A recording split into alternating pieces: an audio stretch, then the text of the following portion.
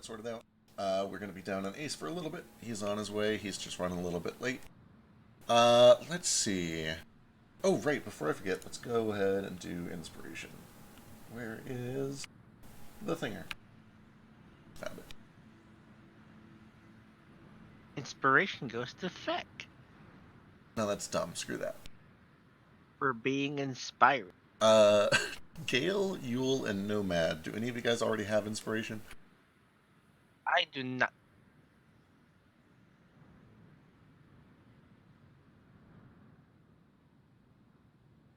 Alright, Nomad gets one on the I do floor, not. and Yule gets the other. Thank you. Gale, do you already have it? I do not. Okay, alright, let's see. Yeah, you can go and take the third one. Three-way tie. A three-way tie! It was a big session. We got, there was a lot that happened last session, especially given that it all happened within, a 50-foot radius of where the episode started. Right.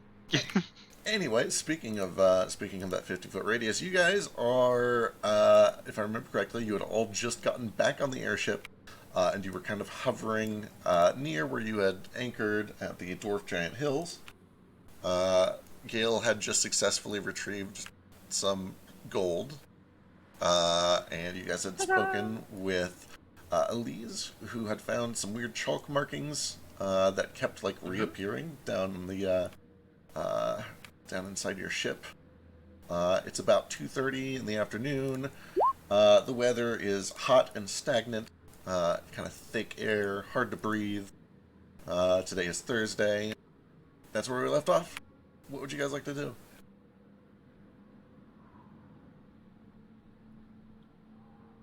I would like to go find Moat to show him this odd chalk thing on the floor of the boat.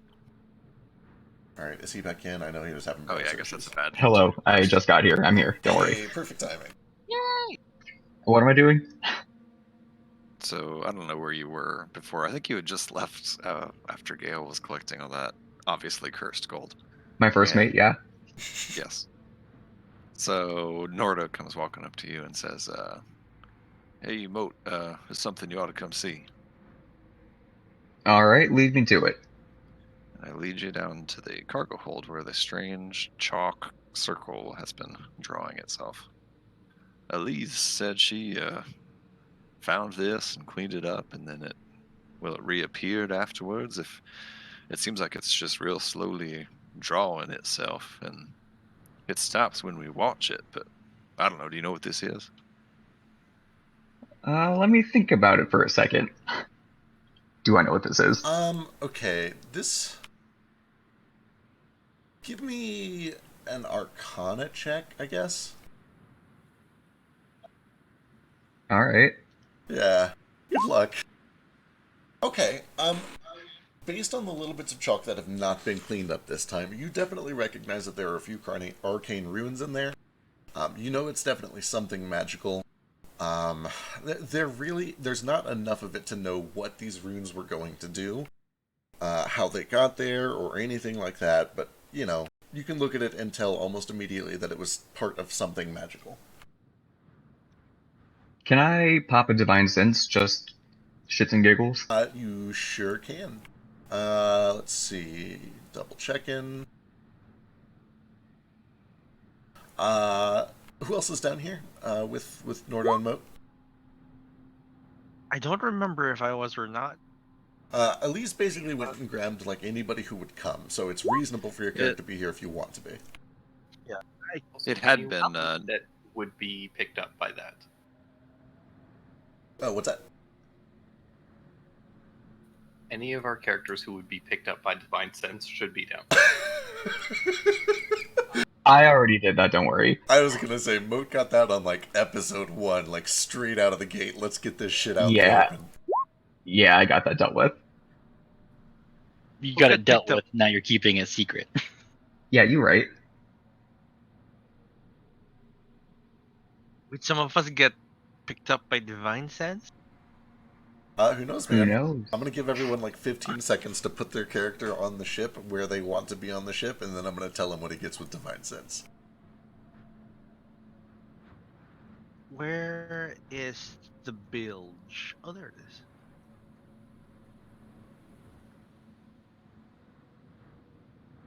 Alright. Vasu, Flick, Nomad, Moten, Nordo, Elise, Chi-Chi's sleeping. Under matter- the... Right? If it matters, I know Ace was down there because he was the one who found it originally with Elise. Oh, right, he is not currently here, so we'll bring Right. Ace down. That means it's basically everybody. Gale and Toto is down there. Okay, Moat. You get everything that you expect to get based on your previous results. And you get nothing else new. Tight. Thank you. I'm gonna be real honest here. I'm not entirely sure what this is. I know it's magical in nature. I recognize some of these runes from my time training with the Order, but that's about all I've got, honestly. Anybody else? Where's a little dragon? He knows a lot about magic. Oh, I shall summon him. And then I telepathic link.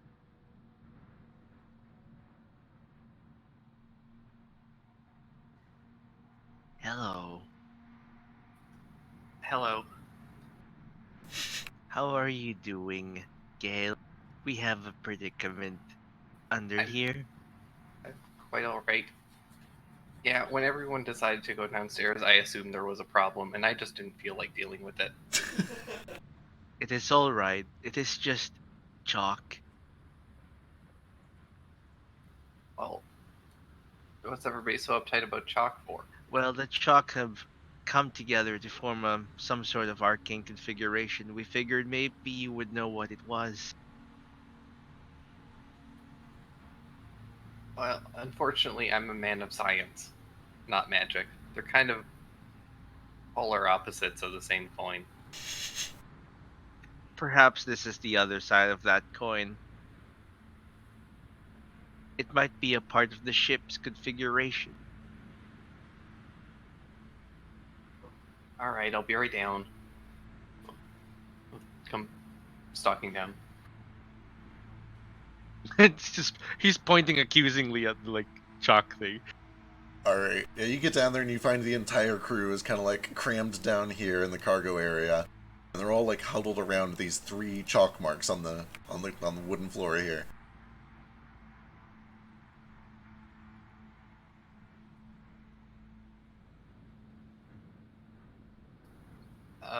Looking at it and just to avoid having to repeat everything, does this feel similar to Illusory Script at all? Or adjacent to it in any way? Give me an Arcana check. And also, how do I want to do this? Roll a flat d20 for Toto. Oh. Delightful. Alright, so as you kind of come over and you start studying the runes, and you've recently learned this technique to put writing in place that masks what it really says, you're kind of studying it. It doesn't really look much like an illusory script. You inspect it very carefully. The runes don't really match. They seem to be something else. You don't notice anything illusory about it. But as Toto is kind of just like hanging out next to you, watching, kind of curious as you bend over and check all of this, you hear this whirring noise from inside of him that you've never heard him make before. This rapid clicking and this vibration, all of these bolts and nails and screws that are holding all of the brass and wood fittings in place start to rattle and shake. And then all at once, or go ahead, sure. That's all he says. Is just uh-oh. Perfect. And then all at once, you watch as Toto kind of hunches over this drawing, or these chalk marks, and like a cat coughing up a hairball, he opens his mouth, and there's just this faint beam of light cyan energy that comes out of his mouth, almost like a Godzilla fire breath, but it's very focused, it's laser precise. And as it does, it etches, basically laser etches into the ground here, into the wooden floorboards of the deck. the full sigil that was being drawn. Is that normal? Hey, Gale, what's your dog doing? I can honestly say that I have no idea. I would recommend that everybody stand back just in case. Don't mind if I do. All right, Moat. Does the sigil make more sense now that it's complete? Right. So now that there's more of it drawn, between your 18 and Gale's 19, you both recognize. Right, 20, because of guidance. Both of you recognize that, first of all, that this is not complete. There is a little bit more that needs to be drawn. Second, you know that because it is laser engraved instead of being drawn with magical chalk, even if it was fully drawn, it wouldn't have actually done anything. However, if this sigil was completed, and if it was completed using the chalk instead of Toto's weird whatever the fuck that was, it probably would have had some sort of conjuration effect. Gale specifically would probably suspect some sort of teleportation effect.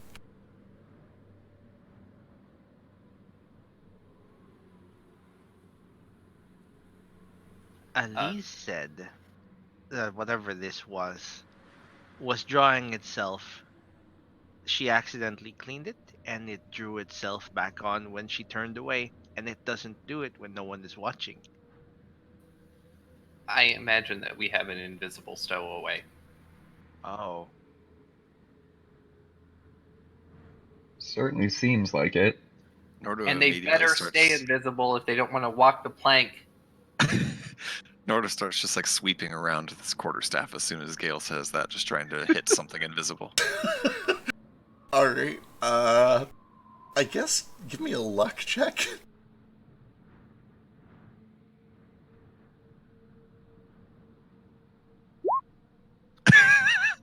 God. What a waste. Nordo, in all of his paranoia, immediately pulls out his quarterstaff and starts looking at all of the empty corners in the room, and he just swings there and he swings there, and then he kind of looks into the wagon and he slams his quarterstaff down. And when you slam your quarterstaff down into the bed of the wagon, you hear a thump and ow! I found our stowaway. And then you hear in Draconic, those of you who speak it, "Gigs up, boys! Go, go, go!" And that's going to be initiative. Great.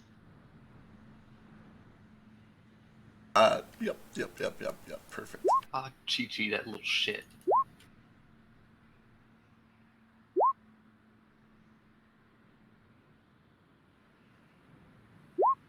Did Chi-Chi lie about everyone running away? I feel like he might have. I think he might have.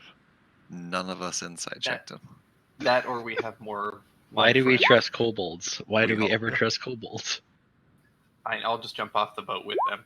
Okay. We all just believed this one kobold was mysteriously a better person than all of his friends. But where were they hiding? I find that incredibly judgmental. You might be better than all your friends. I don't know half the party very well. Presumably they were hiding in the wagon, I guess, but maybe under the wagon, like holding on to Or the just bottom of it. Following Or know just what? walking. Yeah, it's like we're moving that fast. They could have just followed us invisible. Do kobolds have natural invisibility? What? But man, we don't know how strong these guys are. They could be like fucking level 10 wizards for all we know. Right? You say this, but then they're just mooks and they die in one hit? They were, at one point, only a few episodes ago, 4 kobolds in a trench coat. Do they evolve?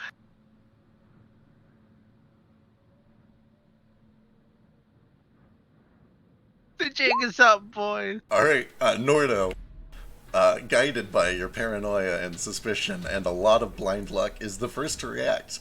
You can tell that whatever you hit is just sitting, still invisible, in the cart, right about... Okay.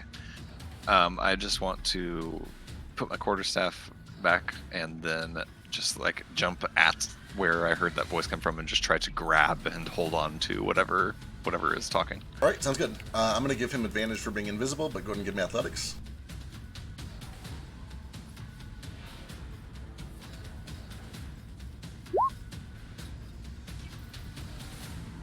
13 to 13.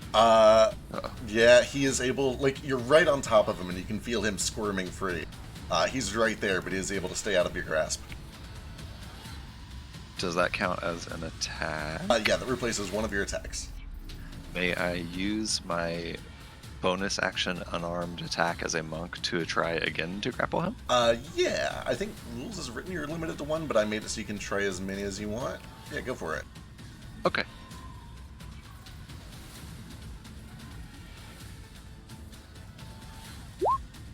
Same roll. Consistent. No, he's getting away. He's slipping free. Alright, that's it. Nordo just flails around trying to grab onto this kobold. Alright. Yule, you're up. Are they still all invisible? So Or far, what do I hear? yeah, so far you have heard one thing yell out in Draconic from inside of the cart, and it still appears to be invisible. Nordo doesn't see what he's grabbing.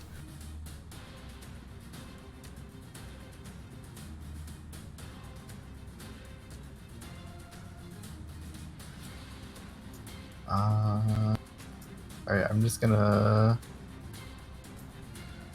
hold my action until I see one of them. Alright, what you gonna do? Cast a spell. Alright, go and whisper me the spell, and then Nomad, you're up. Or you can just say it if it's not a secret. Secret. Okay. I was like scratching the back of his head. So he sees like it's over there that Nordo's trying to grab something. I'm going to try to connect to that one's brain. Okay. Or mine. Sure. And it's just a talk round, I guess, for now. I'm just going to say, hello, who are you and what are you doing here? Alright, let's see, where are you at? You're at 18. It's close enough, we'll call it a little bit of the talk round. With that said, you don't get a response. Also, I forgot to roll initiative for a fuckload of other things. Carry on. Okay, so I guess I'll cast spell. They're not responding. Oh, I would have shattered, but there's a lot of people here. Let's And not the do boat. that. And the boat. That's kind of important. I'm just going to mage armor myself. Seems wise. I think that's like run out by now. You guys woke up pretty late, like 8 or 9. It lasts for 8 hours. It's only 2:30. You've still got your mage armor. If you put it up this morning, anyway. No, I didn't. Like, Okay, then, yeah. if we just woke up, I didn't. Absolutely. Here, let me cast it now. That's Perfect.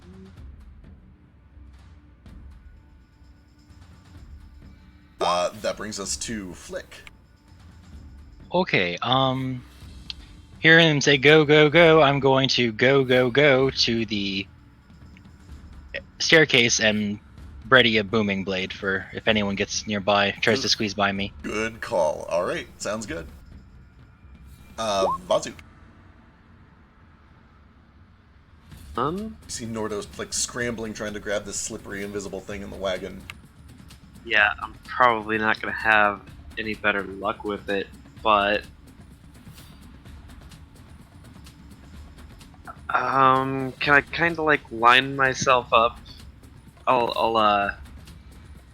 gonna like stand over on this side of the wagon. Can I line myself up and see on the other through to the other side of the wagon? Yeah, it's open all the way through. Okay, so I'm just gonna kind of look over to Nordo and Yule and be like, "Hey, get ready to catch him or something. I don't know." And I'm just gonna try to cast Gust, and like knock Excellent. the kobolds out of there. Yeah, is there a save on that, or is it just a pushback? It says one medium or smaller creature that you choose must succeed on a Strength saving throw, and it's a DC 14. Alright, this is gonna go great. Alright, yeah, there's a gust of wind. And Nordo, you feel this thing slipping out of you, and then like a kite caught in the wind. You hear the sound of leather flapping, and this thing goes flying back past you. Kind of slams a little bit into the backside of that bathroom there. And you hear it like right next to you. It's still invisible, but it's like right at your feet. Okay, that went better than I expected. Yeah, that's all I can do because I can't do much of the bonus action. All right. Gale.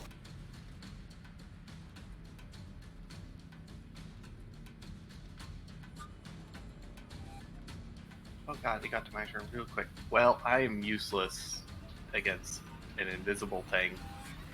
So I am just going to point vaguely in the direction where the noise originally came from. Alright. The wagon. Yeah. And then I am going to have Toto. I'm going to point at it and I'm going to say very determinedly, Toto, Death Beam 360. And I just want him to like shoot his laser thing and then spin in a circle. 360. Like a horrible Resident Evil laser puzzle that will hit everyone. Oh no, this is so bad. Okay. Let me get... Fuck, okay, hang on. How would I even... Let me get an intelligence check from Toto. Okay. You know what? It's your choice. An intelligence check or a luck check. Either one is appropriate. Cool. I'll take luck, Bob. Alright. Alright. Alright. Toto runs over to the middle of the room, and he opens his jaw, and you hear him, like, trying to do something, but then there's just, like, a sad slide whistle noise, and he doesn't really... He can't do it on command. He can't do it when people are watching. Oh, come on, man. You're embarrassing me. You must teach him to be less shameful. I'll at least pull out my weapon and just, like, aim it back and forth between a bunch of walls, because I have no idea where anything is. Alright, perfect. For the record, everyone down here is complete...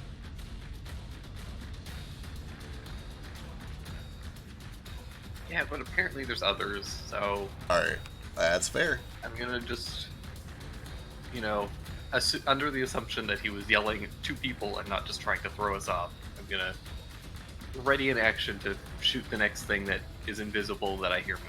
Alright, sounds good.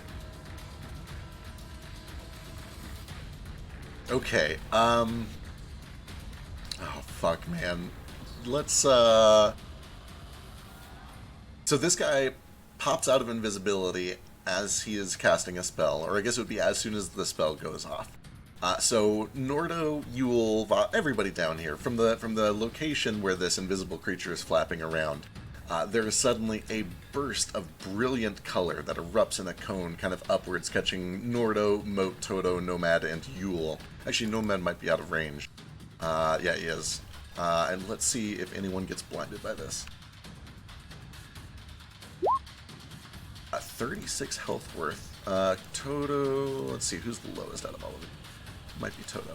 Oh no, it's definitely going to be Yule. So Yule takes 17 off, and then the next is actually Nordo. What is 17 plus 18? Math is hard. 35. Oh, that's perfect. Okay, so Nordo and Yule, from directly in front of you, it's like a flashbang has just gone off. There's this prismatic rainbow of bright light that blinds both of you. The rest of you can see immediately after this goes off what appears to be a winged kobold, yellow scales under kind of these heavy black cloaks that are covered in black feathers, and they've got this long strip of cloth that kind of goes down around to cover their tail, and then it curls up. And he pops out, blinds Nordo and Yule. Yule, your spell can still go off if you don't need to be able to see your target. He did pop out, you're just blind. It's visible, so... Okay, gotcha. Then unfortunately, spell does not go off. This thing is then going to use his bonus action... Oh, fuck. This is not good. He's going to use his bonus action to go back invisible again. And then he is going to come over this way. Alright, you hear scrambling and skittering and claws trying to pull themselves under the wagon around Nordo. And they get to about the location of the etching that has been engraved into the floor here. Meanwhile...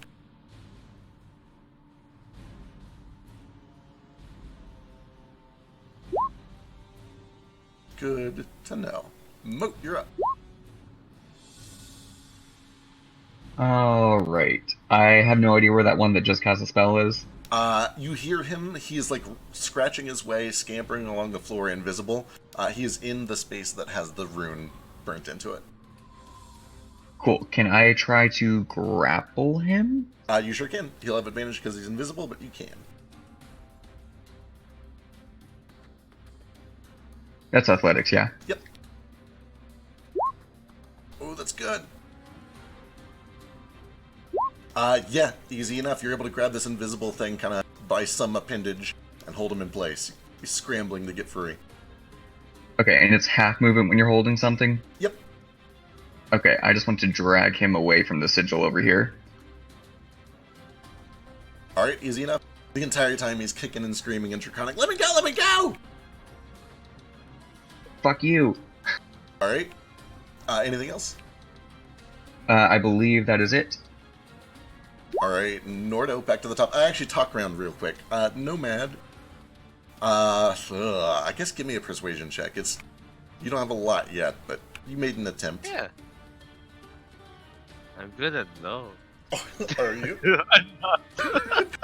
This is probably not going to be super productive. Yeah, no, he seems very frightened. He just wants to get out of here. He doesn't want to explain himself. Alright, brings us to Nordo. So I don't know what this guy is saying. I just hear yelling in Draconic and I hear it going that way. So just blinded and reacting to that, I'm just going to run towards where I hear the voice of that kobold. Alright. And just recklessly swing at it. Okay. Give me a perception check to see if you can distinguish where it is versus where Moat is, since they're very close together. And you're blind. Yeah, you got a pretty good chance. What could go wrong?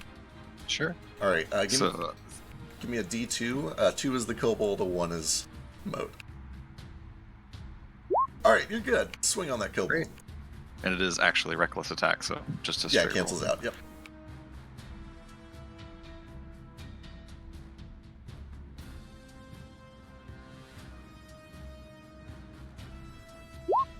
Oh no.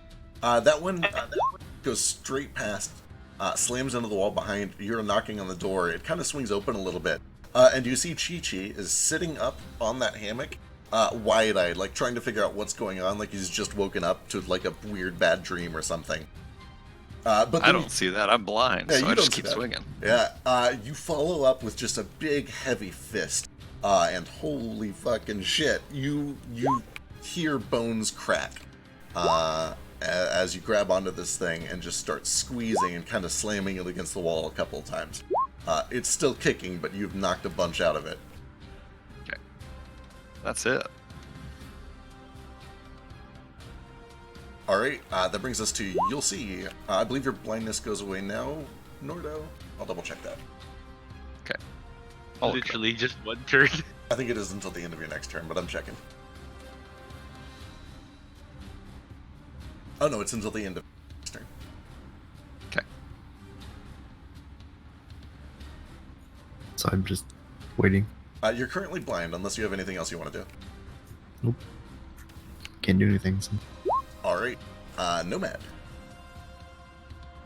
None of my spells can hit anything invisible. I think I Right. need to see them. It's a Well, real I shame. can.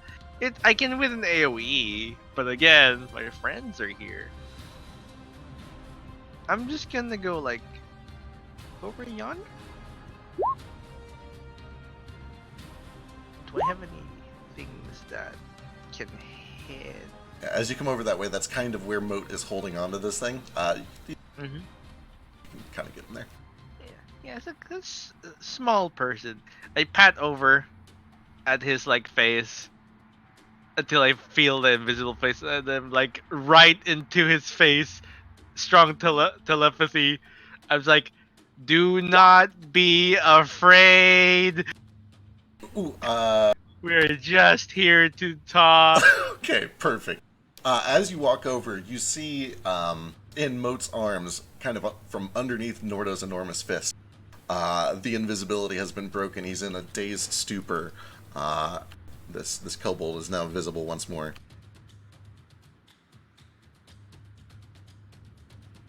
Oh, he's visible. Yeah. Here.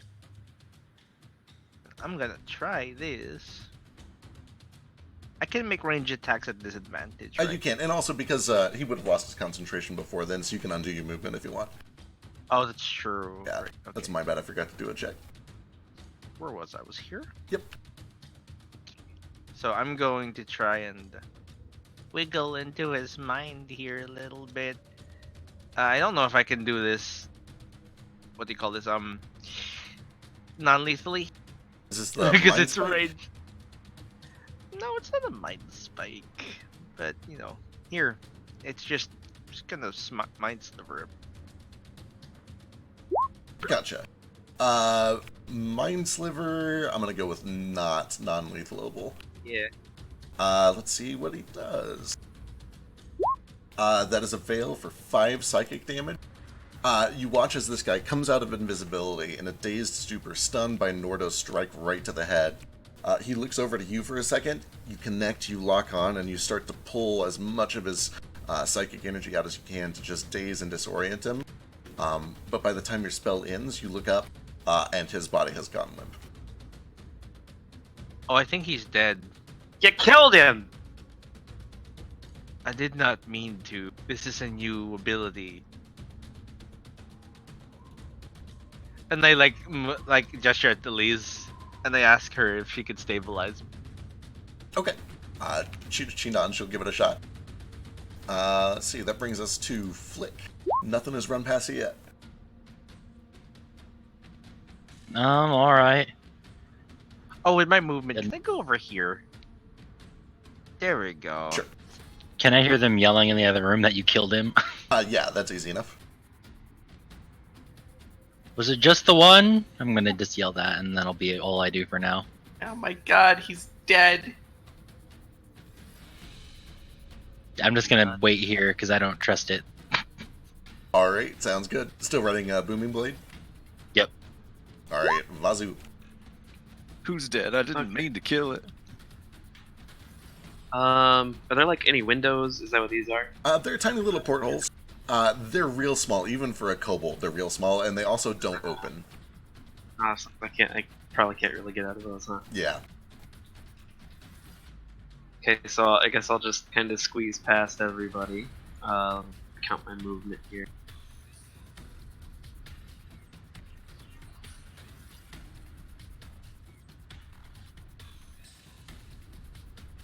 Yeah.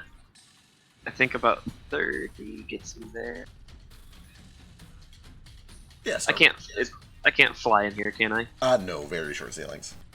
Alright. And yeah, I'll just main action start dashing upstairs. Check above deck. See if there's anything going on up there. Yeah. So I come out here. And then you can walk out through that front door.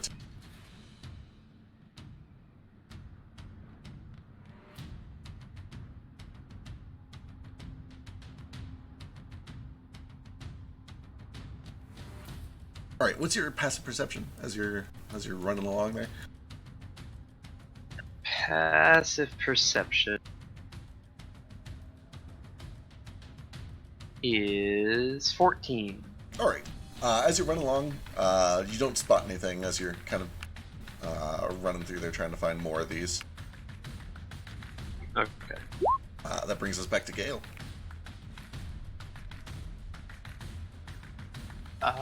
Well.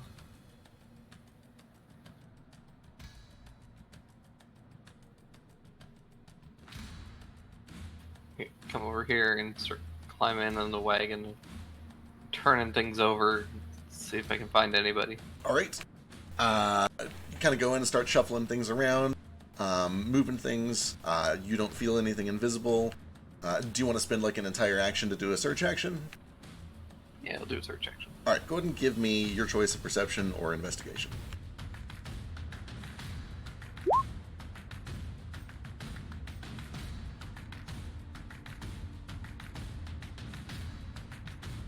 All right, as you're taking a close look,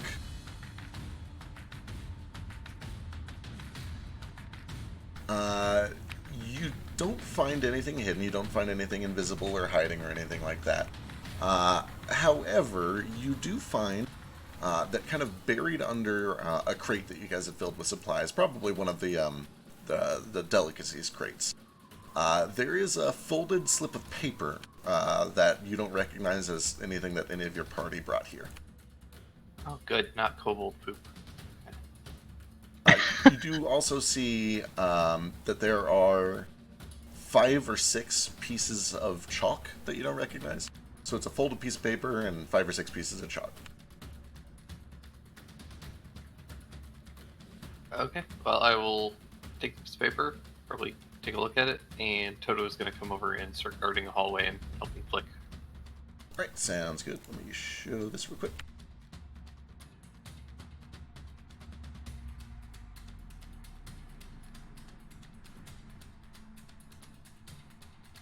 Alright, you should have a handout.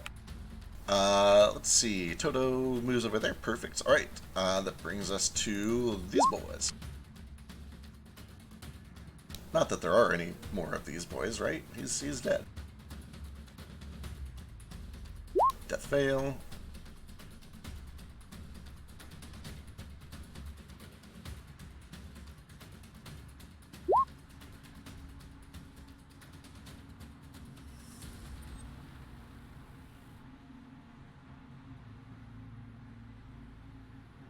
Alright, Elise is going to use her bonus action to spare the dying, because she can. And then she will... she'll go in here and she'll start searching for invisible stuff in here. Delightful. Okay, cool. That brings us to Moat. Alright. I'm just gonna step right over here by the doorway, and I think that's all I can do with my movement. And I'm just gonna hold an action if I feel something try to squeeze past me. I want to grapple it if I can. Yeah, totally. Can definitely do that. Cool. Alright, Nordo, your vision's back. He is offline. Oh no. Alright, we'll come back to Nordo. Yule, your vision is back. He says he wants to search for kobolds, actually. Perception +6. Okay, let's give that a shot. Main action, search for kobolds. Let's find out.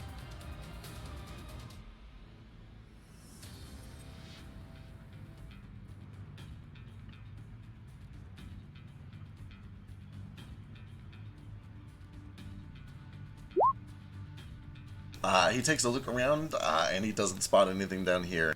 He works carefully with Gale to check under the cart. He kind of sweeps his pole arm down there a few times, his staff, checks the room with Elise, doesn't find anything. So that brings us to Yule. Alright, so my vision's back. Your vision's back, yeah. Alright, what do I see? You see a bunch of people scrambling around trying to find more of these invisible things. Nobody's had any luck yet. Okay. I'll just help. Alright. Where you want to look?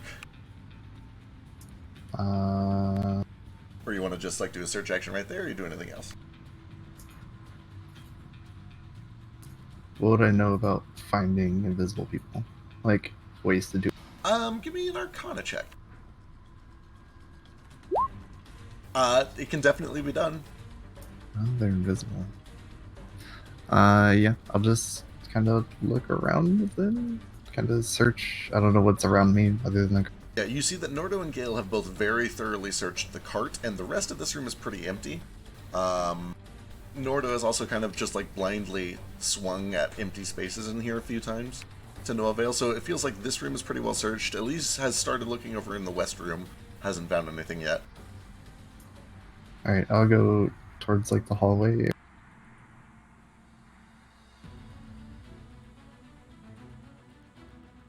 All right, go ahead and give me a perception check.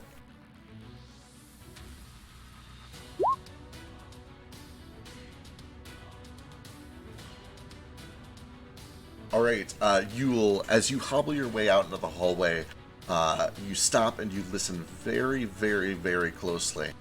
And as you do, you hear some sort of scrawling or scribbling coming from through the wall to your east.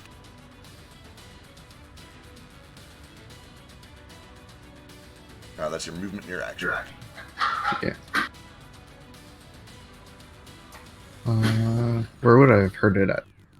Like where I am now, or would I have heard it when I was at the door? Probably one spot up, yeah. Okay. Can I open the door? Yeah. You do. You do. And you see a circle that appears to be drawing itself. And also, it looks pretty close to done. Perfect. Can I use my last movement to step in? Yeah, you can. And then kind of like, if it's possible, to like kick it around a little bit. Sure, to just kind of like try to interfere and get in the way. Yeah. Perfect. Like, All right. It's just chalk. You can scuff the hell out of it. I'll do that. All right. Yule goes in there and starts trying to interfere as best as she can. Nomad. Go on, yeah.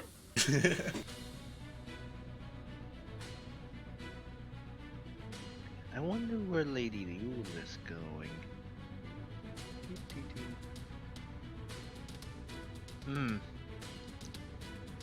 A circle or something. Yeah, you can see that it's still like it's still trying to draw itself little pieces at a time wherever Yule's feet aren't. Yeah.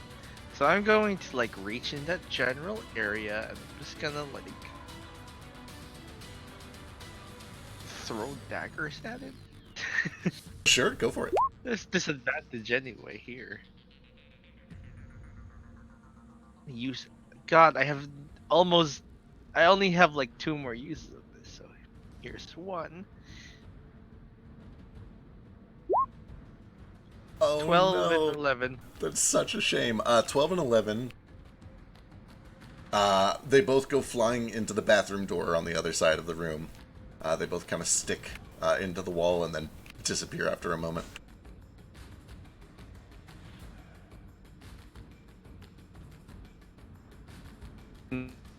Stop the chalk doing. Sorry, you cut out for a lot of that? Oh, I didn't stop the chalk doing anything at all. They just go over here. Yeah, it looks like they both And I kinda... opened the door here in case there's someone else drawing chalk in the bathroom. As you kind of push into that square, you can tell that you're like, you bump your shin into something invisible that's kind of in that space still trying to... I say sorry, and then I like open the door with Alright, my yeah, item interaction. Item interaction, open the door. You don't see anything unusual going on in there. The bathroom is clear. Someone is trying to finish a configuration circle in here. I yell at Ace, who will then yell at everyone else. Yeah, it I gets say relayed. yell, but it's more like a very calm, like, hey, this is happening. Yep, Ace is kind of just like doing the project management thing where he's relaying messages back and forth. Yeah. That brings us to Flick. Alright, Toto, I need you to be a good boy and make sure nothing gets past here. I'm sick of waiting. I'm going to go over to this bathroom and check inside it. Alright, you use your object interaction, fling the door open, everything appears normal inside, no chalk. I'm going to step in the bathroom, make sure there's nothing in there, then step back out. Yeah, you wave your sword around a little bit, poking corners, making sure there's nothing invisible. You don't run into anything. Alright, I'm just going to go back down this hallway, investigating, also just blindly, like, wiggling my sword. Alright, perfect. Yeah, you kind of walk through here, tapping like a blind cane to see if you bump into anything.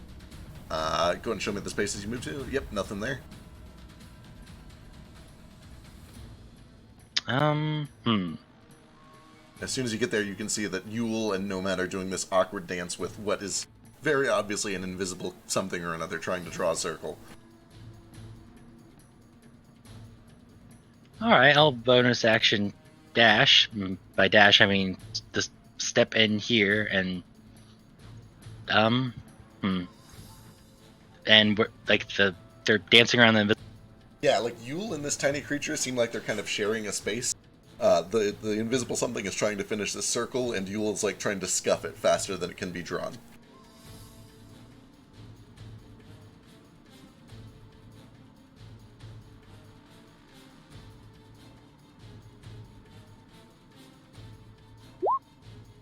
Oh no!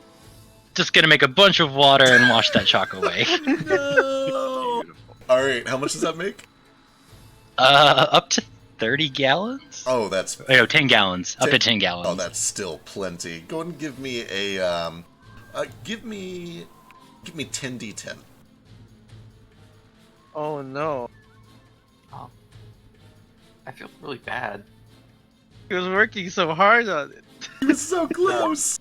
It's like it was just like making a sandcastle and he just came over and stomped on it. Oh yeah. Flake could definitely do that. Yeah, there's a splash of water as this ball just forms and then immediately drops around Yule's ankles. Chalk is immediately washed away, completely destroyed. Oh no, you poor chalk circle. Does it splash the kobold too? It does. You can see that there are definitely, like, invisible splashes of water kicking up around him. Anything else? Nope. Considering that was a whole action to make that water, I'm Alright, Vazu. Okay. I'm just gonna kind of fly up a little bit under the balloon. See if there's anything going on. I mean, maybe anything above deck. I'll get to a point where I can hopefully see everything, hopefully. Yeah, go ahead and give me a perception check. For the search action. Yeah, you take a real good look around. It's invisible, but you feel like you'd be able to see chalk easily enough if they were drawing anything. You don't see anything on the upper decks of the ship. You kind of do a loop around the balloon just in case. You don't see any drawings on the balloon. Everything appears good out here. Okay. That probably takes all my movement to do a good sweep around Yeah. the balloon, too. Yeah. So I'll just call that my turn. Sounds good. I'll kind of touch back down on the deck by the door here. Alright, perfect. Brings us back to Gale. Sick. Okay. So, what color was this dead kobold? Or dead friend? Yellow scales, wearing a black feathered cloak. Oh, you fucking dirty bitches. Okay. Well, It's okay. Did at least like stabilize him? Yeah, he is stable.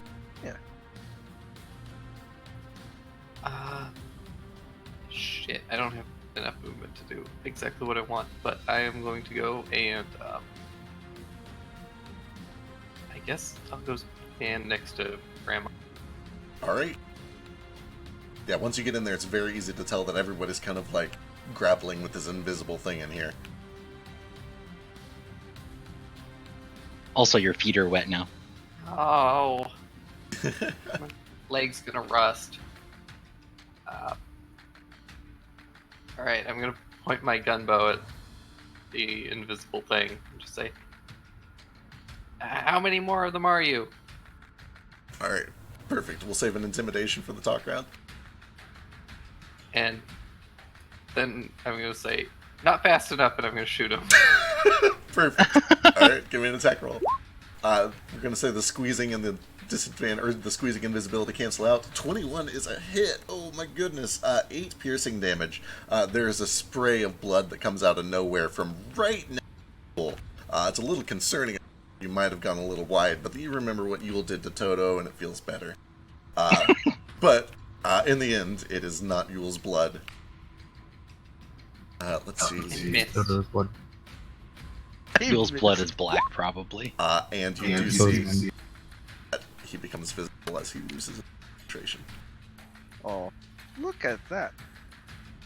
It is another yellow-scaled kobold in a very similar cloak. How one many is more hot? of them are you? Ah! Can we have advantage because I splashed his drawing away?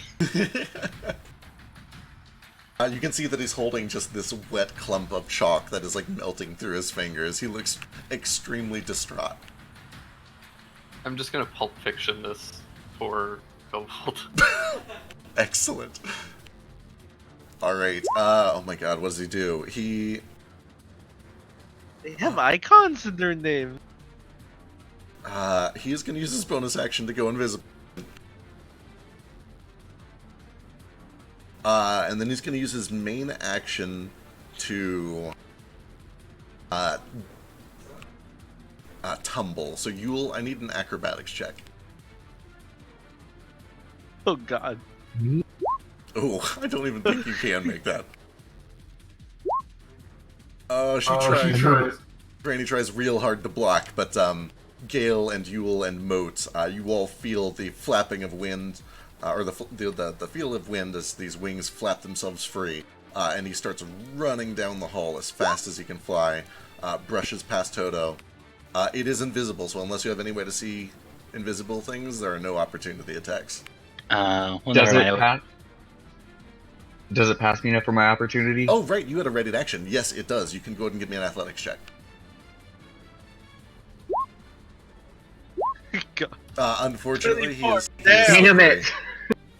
That was such a good roll, too. Let's see, how far can this guy get? Not much room to fly. Yeah, he doesn't get far. He basically... he... and stops, like, right in front of Toto. Meanwhile... Toto gets impact. Did he have a rated action? Yeah. Guarding the door. Yeah. Anything tries to get by him. If he's aware that it's there. Oh yeah, he can't be surprised. He's very aware. Go and give me an attack.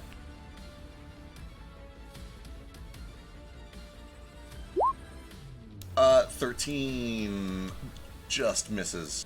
God, I wish he had advantage. Right, that'd be so nice. Alright, meanwhile, upstairs, this guy is crossing his fingers, or, not upstairs, you know, somewhere. Who knows where. Oh, thank fuck. No. All of you, all over the ship, feel a ripple, and the ship kind of rocks.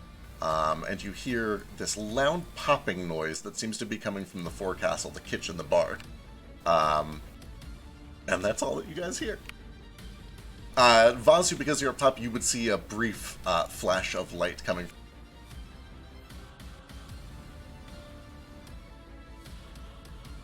Over. Towards the... Like over here? Yeah, those two. Oh boy. Oh boy. Alright. Flying. Elise is going to Tabaxi Dash and probably also regular dash, but let's see how far she gets. 1, 2, 4, 6. We'll do Tabaxi first. 2, 4, 6. And then she sees Toto struggling with this invisible thing. She'll actually attack the invisible thing.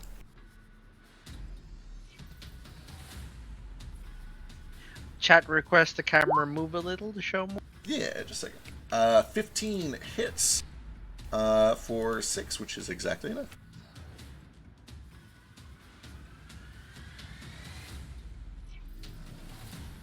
And then she will immediately use her bonus action to stabilize it. And that brings us back to Moat. Do I recognize that popping sound as like he finished the spell, or actually, hold on. Okay. Yeah, do I recognize that? Go ahead and give me an Arcana check with. Well, yeah, give me an Arcana check. Hey, Ace is here. It definitely sounded magical in nature. Hard to tell exactly what it was, but definitely magical in nature. Perfect. I will dash my way to the kitchen then. It shouldn't affect anything. All right.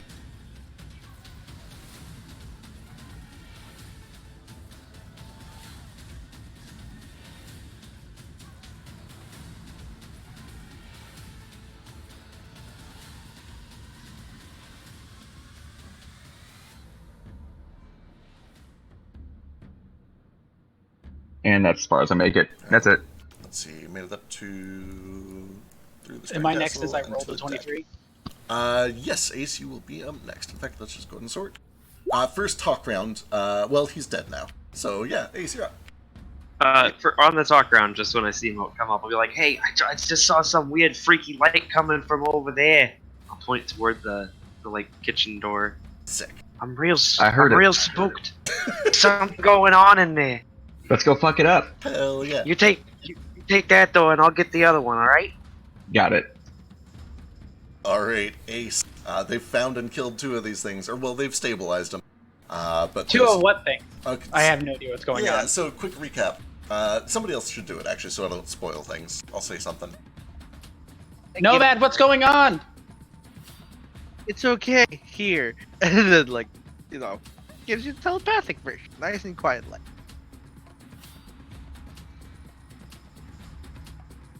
But like out of character, I think he needs an explanation. I have no idea what's going on because I literally got here. He just got here. Oh yeah. So like, here's the thing. There were kobolds that came. I don't think they're stowaways. They have wings. I think they flew up here because they noticed like we were in the sky or something. A bunch of them were drawing these chalk circles. They were invisible, by the way. Yeah, they were invisible. So, and they can do it. They can just keep doing it. I guess it's one of the things they do. Once So, you figure out something invisible, Nordo like flung around and just blindly hit one of them with a crit. Well, a crit investigation check, and then a luck check, really. But Yeah, he nat 20 the luck check. So we called everyone down here to look at that circle that was like drawing itself, and then someone was like, "There might be something invisible down here."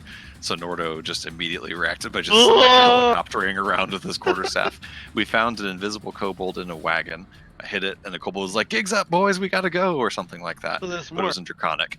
And then we like knocked out that kobold, knocked out another kobold, and then we all just heard like a weird popping, almost explosion sounding sound from up in the kitchen, and that's where we're at right now. Yeah. The second one was here, like in this room. It was finishing one here, but both Yule and Flick took care of that one. Cool. Does it do I get the feeling there's any more down here, or did it sound like that was all of them? There's more upstairs. I guess I'm a little confused. We don't know. We don't really know. there could be more down here, but there was a loud pop rumble upstairs, so that might take precedent. Okay, Feck. Since I wasn't here last round, is this initially my first round of combat, or do I not get my extra 10 feet of movement? I'll call this your first round of combat. That's fine. Cool. Then I'm going to use my action to dash. 1, 2, 3, 4, 5, 6, 7, 8. This will be 8, and then I'm going to go up the stairs. Be careful, they're invisible. All right, 10 puts you in the stern castle over here.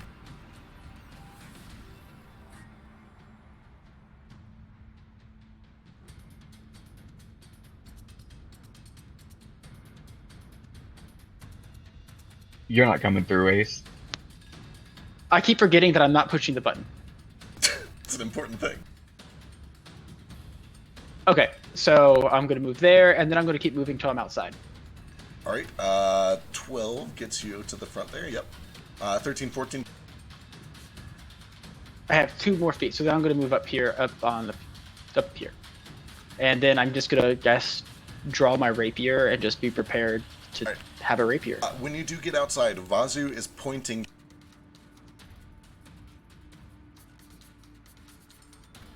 Oh, hey, it's good to see you. There's some creepy shit going on in.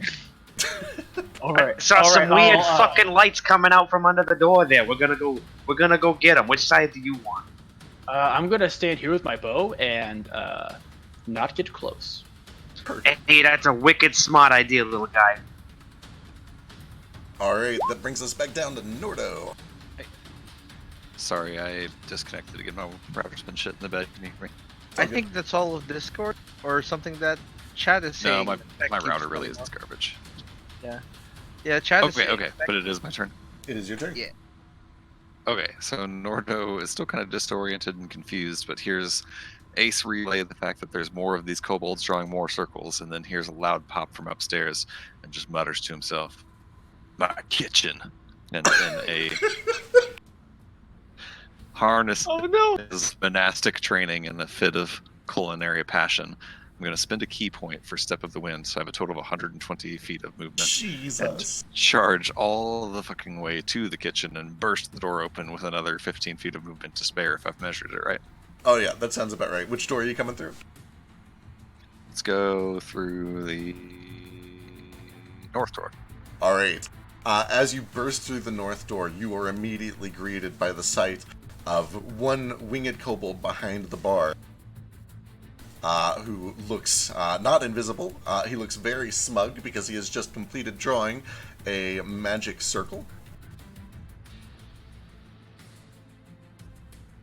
Standing in front of that magic circle, is a small platoon of kobolds, all in these same black feathered robes, yellow scales with these curved daggers, and standing directly on top of the summoning circle, probably a good foot taller than all of the other kobolds. More kobold in a black cloak that has much longer feathers that are many different colors, many shades of white and brown. She has these big hazel eyes with these pupils that go almost the full width of them, which makes it look like she's got these just beady black eyes. And she looks at you with a grin, and then says in Draconic, "Let's do this." I don't understand what that means. I just see a bunch of kobolds in my kitchen, and I stop in my tracks and say in common, "Nope," and turn around. Perfect. I run out the store and say, "We got company. Lots and lots of kobolds." All right. That brings us to Yulsi.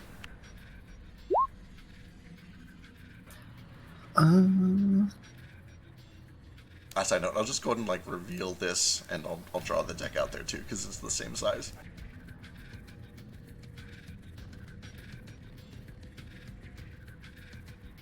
Oh, I see what you're saying.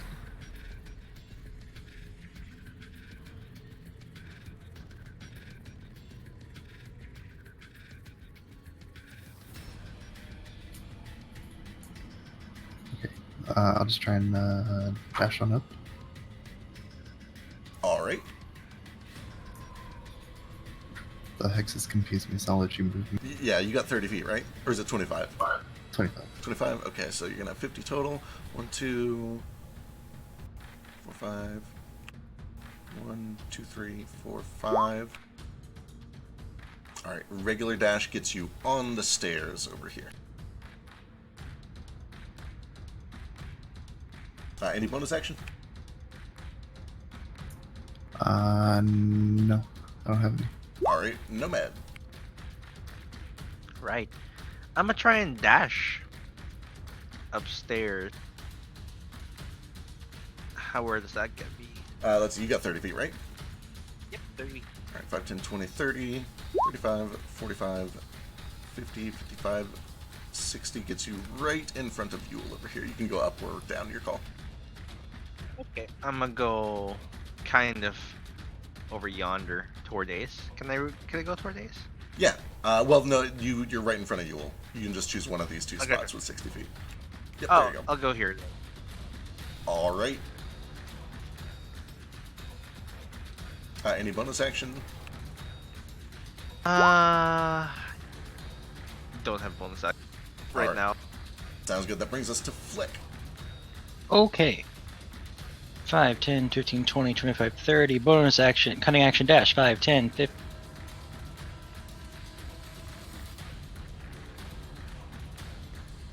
20, 25. What's going on? Why are we all just standing here? There's a bunch of fucking kobolds over there. Oh. Are either of the doors open so I could look, or do I have to, like, peek? Yeah, I so left the door open. yeah, and they're also like swinging ship doors. So it's like swinging open and closed. You can see through it. Okay, I'm gonna try shooting an Eldritch Blast through it. On one of the Alright. kobolds. Yeah, fire away. Anyone in particular? Can I tell that there's one on a summoning circle from here, or? Yeah, I like it's got a little cover because it's behind all the others, but it's taller than the rest. I'm gonna try shoot it in the head. Cause why not? 20. That is a good hit. For 7 force, let me double check a thing.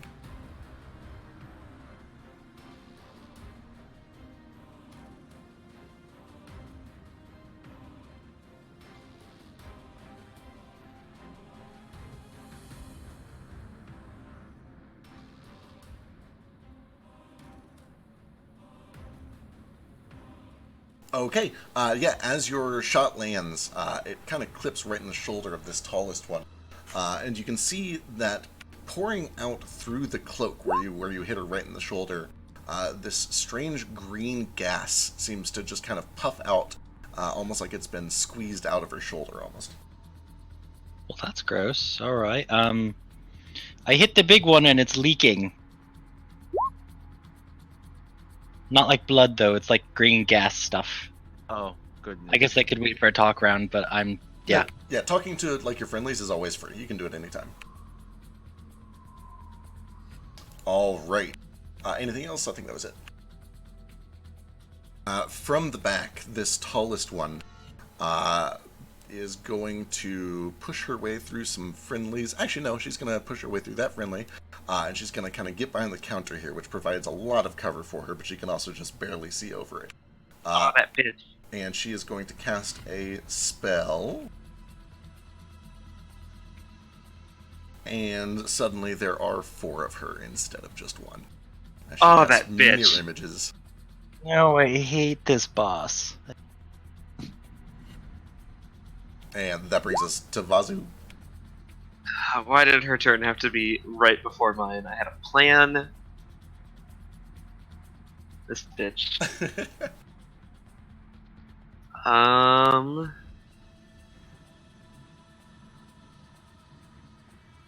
So how does mirror image work with things that require like a saving throw?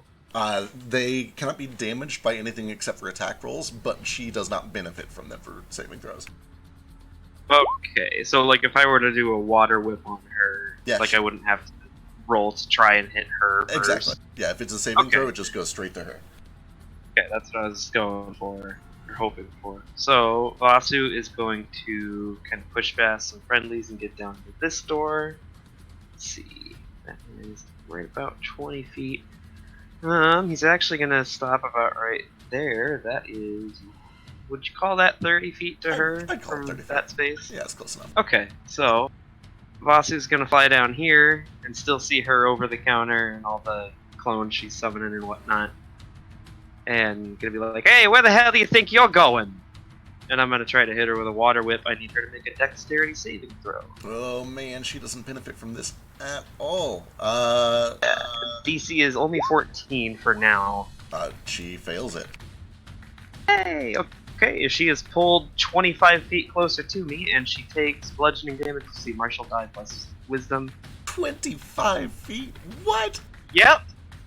Yes, sir. Alright, she comes flying out of there as this watery tendril just yanks her out onto the deck of the ship. She's followed shortly thereafter by 3 identical versions of herself.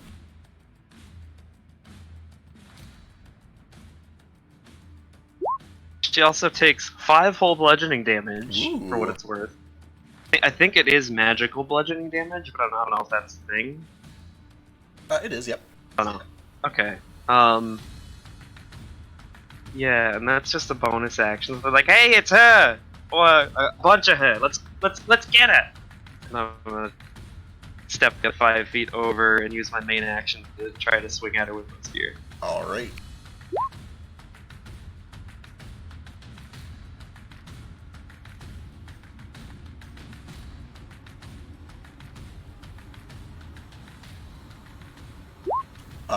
Alright, yeah, you slam your spear into one of the 4 of her, and it vanishes in a puff of green gas. Yes. It's real gross, lady. You should get that checked out. Anything else? Nope, that was bonus action and the main action to attack. I don't want to provoke an opportunity. Alright, that brings us to Gale. Oh boy.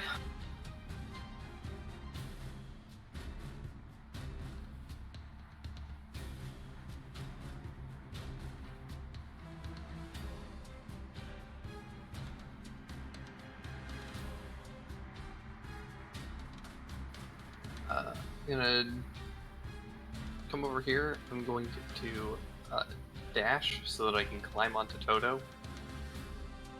And then Toto is gonna move with me.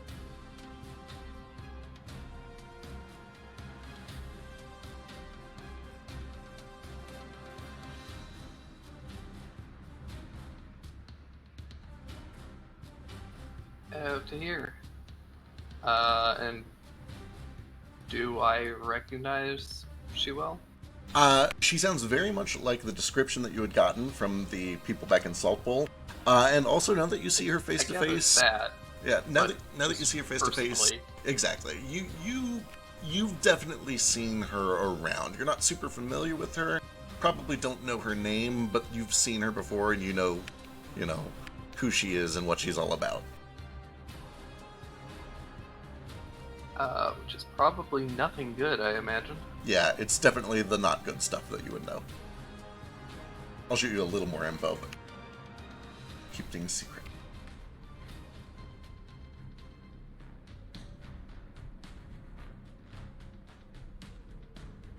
Well then. I'm going to use the other half of my dash to climb off of Toto with my sopping wet leg, and then Toto's going to use the last of his movement to move up there and attack her ass. Alright. Oh, I sent that to the wrong ass person. Perfect. No. That one connects with her, and 18. Does she have this? She does not have this. She takes that for 5 piercing damage. Alright, she takes 5 piercing damage. Toto is able to slip through all of the mirrors and find the right one. It kind of slams her back against the wall of the forecastle here. Yeah, he's just going to start snarling and then start charging up his Godzilla beam. Excellent. Alright. These red boys are all going to pile out and get to town. Oh boy. There's a unified cry in Draconic, "Protect the Shul! Protect the Shul!"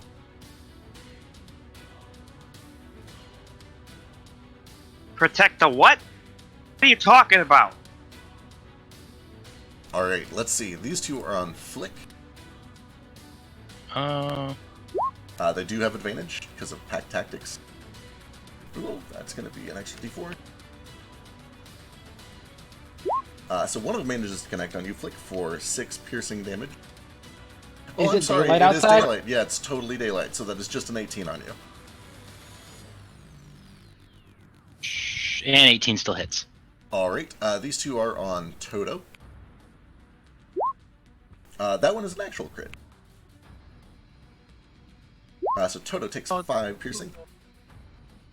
And these two are on Vazu.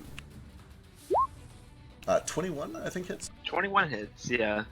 Alright, 3 piercing on Vazu.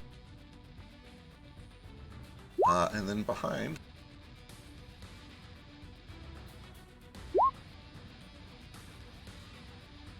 Oh no. One of these kobolds fight. Elise?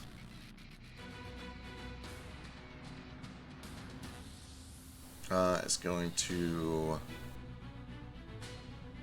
She's going to have to dash to get out here. Pushes her way up. And that brings us to Moot. Alright, is this space occupied? The one where I am now? Nope, you're good. Cool. Do the little ones have wings on them? They do not. They don't seem to. In fact, nobody here seems to, except for that one way in the back. Perfect. I want to pick up, I can't see its name, but this bottom-most little one. I want to try to pick him up and throw him overboard. Excellent. Give me strength. Skilled or unskilled? Just a strength check. Or, sorry, athletics, I'm sorry. Oh, easy. Super, super easy. You just pick this thing up and shove it. And you hear, "I was right there!" as it kind of falls about 150 feet down to the ground and lands with a crunch. Anything else? No, that is it. All right, Ace.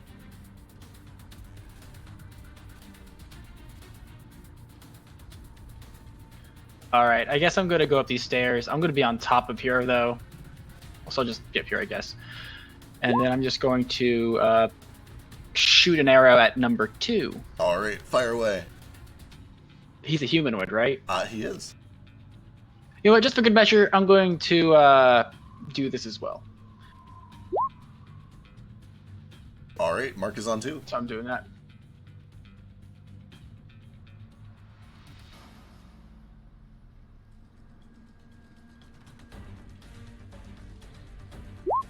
Oh my god, no, yeah, you just pin him, and 2 goes down. And that's that on that. That's that on that. All right, Nordo. Okay. I noticed that the one that was drawing circles did not come outside, and I charge in there. And before I charge in there, I say, "The one that was drawing the circles is still in there," and I charge in. All right, the 3 kobolds are all going to try desperately. Okay, hey, let me go check. I know I did a house rule for this. Let me see how it works. I think this is going to go very poorly for them because they're so tiny. But I want to see if there are rules for grappling on an opportunity attack.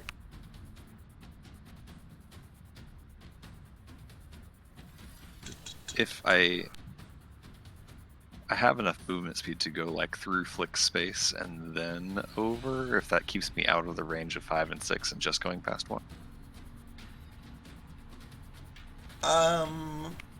What is your just like passive acrobatics? Passive acrobatics.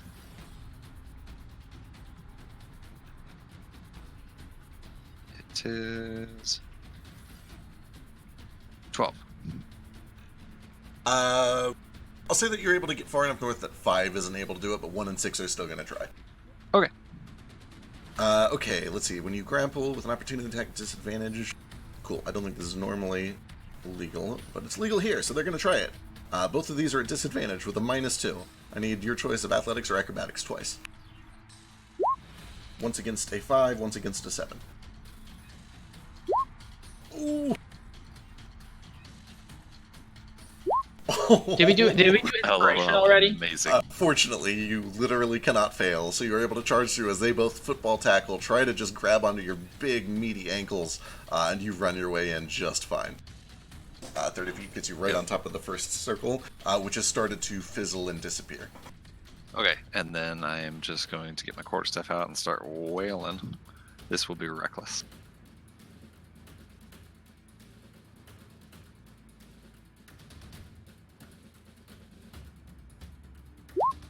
Nine, he dodges. Incredible. Yeah.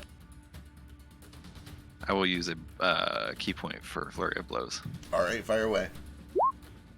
Ooh! He's still up, but that hurt him real bad. 14 misses, though. He's able to recover at the very end. Alright, that's it for my turn. Alright, you'll see. Let me run up a little bit.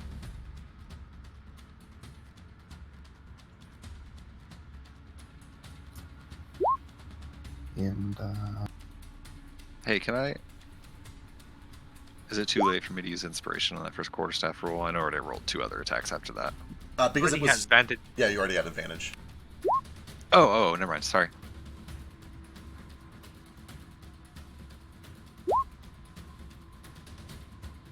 If only it's stacked.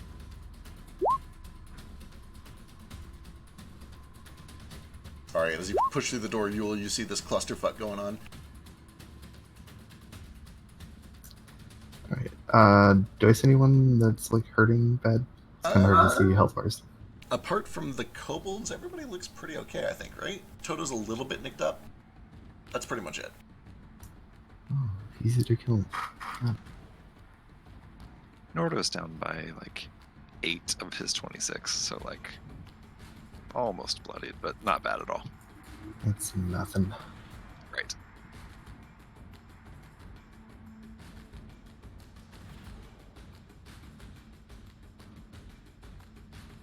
Alright, then... Which of these looks like the leader? Definitely the one that Moat is doing there, down to the southwest. The one Shul in the black cloak.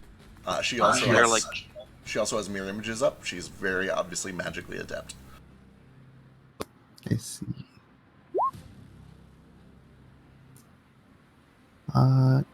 Does she have any metal on her? She's got the cloak which covers her almost entirely. It's hard to tell what she's wearing under it, but based on the fact that she's casting spells, it seems a little unlikely. But you can't tell for sure. Okay.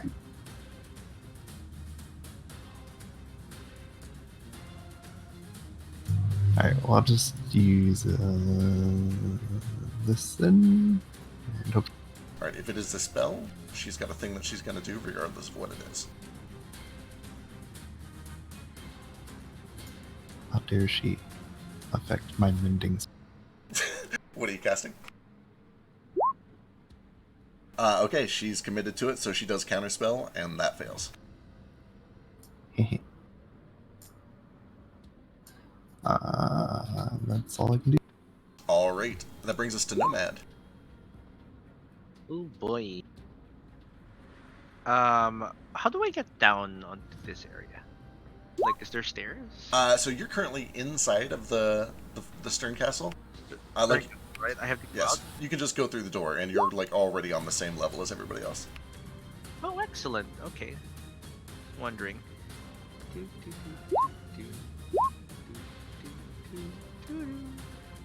I go over here.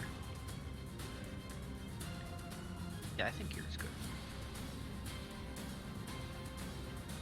And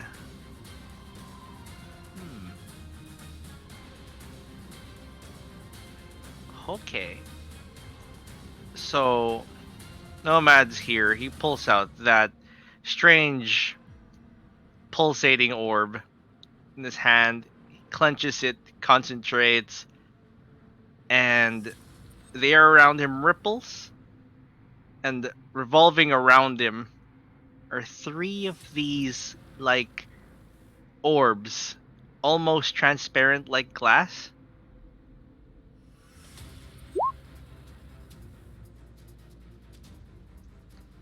And he summons them like 10 feet over here.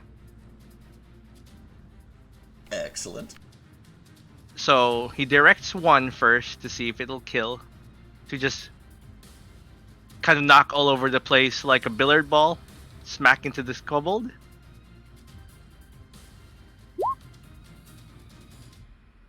Woof. It's just the first these are one, or bad. are you all using all of them? Until it's dead. It's all of them, I guess. Alright, 9, 11, I and think they all- 14 all miss. This thing nimbly dodges all of them. Yeah, you see him trying to concentrate on it, and it's like, this is a new spell. It's very hard to use.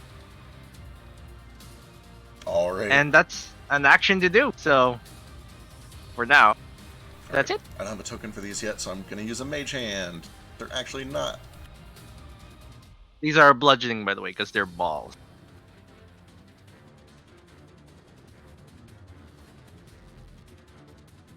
Alright, perfect. That brings Wonderful. us to black and blue, and Flick, you're up. All right, I'm going to cunning action disengage. Excuse me, pardon me, excuse me.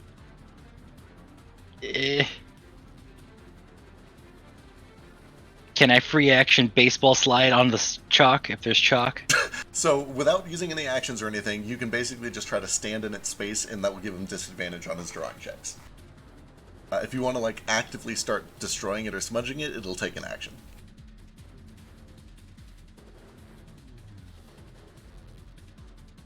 Nah, I'll just walk over on this side and... Wait, do we do flanking in this campaign? I can never remember. Negative. Okay. Okay. Right. I'll just go ahead and attack from here. It looks almost dead, right? I mean, if the entire party wants flanking, then we can start it next session. We'll talk about it later.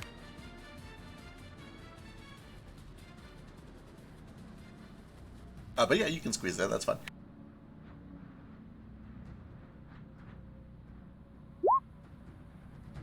Uh, 12, unfortunately, he's able to sidestep it. He is on a mission. Okay, then I'm just gonna stand there, not out of attacked. Alright. Ain't nobody fuck with a kobold. Shul. Alright, one of the three cloaked Shuls that is kind of stuck in this archway begins to raise up both of her hands, and this little mote of green light begins to form. It shoots out over the deck of the ship, about 10 feet above Gale, rapidly expands, and then it tears a rift through time and space. And bursting out of this rift comes a massive dragon's head. Oh. Excuse me? Staring straight down at all of you on the deck. This enormous, spiked green dragon, covered in these dark black feathers, curling horns peeking over its head, fins off the sides of its jaws covered in spikes, and several things all happen immediately. Gale is way ahead of us, but I do need everyone else who is on the deck to give me a wisdom saving throw.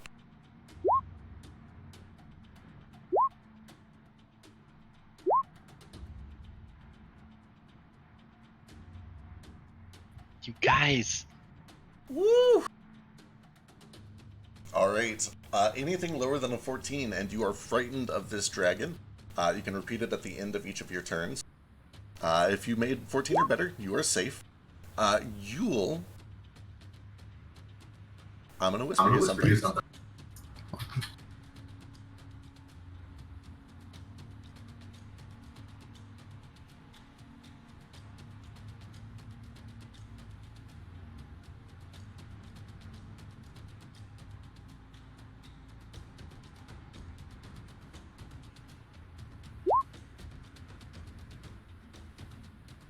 Alright, the next thing that happens is that he immediately opens wide, inhales deeply, and exhales a massive cone of poisonous gas.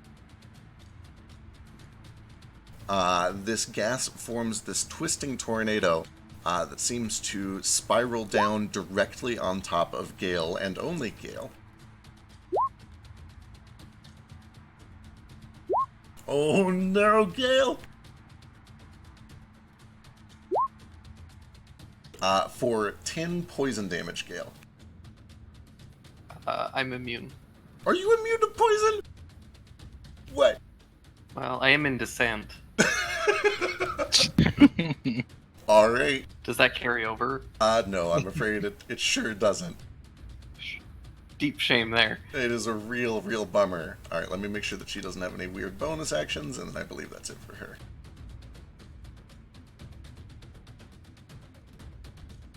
Alright, that brings us to Vazu. Okay, so I always forget. Fear means I just can't move like closer to the dragon. Yeah, so Yeah. you can't willingly move any closer to the dragon, which is effectively 10 feet above Gale right now in the center of the ship. And you have disadvantage on attack rolls while you can see it. Oh, okay. I don't give a shit about any of that. So Vasu is gonna take a look at this dragon and then go like, "Oh, fuck all that, then," and I'm gonna fly a little bit overboard. And as if caught mid-thought, I'm gonna like spin around and look at the shul. I think I probably provoke an opportunity attack from that one kobold right there. You do from that kobold. And that's fine. Like his brethren, he is going to try to grab you with disadvantage. Okay. I don't think you can fail against a 4. Don't think I can. Alright. Nope, you're yeah, good. Fuck this guy. So I'm gonna zoop past him, and then as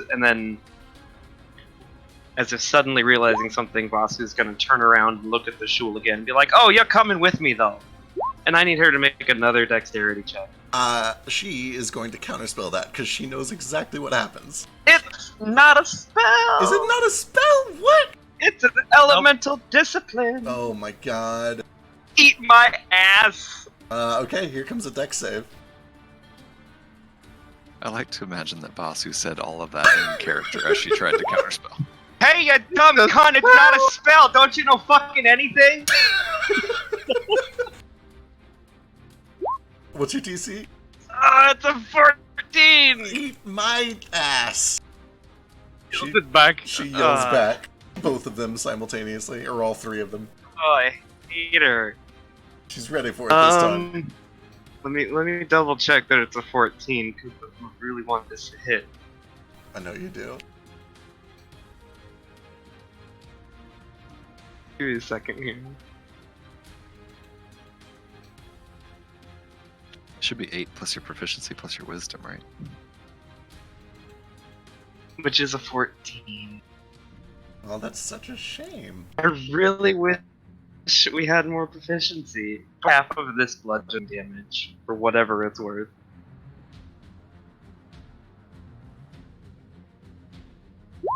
That is good damage, at least. She takes 4. Alright. Anything else? Yeah. I'm gonna use this sling a rock at her. Alright, disadvantage?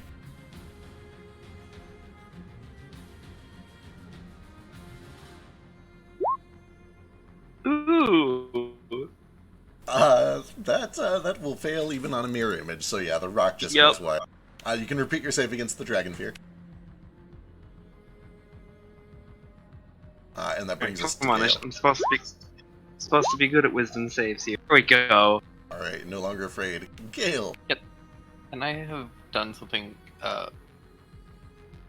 previously. Possibly? What's up? Toto could use his reaction to give that attack disadvantage.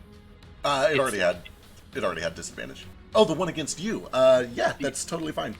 Let me go and roll it one more time. I mean, it's 17, it would have hit, so.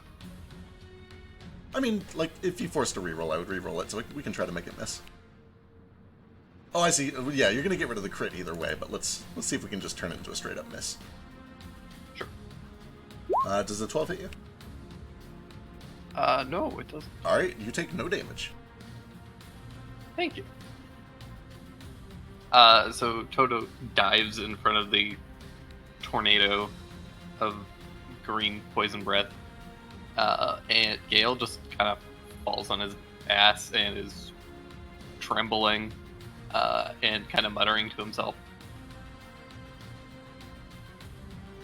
And then he's gonna do something that I know mechanically probably isn't gonna do shit, but he doesn't know that, so he's just gonna, on his ass, just aim straight up and just start blind firing at this dragon and start screaming, like, you won't take me back, I'm not going back there. Alright, give me an attack roll. 17, yeah, you fire straight through it. It's a clean shot. You hear a little off of the balloon about 50 or 60 feet above it. Oh my god, you hit the balloon. Yep. Alright, anything else? Seems to go straight through the dragon head. No, I keep firing. Alright, fire away. Gale, I don't have a bonus action attack, but Okay. Alright. I'm cranking that gunbow as quickly as my little hands can do it, and preparing to fire some more shots into the balloon. Oh, poor Gale. Go and give me a wisdom save. I'm gonna take disadvantage on this. For reasons. Alright. That's a good question. Bossy, let me check real quick. Yeah, she blew it. She thought it was a spell. Ah, eat my ass, you dumb bitch. Alright. You don't know fucking nothing about Key. Red. Red is gonna circle around. Oh, who can he do? You're a wizard. You're not gonna hurt him. Yeah, Nomad, you can take an attack of opportunity. And so can Elise as he runs over here. Oh, I'm unarmed, so I'm just gonna slap. I'm not gonna. You're not gonna use it? I'm not. I'm unarmed. What am I gonna do? Alright, that's fair. And this kobold is gonna try to grapple Gale. With a 6. I mean, does. No resistance? No. Alright, he starts pulling back. Sure.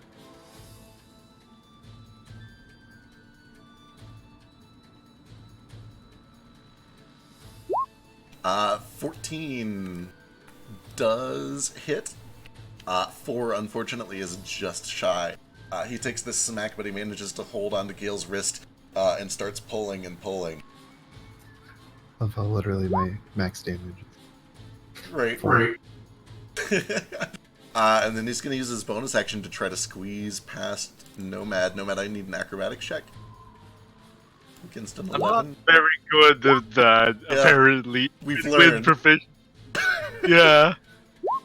You're able Wow. to stop him from dragging him in here, fortunately. Stop that. Don't do that.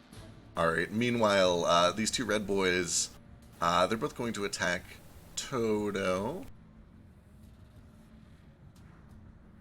Just flat attacks because of the sun. 19 and 23 on Toto for 10 total damage. And then finally, this last one saw what Mo did, and he's gonna try as he might to return the favor. So I need acrobatics or athletics, Mo. Against a 0.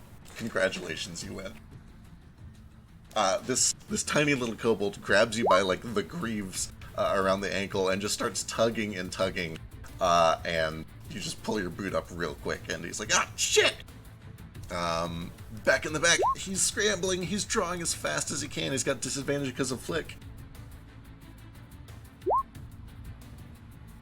Actually, does he have a bonus action? Not one that's useful here, that's fine. He gets 8 points.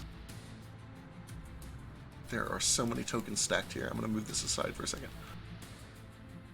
Alright, he draws a little bit more, but the circle is not done yet. But then with his bonus action, he does turn invisible. And that brings us to Elise. She's just going to swing on a kobold. Hits, takes out this kobold. And that brings us to Moat. Okay, quick question. May I try to pick up 4 and throw him at Shul as an improvised weapon? Absolutely. What do you need from me? So first you'll have to grapple him, so an athletics for your main attack. I'm pretty sure that's gonna work. Ooh, he doesn't want to. Oh my god. Yeah, this slippery little bastard almost gets away, but you catch him at the last minute by the tail. Do you have any features that give you an extra attack or anything? Nope. Okay, alright. You have him grappled, and you swing him at Shul. You're gonna have to, like, you'll need an actual attack to swing him, but you've got him. He's a potential weapon for you. Yep, completely fair. Alright. Just start spinning him like a mace. Sorry, Morningstar. Flail. Thinking of flail. Alright, brings us to Ace. Alrighty. Since I'm up here, is Shul getting any cover from Toto? Since I'm high up? Because you're high up, no. Cool, then I'm going to mark her and I'm going to lodge an arrow at her. Alright. So bonus action, move my mark to her, and then longbow her. Are you afraid? I don't remember if you failed. I am not afraid. I rolled a 20. Alright.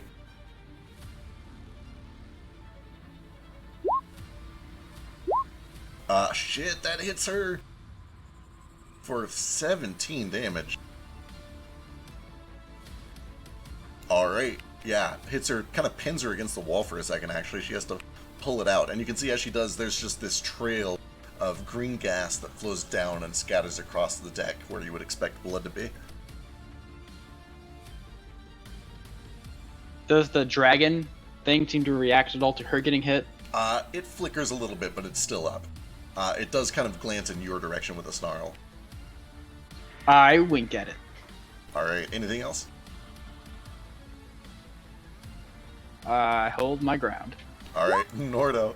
This thing has just gone invisible. It went invisible and is still drawing in my kitchen, so I get my quarterstaff and say, quit vandalizing my kitchen, and start recklessly swinging. Alright, perfect. 21 hits. And 10 is enough to do it. This thing becomes visible as you kind of smack. Well, tell me how you want to do it. Because I found one earlier, just like randomly swinging my quarterstaff, I basically just do a wide sweep with my quarterstaff and randomly happen to hit it. Alright, you catch it at such an angle that it flies back into the oven and kind of gets stuck half in it. Perfect. And with my bonus action... Well, first I guess once I see that, I will run out this door.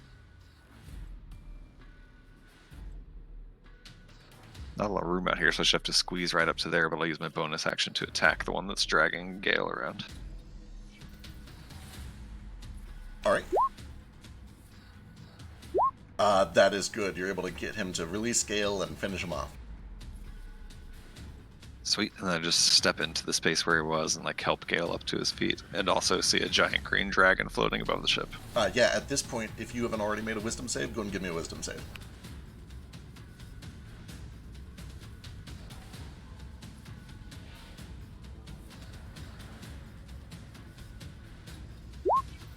Yeah, you see this abject terror in Gale's eyes, and when you follow it up, you see the source of it looming above you, and you see this terrifying, enormous green dragon. Just the head of it seems to be coming out of a rift.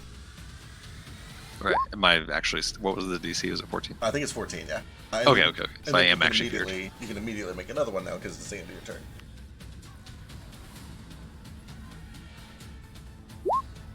You're good. Yay! Do I recognize that it's not real, or am I just not scared of it? Without using like a full action to investigate, you can't tell for sure. You can have whatever suspicions you want, but you won't be able to confirm it without searching. Okay, no worries. Alright, you'll see. Alright, so what exactly is the dragon? So you saw this Shul character tear a rift through time and space a little bit above the deck of the ship. And then this enormous green dragon popped out and it stared at Gale and blew this poison breath attack. When you saw it, this dragon looks familiar to you. Yeah. What do I recognize what it is? Like what the spell is, like if it's real, is it I got you. fake? Give me an Arcana check.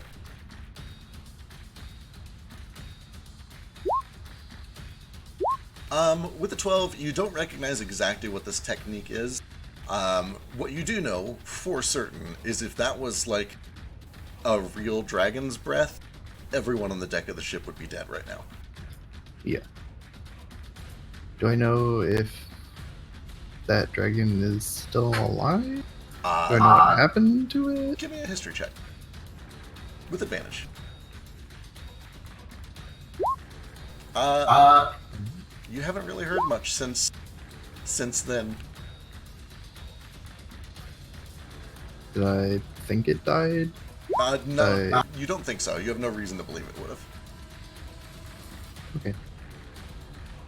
As far as you know, it was successful. Oh, okay. I thought you meant like us killing it was successful. I'm like, Right. As far as you know, the dragon was successful. Okay.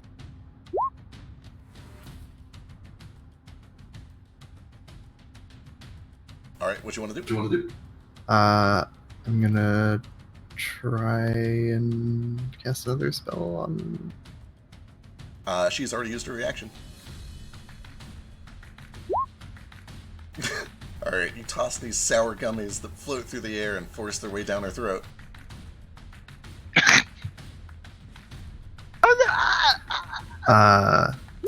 And like while I do it, like whether it fails or succeeds, anyone that sees me sees I look very angry and upset. And I'm like, as I throw it, I'm like, now don't you dare bring the blight of Ozidirth to me again. Like as I do it. Excellent.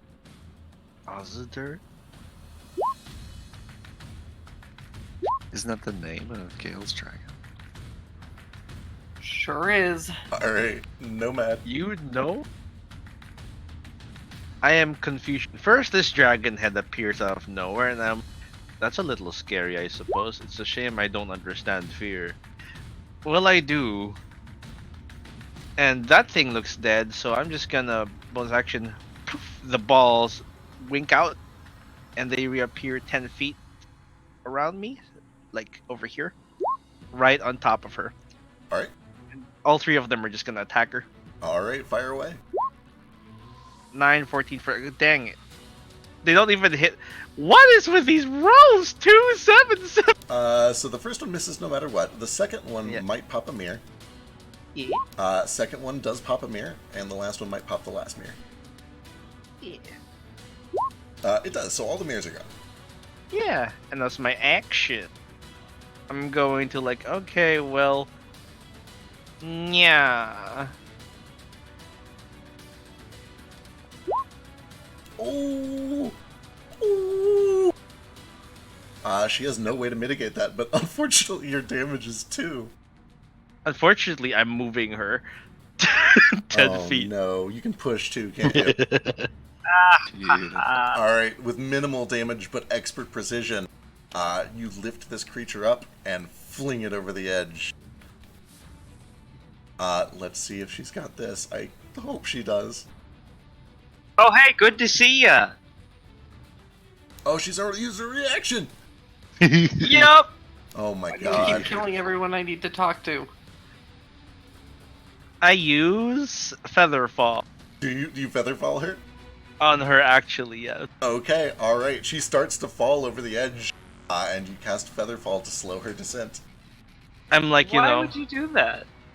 leave it for I you. support it. But we already have like 3 other knocked out kobolds. We don't need the big one. Yeah, now she's but gonna her, escape on the ground. yes, but her mind looks tasty. You could pick it up off the ground. No, 10 this second is squid. Alright, Flick, you're up. But like, yeah, Vasu, if you could like knock her out and bring her back up here, that'd be nice. Oh, I see you. Yes, the only fucking person with a fly speed in the party to do all your dirty work. Clean up after everything. Okay, I'll do that for you, pal. No fucking problem. I don't got seem anything else upset. going on. You do not look like you have anything else going on. Alright, Flick. You said to take an action to get rid of this chalk. Yeah, you can use an action to just try to, like, scuff as much of the chalk up as you want. Okay, I'd have I'm you gonna do roll- that. Go ahead and give me 3d10.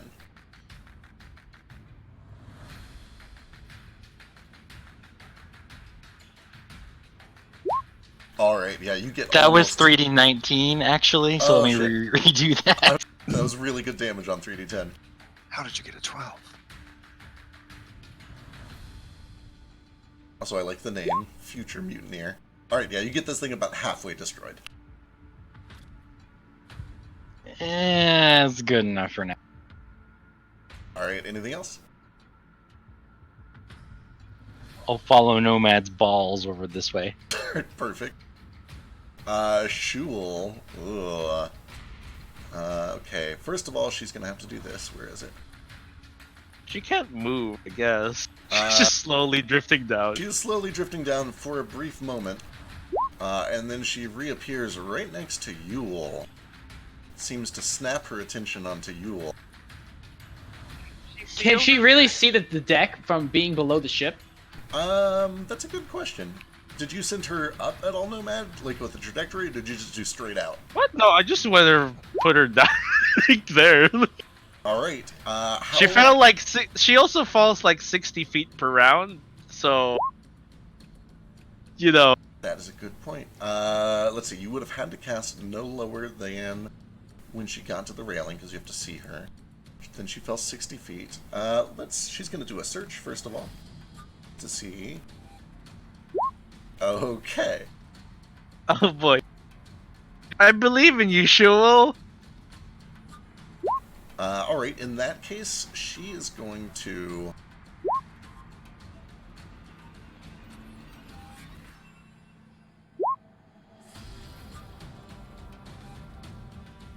that'll work. She's gonna cast a spell.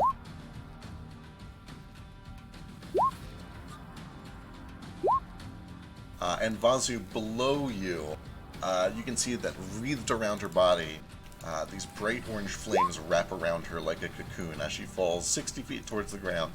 I think we said earlier it's like 150 feet down, so she's a little more than a third of the way to the ground.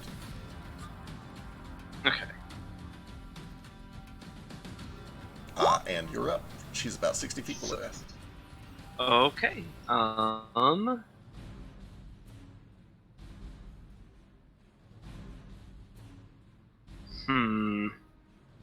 Had to be 60, huh? It did. Couldn't just let me get to her with normal fly speed, huh? Nope, Nomad specifically said no trajectory. That's fine. What Vasu is gonna do, the feathers on his cloak are gonna shine for a second and flare out like a third wing, and then he's going to dash down in a straight line below her. I'm gonna try to get about 50, or let's say 65 feet. And I'm basically just gonna stick my spear straight up. Yeah! Excellent.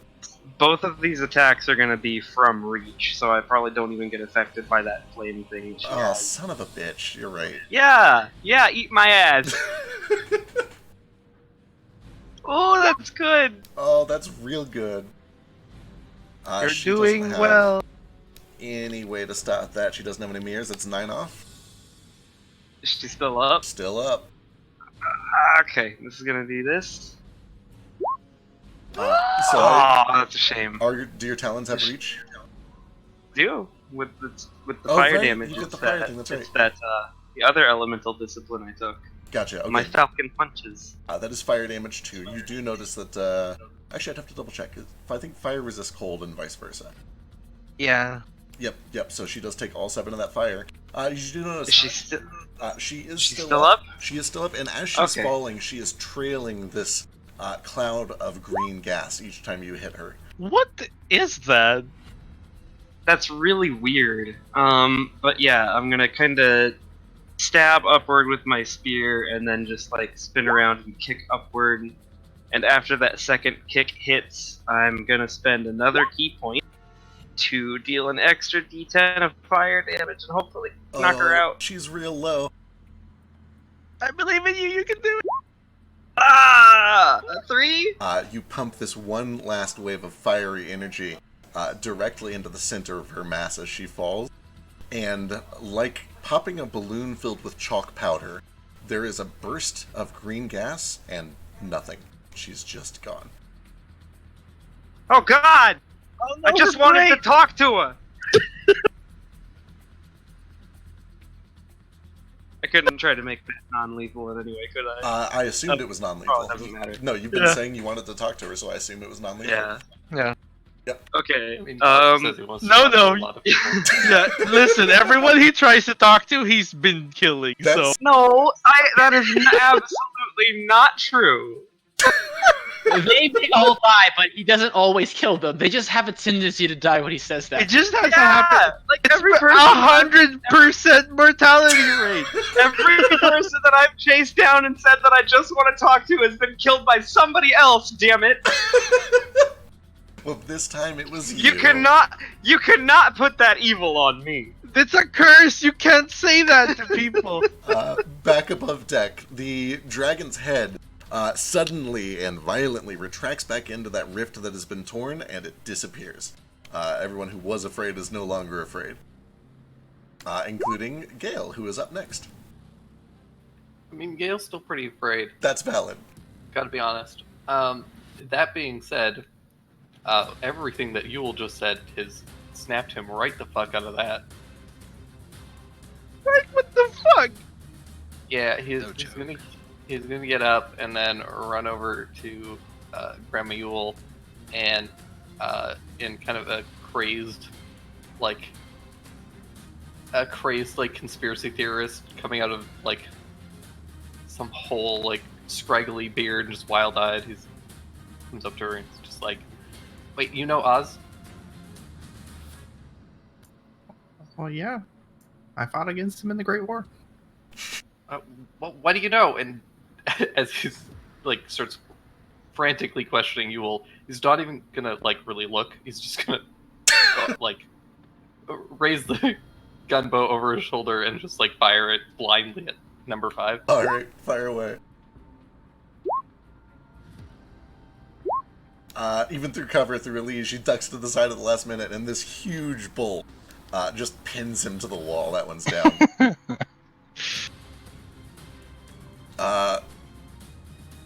Does Toto want to finish for? Moat's wielding 4 as a weapon. Oh, that's right. Yeah, I mean, it's tempting, but honestly, Toto's pretty damaged, and so he's going to actually use his repair on himself. All right. Ooh, that's a good repair. All right, Red. It's also a needed repair. Does Moti speak Draconic at all? I do not. All right, you have no idea what's going on, but this tiny little squirming figure sees all of this happen. He spreads his arm out, he closes his eyes, he takes a deep breath, and in Draconic, which you don't understand, says, "I have served the Master, my time has come, make it quick."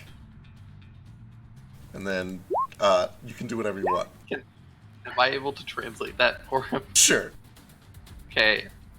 I will translate that, but also say, you know, the real insult to injury at this point would be actually to leave him alive. Read you loud and clear. What's he wearing? Looks like a feathered black cloak, like cultist robes almost. I will reach out and touch the cloak and cast Ignite and then drop him overboard. Oh, Jesus. okay. I was just thinking we could use a maid, but that's okay. Holy shit. That's what you teach for, I guess. Let's see. Yeah, he is silent the whole way down as he rockets from the sky as a fireball and lands with a thud. I love the mental image of Vasu just seeing a flaming kobold falling past. Like a meteor, just. He just mutters to himself, "I just wanted to talk." Alright, with that, I everything just wanted to talk. goes quiet. You guys do your obligatory, several minutes of searching the ship for more stowaways. And after a little bit... Oh, not several minutes. Wait, no, she's not level 5. Oh yeah, the 2 unconscious kobolds we have are winged. Do you want to do something to them? Yes. Also, if we could not kill all of my people in the future, that would be great. It would be nice if you warned us instead of started screaming and shooting things into the. Can we repair that? I did do that. Right. I'm gonna let you guys talk amongst yourselves for a second. I'll be right back. I don't think you did any. I have a question. For who? The DM. He just left, so you're gonna have to wait. That's why I raised my hand before everyone started talking. Well, Your hand will still be up when he comes back. Hopefully your arm doesn't get sore. I'm handling a lot, and there's a lot to deal with right now. There, for me, there. Personally. It's probably about this point that Vasu flies back up and he's like, "Hey, so that one with the real fancy cloak kind of just died suddenly. I don't know What? happened." I don't think I can handle all of this information. I'm just Vasu. Did you try to talk I went to her? down there to try to catch it, and she just poof, gone. You catch her on your spear. She just disappeared into this cloud of green smoke or some shit. I don't know. Do I look like a fucking wizard to you? I can't explain this shit. You guys to do imagine realize the that you entire- don't have to kill literally everything that we see, you know? Hey, I wasn't trying to, pal. Apparently she was just very killable. Or, I don't know, maybe she just popped. Whatever that green gas was, it did something. And I go over to Gale, and I just pick him up, and I'm just there. Yeah. Speaking of gas spilling out of things, I should probably repair that balloon. Oh, right. Vasu, I guess, can carry. Maybe you can carry me and I can fix it. Alright, back real quick. Let's go ahead and do Ace, your hands up. What's up? So my hunter mark disappears when someone dies. Did she actually die, or did she just teleport away? Is she still marked by me? Your mark is gone. The creature that was marked has died. So she actually died. It wasn't just like she just disappeared and went somewhere else. The creature that was marked has died. Did the dragon go away? The dragon did go away. Okay.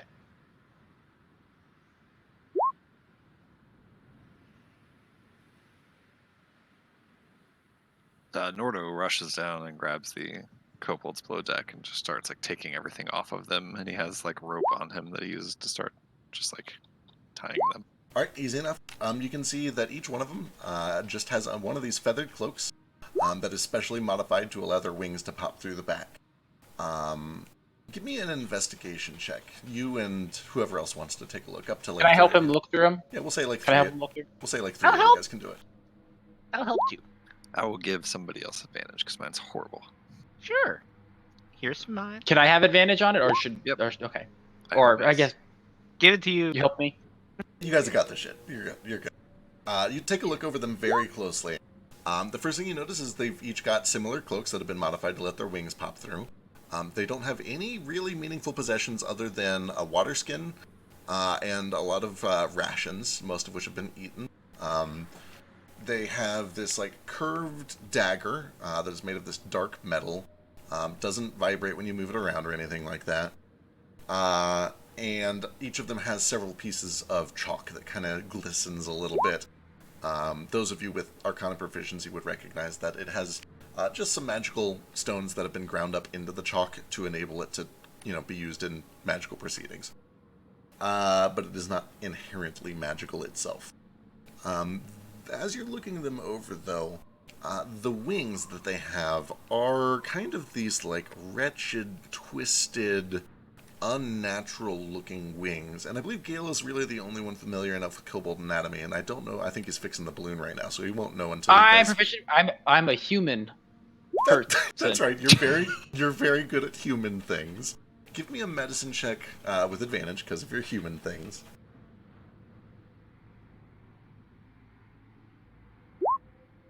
Yeah, between that and your investigation, they don't look natural. They have weird angles and bends that aren't supposed to be there. They're not symmetrical. They've got like these big bulbous lumps growing in weird places. They're kind of tattered and weakly and sickly. Yeah, they don't look like natural wings. Not like you would know that some kobolds do naturally have wings. It's rare but possible. These don't look natural to you. So while I'm looking them over, all of a sudden he has like a Sherlock Holmes detective hat on, and he's like has his spyglass out, and he's like, "I know wings, and these aren't natural." And he just holds one of them out.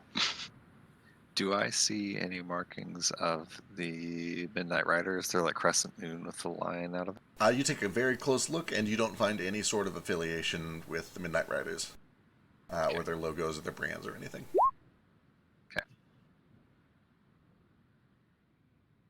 I just start, after we're done like looking through them, I bring them above deck. Perfect. Vasu and Gale, as you guys go up to make sure that the balloon is okay, you find that it's actually in pretty good shape. And Gale, you'd be very aware, because of your job, that when a mundane item is turned magical, it usually gains some degree of additional resilience. There's a little nick on it, but it would have taken several more like serious shots before any sort of major damage happened.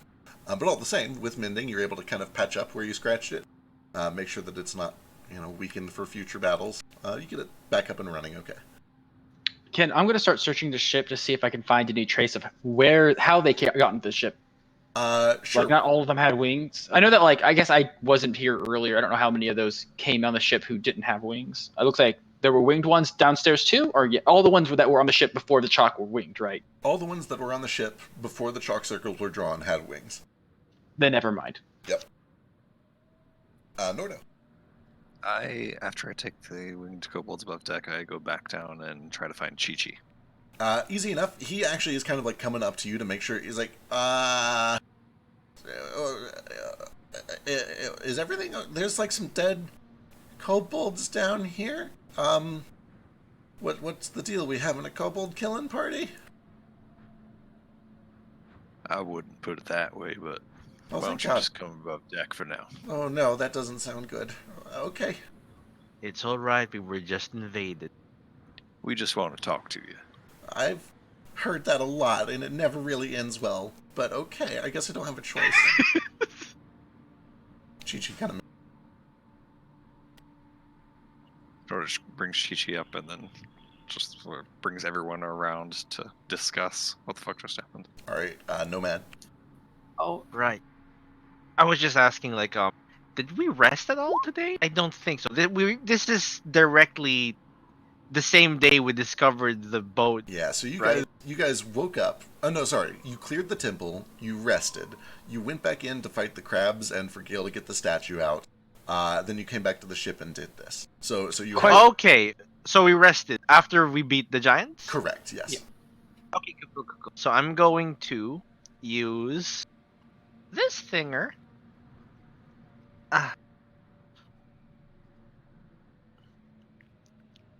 What is this? Yeah, it was Channel Arcana to give me proficiency in sleight of hand. Okay. Going to get some rope and start tying up the surviving kobolds, so for when they come to. Alright, you close your eyes and focus for a moment, and you have this fleeting vision. You look down and you see that you have these kind of small furry hands, but they look like null anatomy. You can see there's this bright red bandana around your neck and some sort of blue vest, maybe denim, but that doesn't feel right because denim is a new invention. And he's got this big bundle of rope, and there's an empty chair in front of him. And then your vision comes back, and you feel like you're really good at rope tying. Yay! So this is my rope tying check. Yeah. Do I need to roll a check? Yeah, sleight of hand with int. Can someone help him? Yes, totally. Yep. I'll help you. Okay, sorry. Let me set up a custom proficient. Yes. While he's doing that, how long was it between the crab fight and now? Was my old Hunter's Mark still activated, or did it go away? Did it cast a new one? I believe Gale had to spend like an hour or so chopping up the statue bits, so it's been probably about an hour and a half, 2 hours since the crab fight. Okay, cool. Alright, yeah, you tie him up real securely. You think you've done a pretty solid job. This seems like a pretty solid job. That memory was good at tying people up for some reason. Yeah, it was real weird. What was the chair for? Anyway, Gale. Oh, no. You are not killing another one of my subjects. And Your subjects! I kind of get defensive about it, but I will at least make sure that he's okay. Who were those guys? Do you know what's going on? Long story. Are they gonna kill me? No, probably. Okay. People tend to die accidentally around us, but we'll do our best to keep you alive. If this turns into one of those situations where like one of us has to like, you know, like hold on to the dynamite stick in a heroic act of selfish sacrifice, I call not it. It's fair. He touches I also his nose. call not it. Oh shit. Okay, all right. We'll figure it out when the time comes. You know, I can probably actually just make a little like robot or something that'll go in and do it. Oh, that's a good idea. Yeah, I like that. And anyways, and I just like put a finger to his mouth. I'm like, you're done talking now. And look to you, will. So how do you know Azadirith, and why do you know him, and how long have you known him, and why do you know him again exactly? Well, we went to the same elementary school. I see. That explains your demeanor. It also explains why you have to perish. And I pull my note. No. I'm just messing with you. I fought against him in the big war. The big war. The Great War, the big war, whatever you want to call it. I spent most of my life underground. What was this big war? Oh, it was the War of Korax. We call it the Big War, but I'm sure another generation will just end up calling it World War One. God. God damn it. And what was it you said about the blight of Alzadireth? Oh, that's just what we called it. I don't know if it's a blight or whatever, but he was one of the big forces on the other side. Yeah, real quick. Ace and Moat and Flick can make history checks. Let's see who would have advantage. It's human based. It has humans in it. So does that mean I get advantage or no? You do have advantage. I'm trying to think though, real quick, because you came from. I'm going to say that cancels out with disadvantage because you have never been to the region where this war really was important. So that'll cancel out. So you're just a straight roll. Flick is a straight roll. Moat with advantage. Ignore my hand raise because that's what I was going to ask. Okay, perfect. Can Vasi roll that too? I don't know which war his dad fought in. Sure.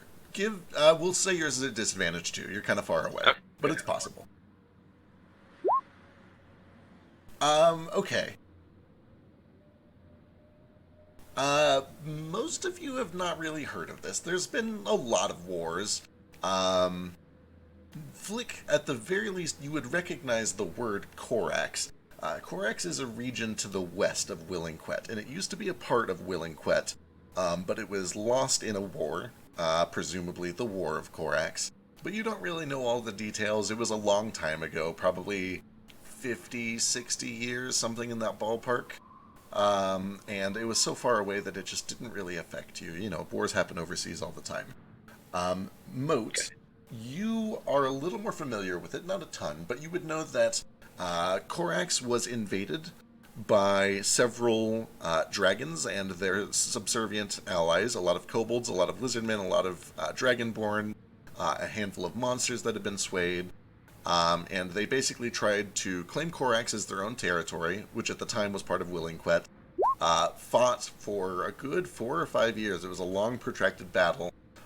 It was very hard for Willingquet to defend, even though it was much smaller than them, because it was overseas, and travel overseas is extremely dangerous. They would lose significant portions of their navy every time they tried to send reinforcements. And eventually, for reasons that you don't really remember all the way, the war was lost. Korax was taken by the dragons, and it has kind of just been lost. It belongs to the dragons now. How long ago was the war again? Because it was a long time. Yeah, it was like 50, 60. Was anyone else even alive for it? Yeah, they would, like everyone else here would have just heard about it in history books. Yeah. You fought in the war for Korax, Yule? Oh, I sure did. That was a long ass time ago. Oh, I've been around a long ass time. But that's why they. Oh no, I'm not a. A revenant? No. I feel like I Moat can't would tell you know what I am, but we don't have to worry about that. Right? But we had a lot of people fighting that war. I'm sure none of you were alive for it, but it was a big one back then. There's a lot to be won and lost in that war. Yeah, I'll say I grew up on Willingquet. We hear about it all the time growing up. I just can't really believe that you fought in it. Oh yeah, that's why I'm regarded as somewhat of a folk hero. One of the few that came back from my region. Would you want a second chance? Oh, a second chance on what? At killing him? Of course I would. I lost a lot of my friends in that war. Me too. I think we need to kill him. Right now. I extend a hand.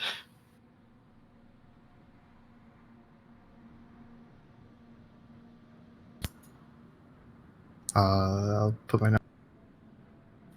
Give you a firm handshake. Psych. I'm just kidding. Yeah, I'll shake your hand. And it's a deal. Nordo, anything else? Yeah. As they're like finishing that conversation. Sorry, just a second. Yeah.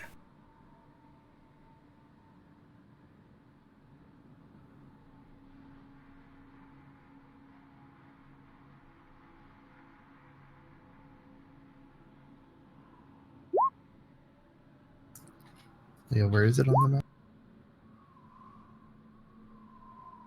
I forget. That's Is that where it's at? That is correct. Gotcha. Okay, as they finish that, I would just look over at Gale and be like, so is there more we need to know? Last I heard from you is you were being looked for by this Azadirith, and you weren't sure how the Midnight Riders were involved, but these kobolds here aren't Midnight Riders, so what do these guys have to do with you?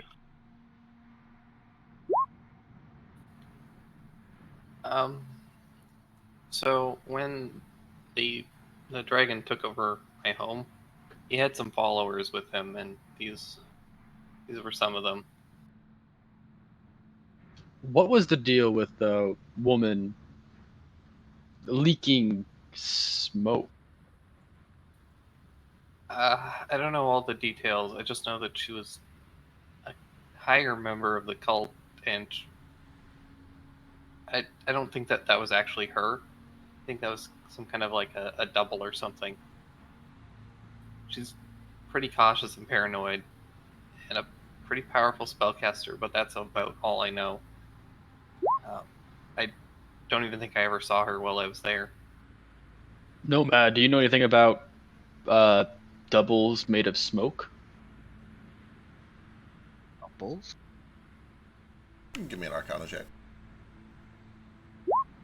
You win your Arcana checks when I don't have proficiency. Okay, here we go. Vague. Sounds like magic. You're not really familiar with any exact spells, but it could have been teleportation, it could have been a contingency, it could have been an illusion of some sort. There's a lot of options. Yes. I'm going to clear the hand raise real quick because I think everybody's kind of jumped in, but if you have something specific, feel free to re-raise. I actually have a question real quick then, Yeah, go because for it. I did mark her, and when I did attack her, I did roll if she was a humanoid. Did that actually go through? Your attacks reacted as if she was humanoid, yes. Okay. Who's got the 90-foot square? Yes, square. It's 100 foot. It's 100-foot square. It's time for you all to perish. Okay. Says square 100.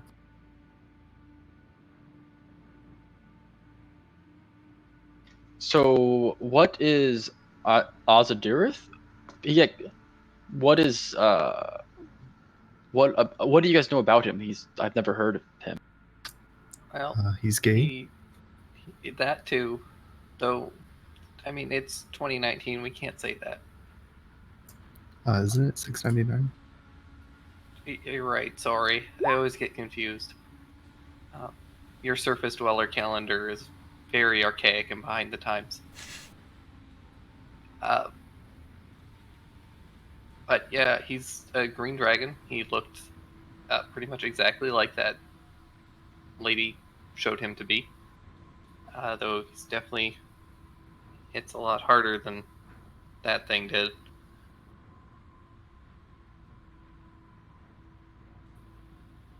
And you think he's going to keep sending people after you? Why are you so important to him, or is it just anyone who gets out of his kingdom?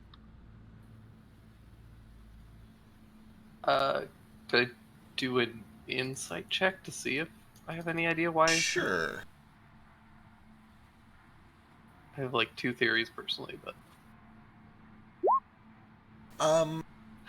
who knows? With the The two dragon? Yeah, who knows? Like, clearly they care a little bit about you, and because I don't know, have you looked at that scrap of paper yet? I did. Okay, because you read Draconic, you would get the translation automatically. I don't know if you've already done it. I haven't yet. Okay. I will bring that up in a little bit. Cool. I'll shoot you Well- translations well- in a bit, but yeah, nothing off the top of your head. And real quick, Moat, you've got your hand up. Yeah, so this might like roll into the check I already made, but have I heard anything about Azudirith from like the Order or anything? Do I know anything else? Give me just a history check. It's possible, but unlikely. Perfect. Yeah. Nah, you haven't heard of anything about him specifically. Ace? So while Gale is like finishing up his thing, I walk over there and I just like grab his metal leg. Does he have a metal arm too? Just a metal leg. Just a leg. I just like start like I just pull it off the ground I'm like so that's how you fall over, and I start like looking over your leg. I'm specifically looking no. if there's any like tracking magic. I don't know if I can do that, but I'm gonna try. Sure, give me I investigation. don't say No, anything. I he's just do it.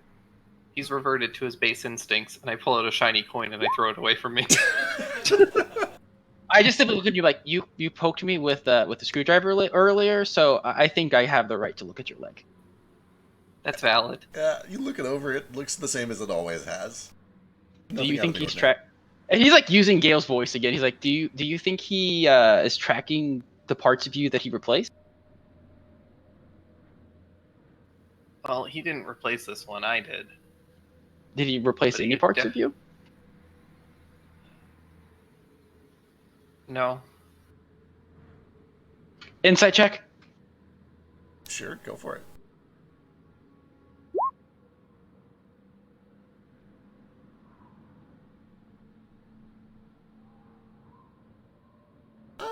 Gale is a little reluctant to answer. It's a little hard to read, but you think he might be holding out. I just keep my dumb bird face on as if I don't know anything. Sure. How do you think he tracked you here then? Probably magic. I don't know what he's doing specifically, though. Why Like would I said, he want I'm you? a man of science, not magic, really. So why would he want you specifically? He could just be. I mean, since he was looking for Marvel too, apparently, he might just be angry that we got away. Maybe he thinks we know something that word will get out about him or something. Yeah, but it seemed risky to send out all these other kobolds that he knows It's- might die just to retrieve someone who escaped.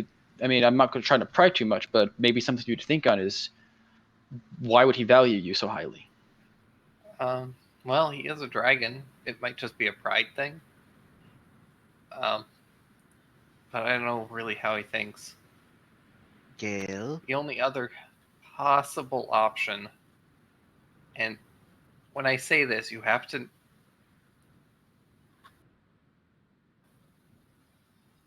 So I'm technically the heir to the throne, the original throne before he came and took over. Is that why you call Chi-Chi your Subject. subject? Yeah, and that's why I was also kind of upset that you guys kept killing all of my people. I know that they're horrible cult people now, but they're still technically my subjects, and I should be taking care of them and not murdering them. To be So I guess my fair, question dragons tried to you, kill us. yes, and on top of that, my question to you then is, if we run into more of your kobold subjects, what would you prefer we do? Well, I mean, we've ran into a lot of them, so I don't know if there's really any getting around it. But maybe we could set up a brig and a judicial system. Just maybe. So I guess my question is, let's say that we capture someone and they say that they want to join you, or they don't. I guess my question is, do you want us to keep them here forever? Are you wanting to set these people free? What are we going to do with them? I think it should definitely be on a person-to-person basis. If they're just vehemently evil and just want to kill us no matter what, then, I mean, our lives are probably worth a bit more than. But, maybe they could change, or maybe a little time in prison would just make them like me. I don't know. I'm new to this. I have two things to say. One, I feel like if you put me in prison, I would not like you more. Two, Would you the like ones that me had more wings. if I put you in prison instead of killing you? Me personally, depends. But the second thing is some of these looks like they have had abnormal wings attached to them.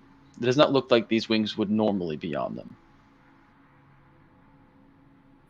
Also, this isn't entirely a hypothetical question. We have two right here that are going to wake up before long, and we need to know what we're going to do with them. Are you suggesting we keep them alive and try to convince them to be your loyal subjects? Frankly, the dragon, I'm a little skeptical. They came here to kill you, or at least take you back, or something, to commit some sort of violence against. Is Marvel royalty too?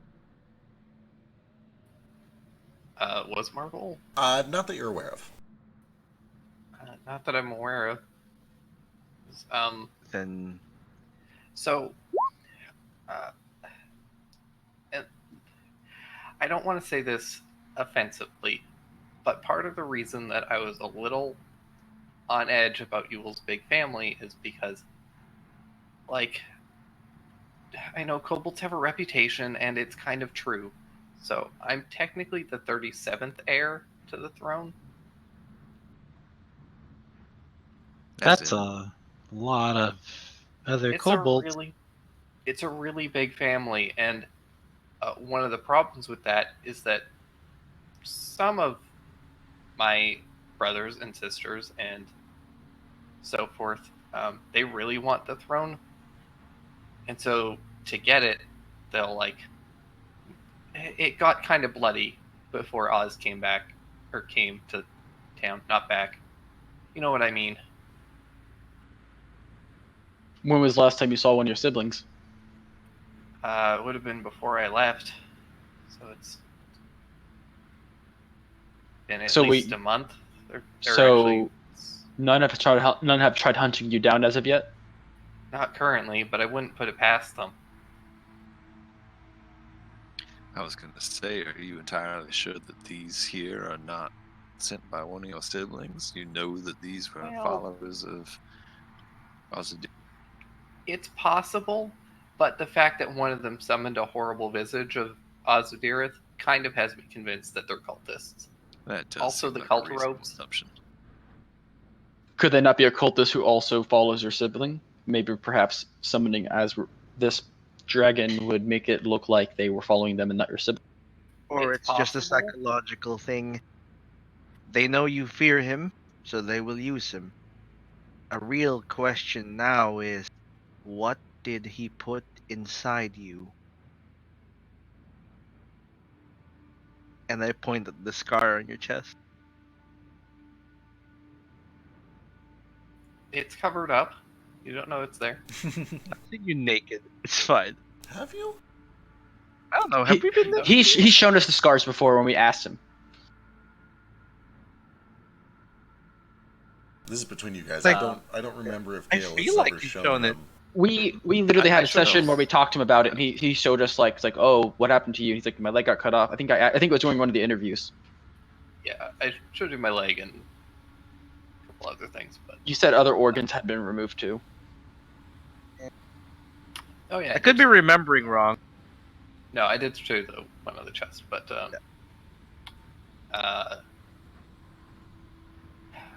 he didn't put anything in me there. He took stuff, and I will very reluctantly, because I didn't want to reveal this for like at least 20 more sessions. But I will reveal it now because I've been caught in my horrible web of lies. I'll take off the eye patch, and instead of an eye, there's a magic stone. You mentioned before. What color? Did we ever decide that fact? But anything is fine. Yeah. With red. And where did he give you that?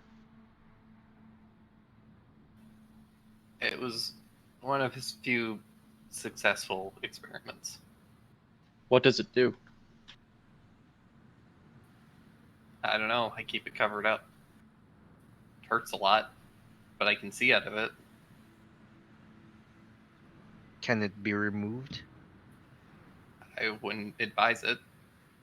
You mentioned that these things explode when implanted in people. Yeah. It's good to see you haven't exploded. See how long that lasts. Ace puts a hand on his shoulder and is like, "Thank you. I know we've been trying, but that should be enough for now." I'll put my eye patch back on. So last thing, because I've talked a lot, those guys had a map on them.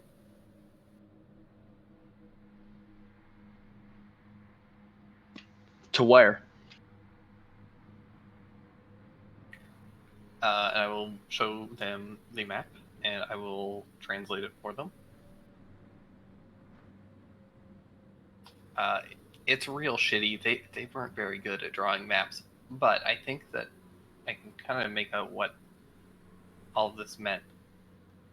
So up at the top left here, it says Leo.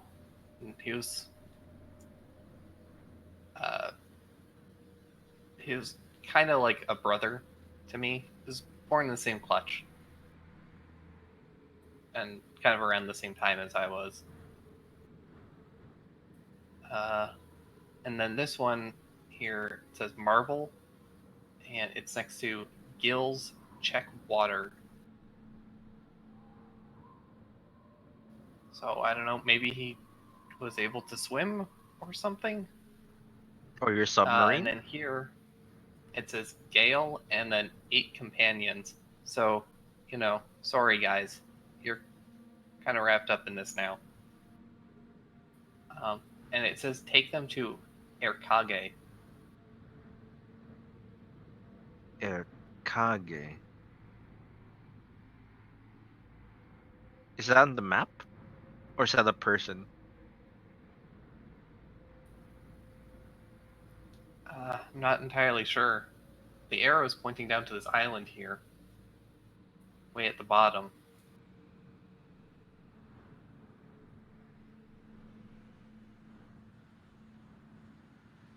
Which of those two is it pointing to? I can't really tell. This one or this one?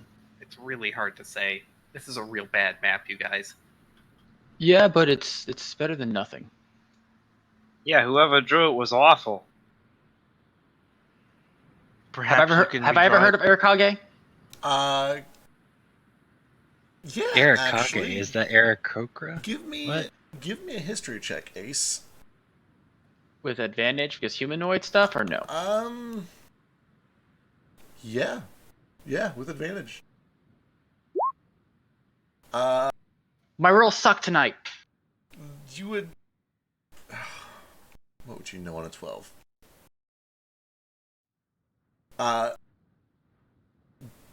You're pretty sure it's pronounced air cage. First and foremost.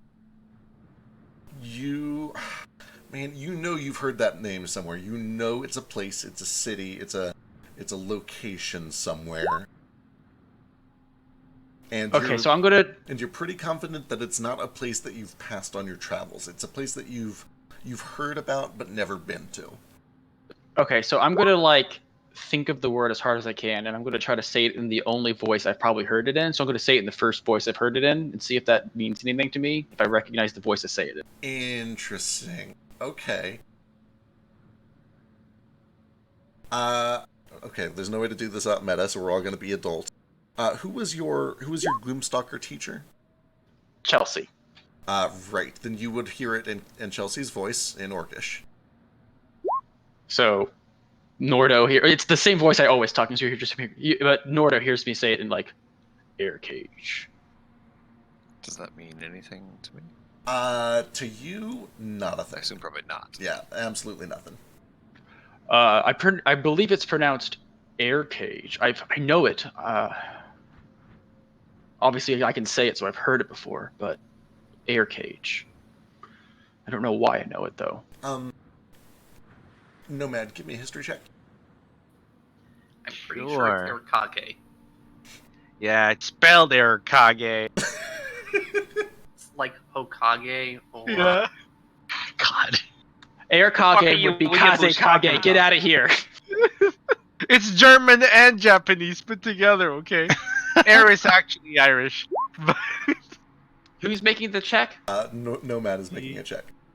here, I'm not proficient, also I rolled like shit. Here. You rolled a 16. Nomad, Oh. you have a vision of two. They appear to be myconids. They're kind of these mushroom-shaped people with these slow, friendly, bulbous faces, these bright red noses, and these beady little black eyes. And they are having a conversation in common, slowly, and one of them says, "It's Erkage. I know it's Erkage. It's spelled like Erkage." And the other one says, "No, it's Erkage. It'd be Erkage if it was made by the dwarves or the Dwergar, but it wasn't. It was made by the Deep Elves. It's a translation. It's a loan word from either Deep Speech or Undercommon. It's Erkage. And your vision comes back. I've just been saying this to Ace, probably. And I've translated him like, that makes sense. Perhaps It's in the okay. The mushroom people told me. But shit, Gale would know that that's true because he speaks Undercommon. God damn it. Yeah, sorry. Regardless, the translation doesn't matter, but it sounds like it might be in the Underdark. Where is that map again? I kind of closed it. Should just Willis. be in your, Found your it. journals. And stuff. Is it pointing to any specific one? Is it pointing to that island that you said? Yeah, it's kind of pointing down. So I feel like it's pointing at maybe Deltana. There's Like this Deltana general with area? That weird Yeah. donut-shaped island. Right.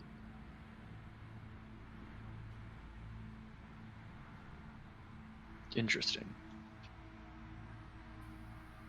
Do you think that Well- if it's in the Underdark, that maybe it's in that like lake in the middle there? It looks pretty Perhaps. spooky. How is it literally air cage? Like AIRCAGE? It's Eirkage, but it is pronounced Aircage. It's okay, it's under elf speak. So Absolutely disgusting.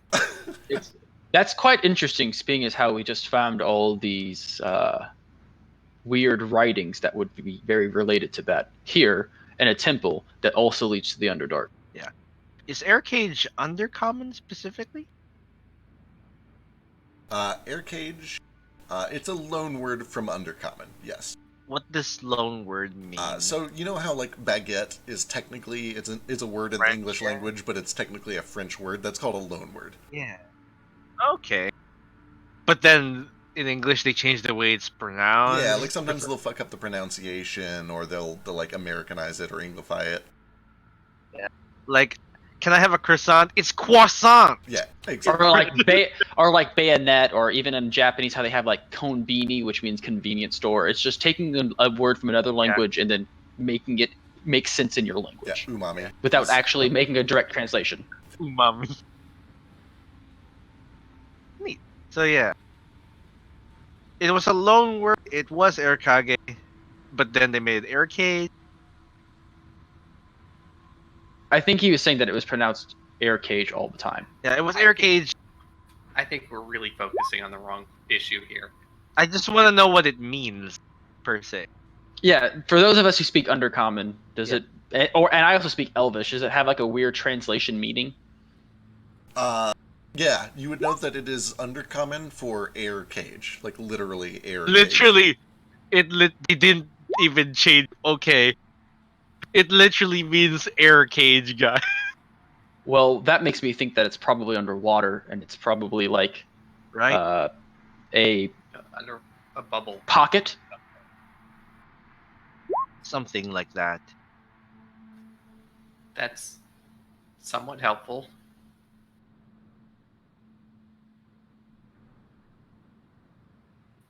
Hold on a second. Can I see the map? And I start scrutinizing this thing that I just noticed with my passive. Good cop stuff. Sure, give me, I guess, investigation.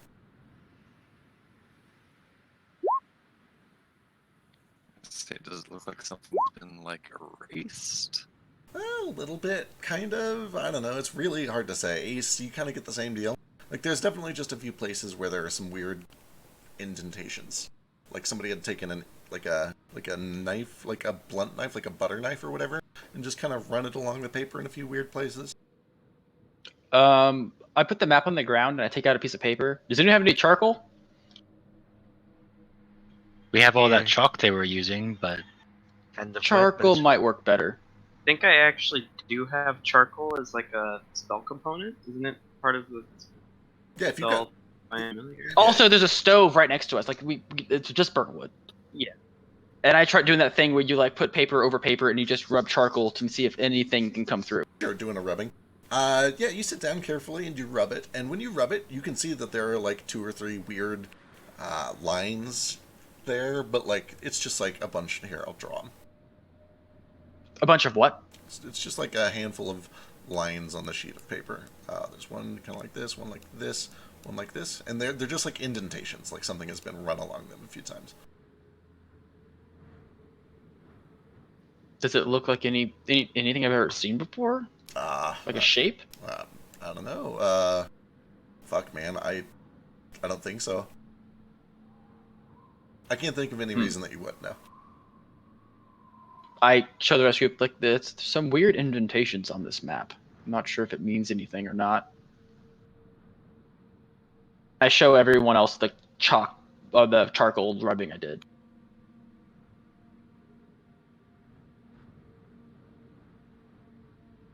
Perhaps this is where someone traced this. What would you call those? A stick to point out where they would fly or go? Is this like roughly on the map where it levels, where it like would show up? So if I like pulled the map up, I could be like, that's roughly where it was at. I mean, they're kind of just like at weird random spots in the middle of the map. There's not like a whole lot of order or sense to them, I guess. Nothing that you're able to very easily correlate.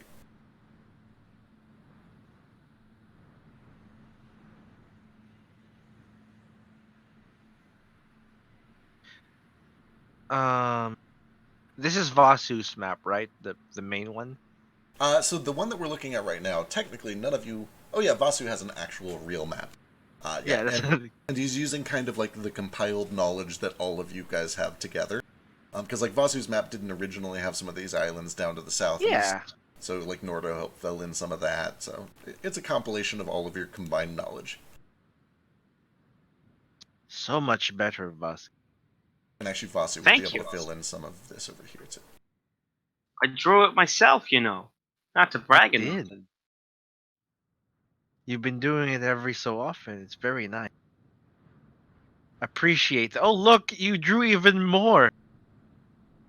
Just as I was looking at the map. Yeah, you know, I just get bored. I get inspired. I do this sort of thing. I have this theory that Vasu would be the best like assassin wingman. You just be like, "Hey, I'm gonna go. I need to talk to this person." Vasu would be like, "I just want to talk to you," and then they're just gonna die. So he would be a great assassin assistant. As you guys are kind of looking this over, a couple things. The first is that there's a little bit of a breeze that starts to come in. The ship is anchored, but it kind of just gently drifts a little bit, kind of towards the southwest as this breeze rolls through. And the second thing that happens is one of the kobolds that you had knocked unconscious and tied up starts to stir.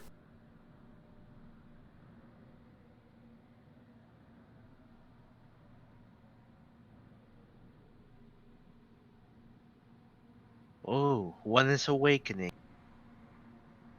He kind of like rocks his head to the side. His eyes are droopy. His mouth is gagged. He can't really say anything. And he's just kind of looking idly at all of you guys as you come up. Gale. Do you choose life or death? He kind of just slowly rocks his head over to the other one that's still unconscious, looks back to you and shrugs. Is this happening in Draconic or Common? Draconic. I'm gonna ungag him.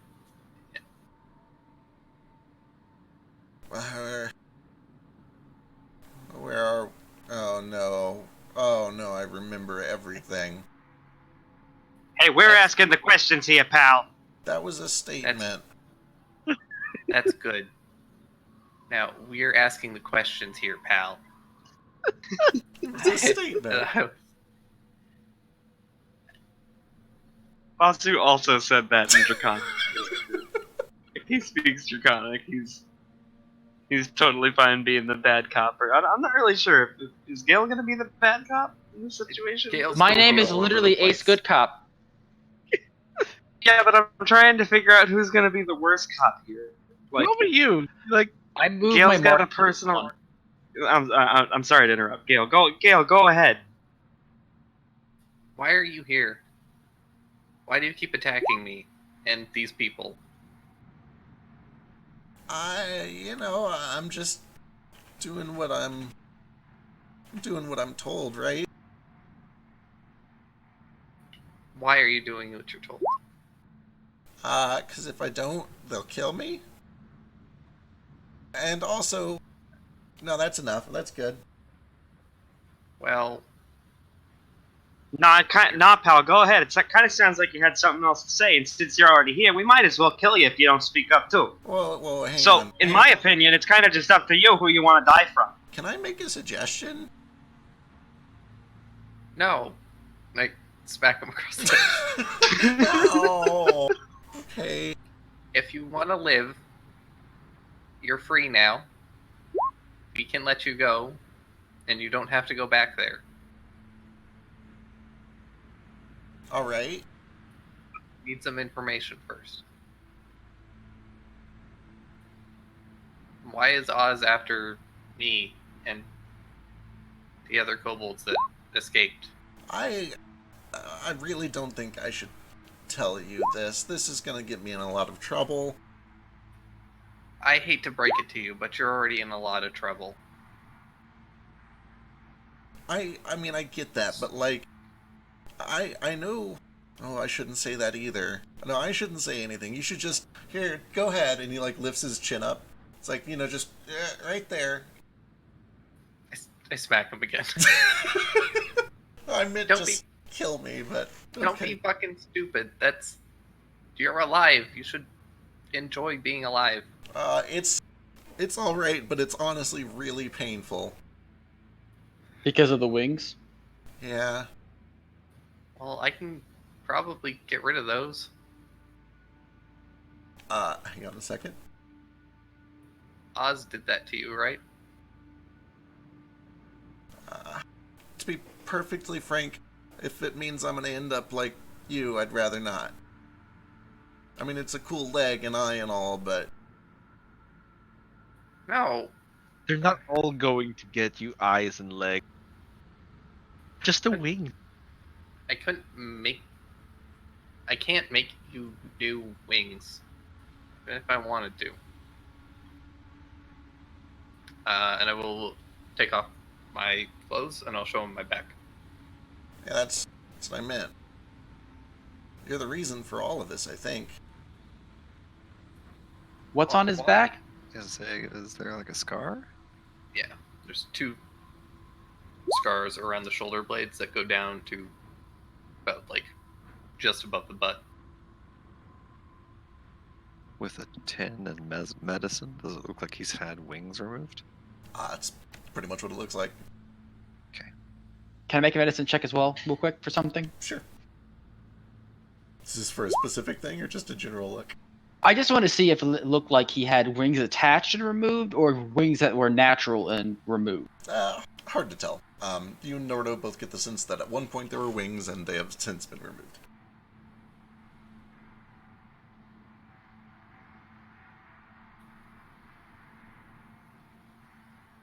So what is it about me specifically? Well, I mean... give me a persuasion check. I am your future king, you motherfucker. You better answer me. That's not how you address your subject. I am going to use my inspiration on this. I'm like, okay, Joffrey.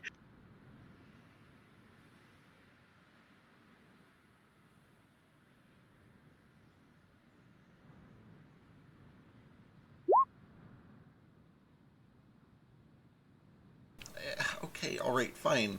It's just like, most of the others didn't make it, but for some reason you did, and they think that you've got something special, and if they can figure out how it works, then they can make a whole lot more of us. And he looks over to the one that's still unconscious. Who is they? Asadirith and Chewel and all of them.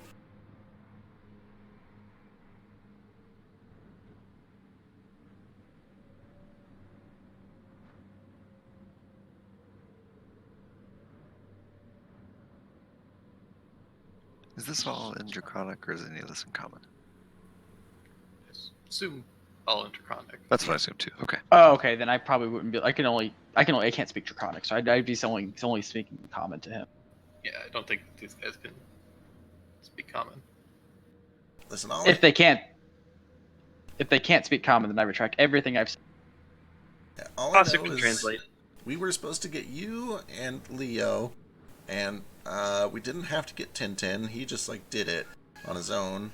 And also there was one more who wasn't as important, but she just wanted him dead because he he committed some sort of heresy or something.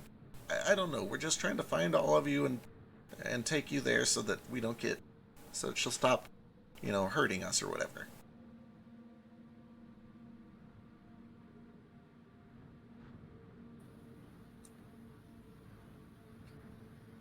Alright. So, what's your name? Idiot.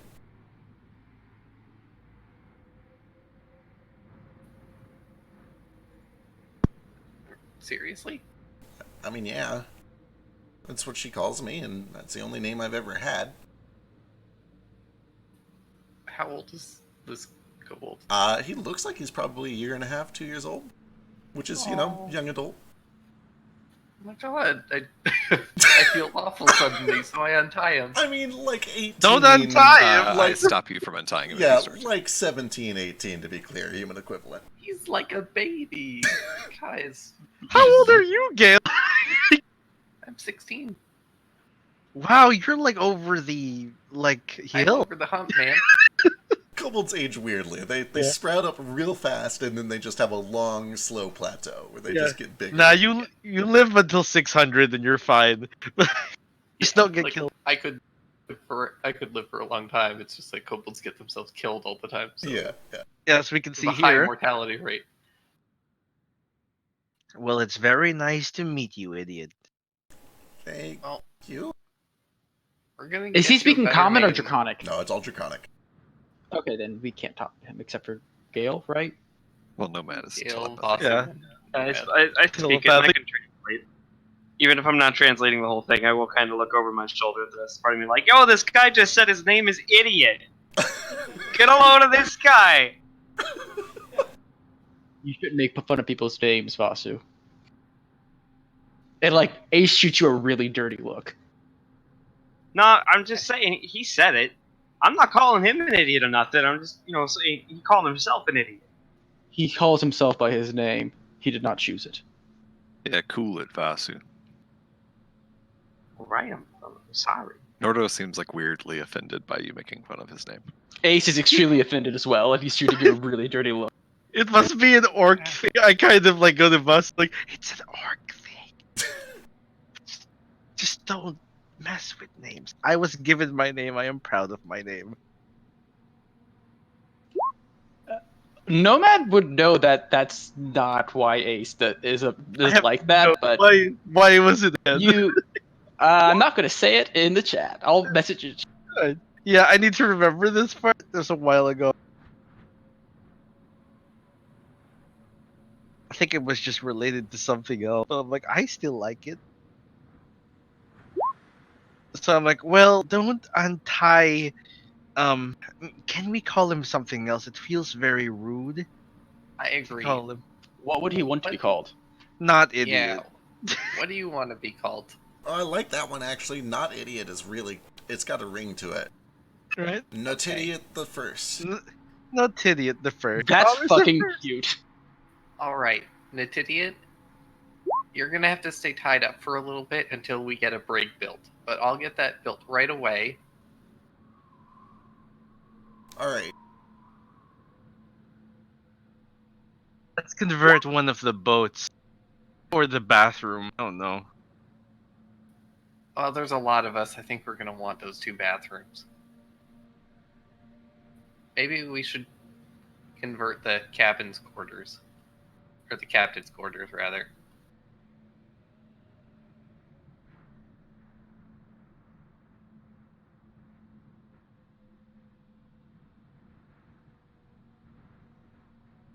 One of the bathrooms is attached to the captain's quarters. I'm just saying, you'd have to either give them their own private bathroom or make another door.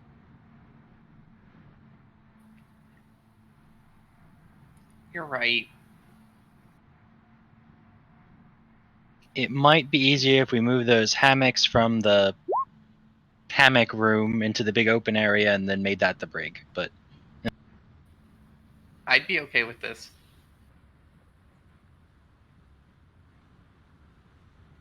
Sorry to interrupt from the back. Chi-Chi kind of steps up. Are we allowed to just, like, change our names whenever we want? No one's stopping you. It's your name. Of course you are, Chi-Chi. What do you want to be? Can I be Blast Off Death Phoenix? No, that one's taken, pal. Oh, okay. All right. You could be part 2. You could be Me- Blast Off Death Phoenix the second. You can be Blast Off Death Pigeon. Oh, If you're I'm gonna Blast off Death Blast Dragon. off Death Dragon, yeah. Oh, Yeah. that's pretty cool. Okay, I'll do that. Blast Off Death Dragon. I support that 100%. What should we call you for short? That's a really long name. You gotta have a nickname. Let's call him Blasto. Blasto. Do you like Blasto as a nickname? He's definitely gonna die now, guys, but it's a cool ass name. no, he has a name. You're right.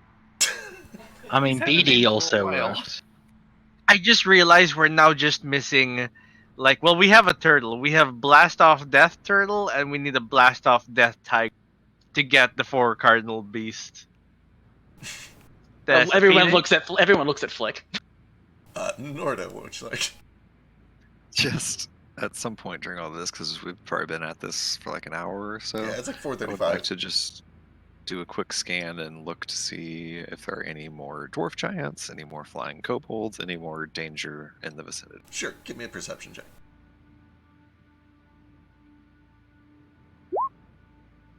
You take a moment to kind of glance around, make sure that things are okay. You do see that the sun is starting to get a little bit lower in the sky. Evening is on its way in. In the distance, you can see a couple of packs of hyenas.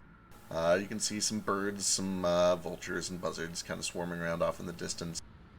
You do see that way, way up to the north, there is a band of large humanoid creatures, probably dwarf giants, that is kind of just milling about with a couple of very, very large gray animals that you can't quite make out from here. But they're not really headed in your direction. They seem to be walking from east to west. Nothing seems to be coming your way. Okay. And then I think me and Moat and Flick are working on just like getting the ship ready to go so that we can get moving. Sure. Yeah. Where are you guys heading? That is the question. I have a question, to the general public. Where is the heart? The clockwork heart? Yes, the clockwork heart. I don't believe know. Little dragon Was put it- it was it- inside of... Yeah. Or do we know that, I guess? No, we don't. That's what I'm asking. It- Where's it- the heart? It disappeared. It was the strangest thing, you guys. Insight check. Same. Because suddenly... God damn it. Oh!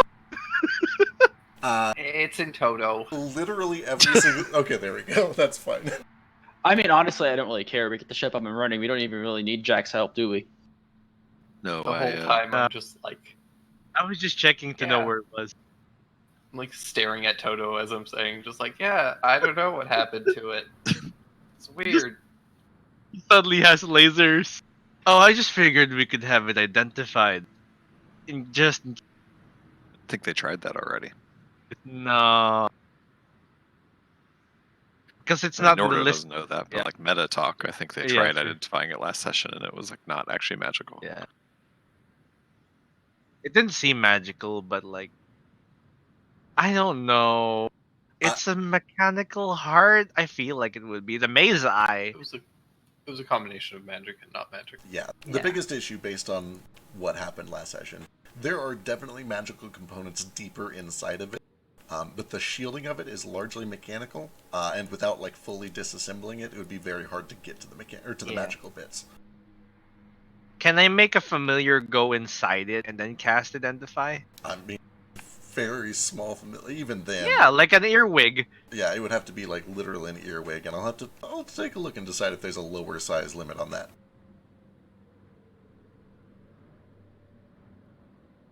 In the meantime, I suppose we ought to decide where we're headed from here. We had talked about going to Thorngrove. That seems like a decent place to start, at least. Right. We need to go somewhere to do some repairs on this ship. Or if Little Dragon's right, then that elemental is going to break out again, and we're going to have a whole new set of problems. So we should probably head to the closest city and get some repairs done on our ship. Perhaps we should befriend Sundown. I highly doubt that that's going to be an easy feat. Actually, Nomad, can you talk to him right now? Right now? He's in the balloon, right? Yeah, it's the Try balloon. I did ask him the name, Sundown. What do you want me to say? I honestly don't. Let me think on it. What That was creature's been a slave for presumably most of its life, and I'm sure all it wants is to not be a slave anymore. So unless you're willing to offer that, I don't suspect it's going to be very friendly. Understood. But perhaps we can start paying it for what it's doing instead. While I they're suspect it's paid discussing in freedom. while they're discussing what to say up to Sundowner Rex, if it works, Vasu is just gonna try to cast message up to Sundowner Rex in the balloon, and I'm just gonna be like, "Hey, pal, how's the weather up there?"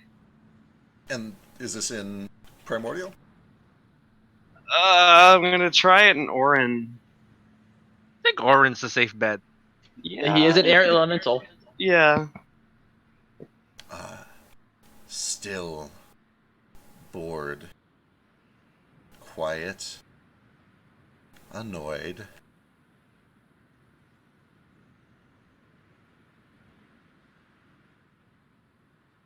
Yeah, I'm real sorry to hear that. I'm real sorry to hear that. I know how the feeling goes. Don't really know what to tell you. Then why are you speaking to me? Just thought I'd check in. If you're bored, I could, maybe we could like race something, but I don't want to let you out of it if you're just gonna fly off. Because I mean, I don't really need you. I can kind of fly by myself, but all these other schmucks down here, they kind of need this airship. It's so good to be appreciated. Nah, yeah, you're doing a great job up there.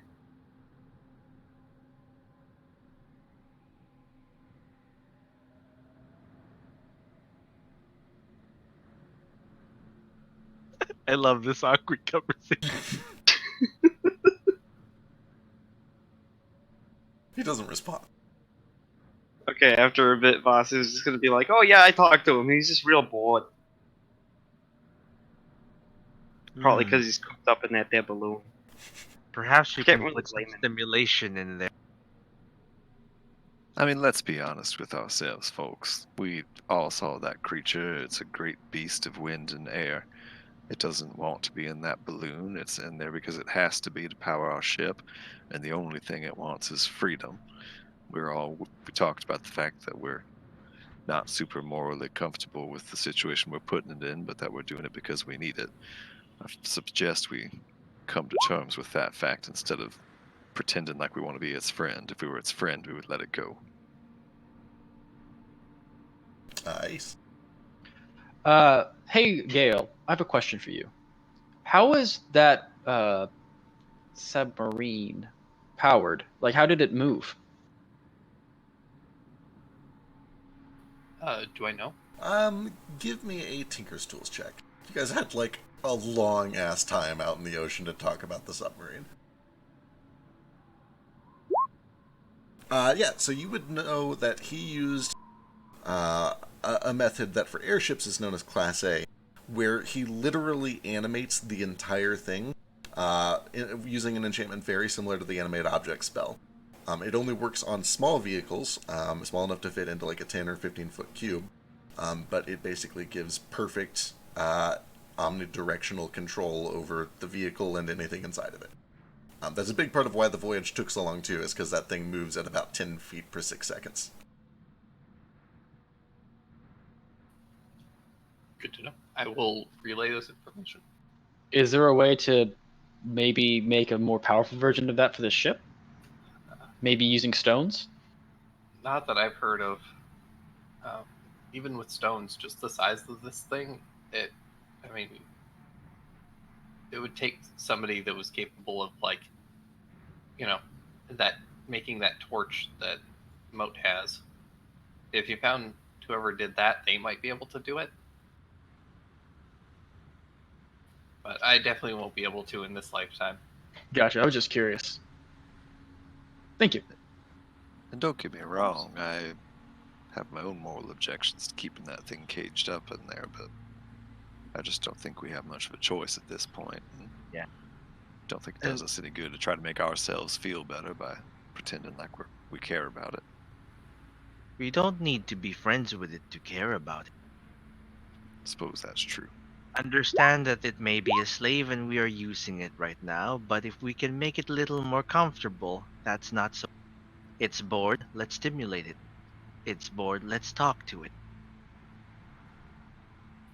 I offered to race him, but he didn't seem too interested. I don't think we should let it out, but I think anything you do to that creature to try to stimulate it or give it an activity is just gonna be offensive to it. I think it just wants to be free. it will not hurt to try. It might. It might. Not any more than being trapped. I think being trapped and tormented with the fact that you're trapped is a little bit worse than just being trapped. Being given little paltry games to entertain yourself while you're a slave. I think I would prefer having games.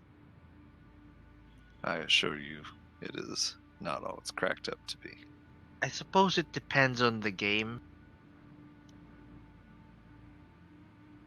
If I were given a puzzle.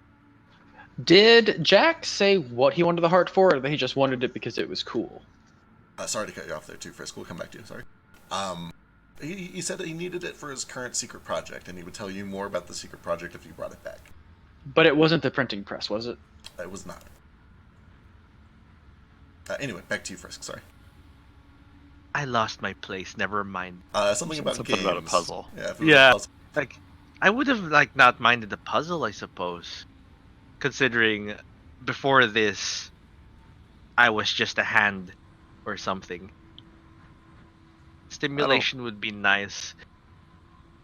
I don't want to make any assumptions about what your life was like before I knew you, friend Nomad, but I know a little bit about being a slave, and when that's your life, that's just your life. Every other little thing that's happening is pales in comparison.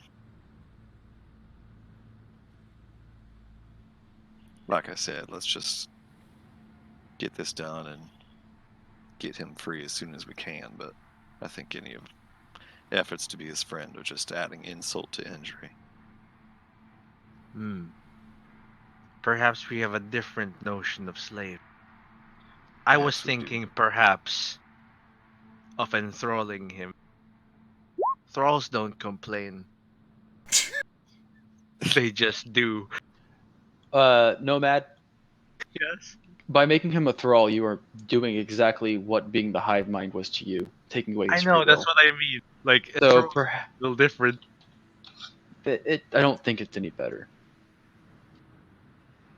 I was a thrall. Well, not really. I was a part of a hive mind. It's a very difficult thing. I'm going to go talk to like the kobold, and I'm going to ask, how are they finding us? Well, she's got this pool, and it's filled with this weird green liquid, and she kind of stirs it Does it up. have a brain? No. What? Different. Okay. No, it's like a bird bath, sort of, and she puts her face in it, and then she sees things, and then she's like, "Go, you idiots! Fly! Find them! They're there!" And she gives us these maps that we're supposed to follow, and then if we find them, we're supposed to bring back a piece of him, because that apparently makes it even easier to get to him. That's why they tried to cut off a piece of his tail.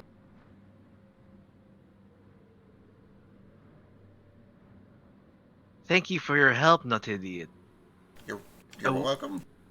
Would you like a bursuito? What's that? They're delicious, second only to brain. If that's my alternative, then yeah, I'd love a burrito. Hit me with that good shit. Nobody ask- eats bursuitos on this ship. Apparently that's banned now. I forgot this. I guess I'll have the brains. Ooh. No, No, I'll we make you a do dirty have- We roast also meal, have don't you lots of even crab. worry about it. We do have Have- crabs. We're having fresh crab tonight. No bursuitos. I like crab. Crab's good. Desserts are banned on this flight, I'm afraid. I'll make dessert. It's Oh, just we no have dessert! Society Staples is banned. This excites me more than usual. Like, oh, dessert. For some reason, I can only think of a bursuito. Why can I not stop thinking about this weird dessert? I've never cared about it before. Nomad, it's magic, remember? It's because of that enchantment, I'm telling you. It's poisoning your minds, all of you. This must be what an addiction is like.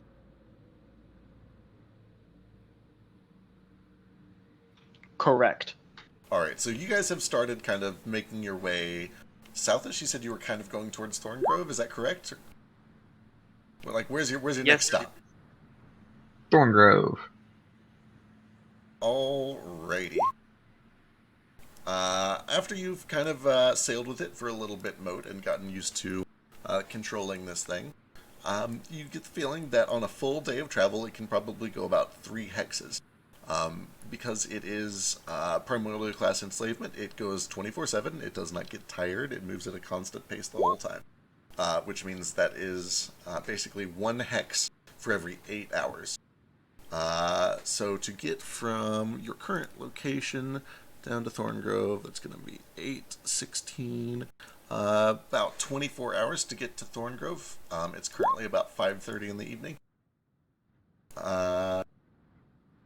Yeah, sounds about right. Perfect.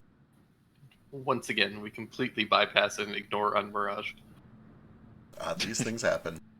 We At did some it again. point, at some point during that 24 hours, I would have, if I can, have like a friend Nomad talk to Elise, and because I've noticed before something, I have the book from Ordor's bag that says that she was taken from Unmirage, so I would show that to Nomad, and then just have Nomad ask her if she wants to go to Unmirage, if she wants to go to Thorngrove, or she would rather go if we were going to one of those 2 places. I do this for him? Sure. The 3 of you kind of sit down, and with a little bit of translation. Well, I don't want to go back to Unmirage. There's just not anything for me there anymore. I suppose I don't know where I really wanted to go. That city that we visited, Salt Bowl, it was strange. I could make a living there. I saw that they were employing people like me, but I don't think I want to live that kind of life. I guess I just want to travel. I've never seen anything outside of Unmirage. So, you guys said you're going to Thorngrove to go somewhere? Where is everyone going? No, well, you suggested Thorngrove, so I suggested Thorngrove to everyone else. Right. Thorngrove, I've heard they have mini ships. You can sail anywhere, and they have magic of some sort that can send people even further in an instant.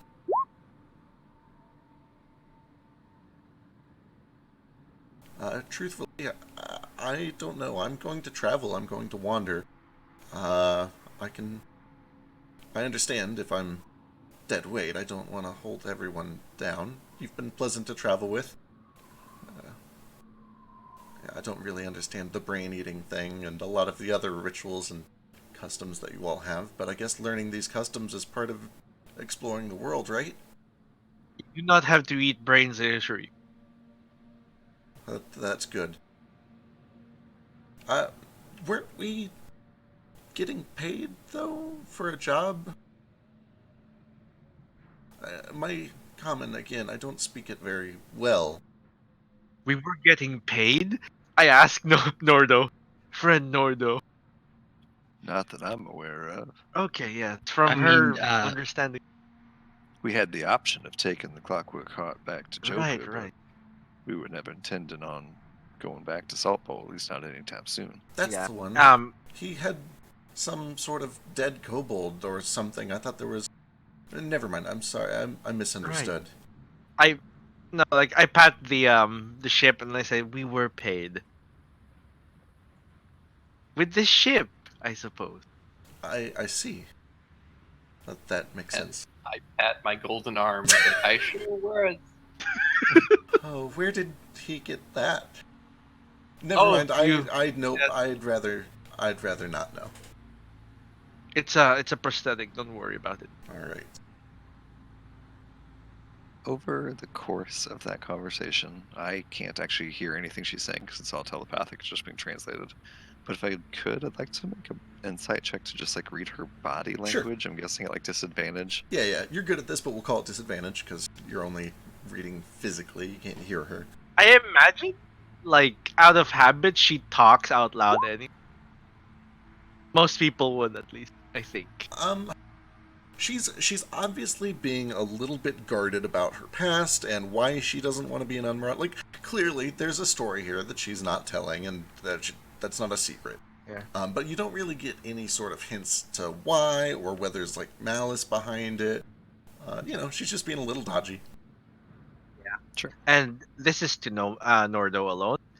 So, like, friend Nordo, when she was talking about Bast, she mentioned that Bast was a goddess of change, and that she sends agents of change to make sure people are constantly growing and improving or just changing.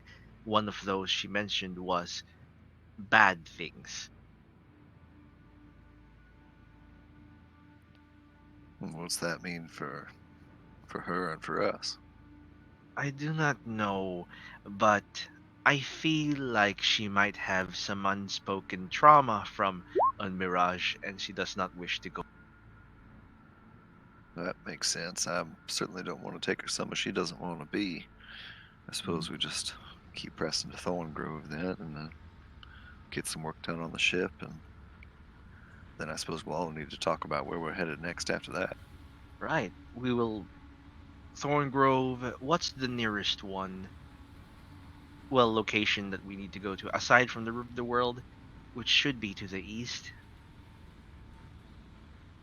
It depends on what we mean by where we need to go. I mean, Gale has a vendetta with the dragon, but we can't quite pursue that right now unless we all just want to get fried. Right. Perhaps we should all gather around the map with everyone and put locations where we need to go. I think that seems like a great idea. Plot a course most efficiently this way. Before we go up, I do just like give Elise a nod, and I know she doesn't understand it, but just in common, I just say thank you and hold out a hand for her to just shake. She shakes her hand and in very broken, slow comments, thank you. And when I just say like, oh, the food we were eating, the bursuitos, they were cursed. That's why we don't eat them anymore. Oh. That's... They were so good. That was the curse. Apparently, they become addictive. Do we still have them? We do, I think, or did we burn? I don't recall. What, Nordo made a point of throwing out way Oh. more than he needed to for Gale's plan, but there are still some hidden. We have. I think most of them have been thrown out at When- this point. when you say curse, what does the curse do? It makes the food taste delicious and all other food taste bland. The more you eat, the longer it lasts, and the more delicious it is, and the less flavorful other food are. That's I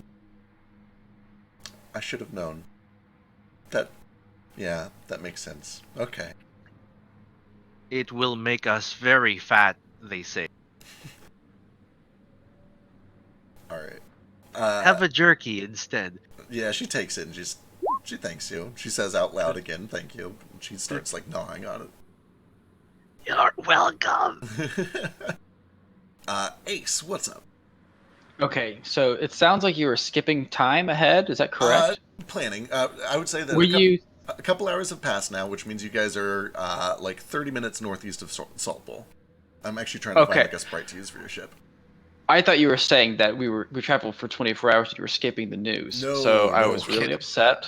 Say Also, after- on top of this, I'm also going to ask Nomad to do some translation for me so I can talk to Elise. Oh, sure. And I'm going to ask her over the course of our voyage if she'll talk to me in her native tongue. And that way I'll try to like just do some mimicies and just to have her just do idle chat with me, and I'll like try to communicate with her. That way I can try to learn the basics of her language. Sure, you have that anthropologist background thing, right? I do, which is why I'm doing this. I want to learn her important words, expressions, and gestures so I can communicate rudimentary things with her. Okay. Yeah, I mean, she doesn't have anything else going on. She's happy to kind of sit and talk and do some basic phrases and stuff like that. And I'll play cards with her and stuff, and just do mundane stuff since I have nothing else to do, just to kind of entertain her and have her act normal. For sure. Give me a luck check. Uh-oh. What is this? As an anthropologist, can I learn this as well? Okay. Oh, as a fellow anthropologist, may I also learn her, what do you call this? Yeah. Her cultural manner. I'm not trying to culturally appropriate her, but Right, I think no. this is literally what we're doing. Yeah, the three of you are all kind of like trying to just learn the basics of her language, and the way that they communicate and all of that is totally fine. Yeah, totally fine. So, Ace, as you spend all of this time and as you play cards with her, which deck of cards do you use? The only full deck I have is one from Joker. Perfect. So Delightful. Oh, he man. didn't say. You do notice that as you, unbox it for the first time, and you kind of, set it all out and start counting cards and getting things set up for your game, there is an extra Joker card in it. Oh God. And that's not like, every deck is a little different, but it is standard for there to be two Jokers, and there is a third Joker in this deck. What the heck? Does it look abnormal or different or anything, or just like it matches the other ones? All three of them look the same. One of them has all red eyes, one of them has two black eyes, and one has one black and one red eye. I instantly put the deck back away. And then I go over to Yule and I'm like, Yule, I need your help again. Oh, what? This other deck of cards might also be weird. Could you take a look at it, please? Oh, sure. And I specifically hand her the three Jokers first, and then I hand her the other deck. I hand her the deck of cards, but the three Jokers are in a separate hand as I hand it both separately. So it's like obvious that I'm like, these ones are weird. Sure. Oh no, the void card. It disappears. Alright, yeah, he hands over these three cards, three Jokers. They're all the same, except one has two red eyes, one has two black eyes, and one has one of each. Did Joker and the Kobold Joker have two different colored eyes too? I forget. I wasn't picking. Yeah, one red and one Oh wait, black. I was. Mm-hmm. Can I identify? Sure. You take a little time. You identify them. You learn that two of them are mundane. The one with one red and one black is magical. It has divination aura to it. And you learn that this card listens to everything that it can hear within a 30-foot radius and transcribes it to the best of its ability to a remote location in the form of printed text. Hey, this shit listening to you. Fucking copycat. It didn't blow up. It's fine. He has. Do the eyes look like similar to the ones in my vision, or is it just like look? Kinda. I mean, it's a solid red eye and a solid black eye. You haven't really seen that much of anywhere else. You do have a brief moment where you remember joking, saying he's got eyes and ears all over the place. Would you like me to eat the card? That's not part of your diet. I know, but it will sound so strange.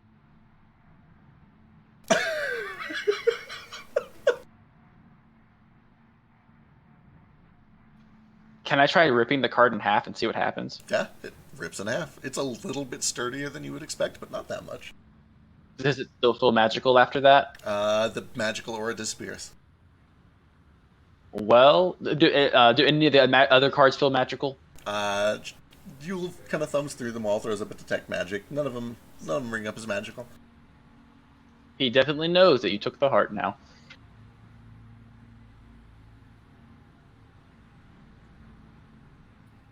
I'll give it back eventually. Yeah. Just borrowing it. If we send him a message that says we're just borrowing it. We already ripped the card up. Oh. Alright. I guess I'll get back to my playing cards. Alright, you guys spend some of the evening playing cards and learning about Elise and some basic phrases and mannerisms. Let's jump over to Gale. What's up? I had two things. Sure. One, not for this session, but for future sessions, I suggest that we do the evening news at the beginning of the session as like a recap. I think that's smart. Ooh. We can do that. It's like last time on Yeah. Crosswinds. I already know who I'm interviewing for this one, so prepare yourselves. And the other thing was just how difficult would it be to craft some kind of like an anti-divination shell for this vessel? For the entire ship?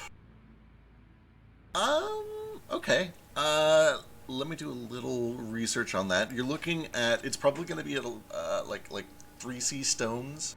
I'd have to do a check to see how many you would need. It's going to be at least 4 per application, and I need to figure out how many applications it's going to be. And this is all based on what is the anti-divination spell called, the lowest level one?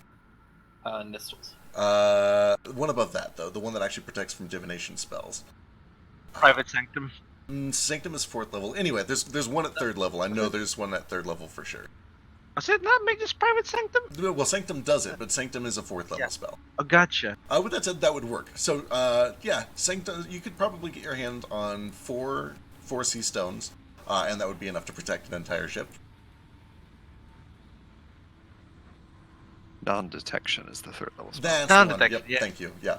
So Literally non-detection. Yeah, you could either do multiple applications of non-detection, which would use a bunch of 3C stones, or you could cover the whole ship with 4 4C stones. And with your current capacity maximum, that would be very expensive. But as you get better, you'll be able to do more. Do I have it? I mean, I probably don't, but would I have any estimate for how much that would cost? You would. And, in fact, there's a thing for it. Let me go do a quick thing. What is your limit right now? Is 9, right? It's Arcana proficiency plus Tinker's proficiency plus Int, right? Yeah. So, yeah, 9 currently. Okay, so Because of your limit, you would need to get these 4 stones down to 2, 2, 2, and 2, which is extremely low for a 4C stone. That's normally how big a 1C stone is. And in order to get them that dense, you would end up it cost about 13,000 gold pieces. Fuck. Okay. With that said, if you, as you continue to get a little bit better, like say, once your limit goes up to 16, that drops down to 3,700 gold pieces. Okay. Well, my limit is going to be at 12 after next level, so... With a 12...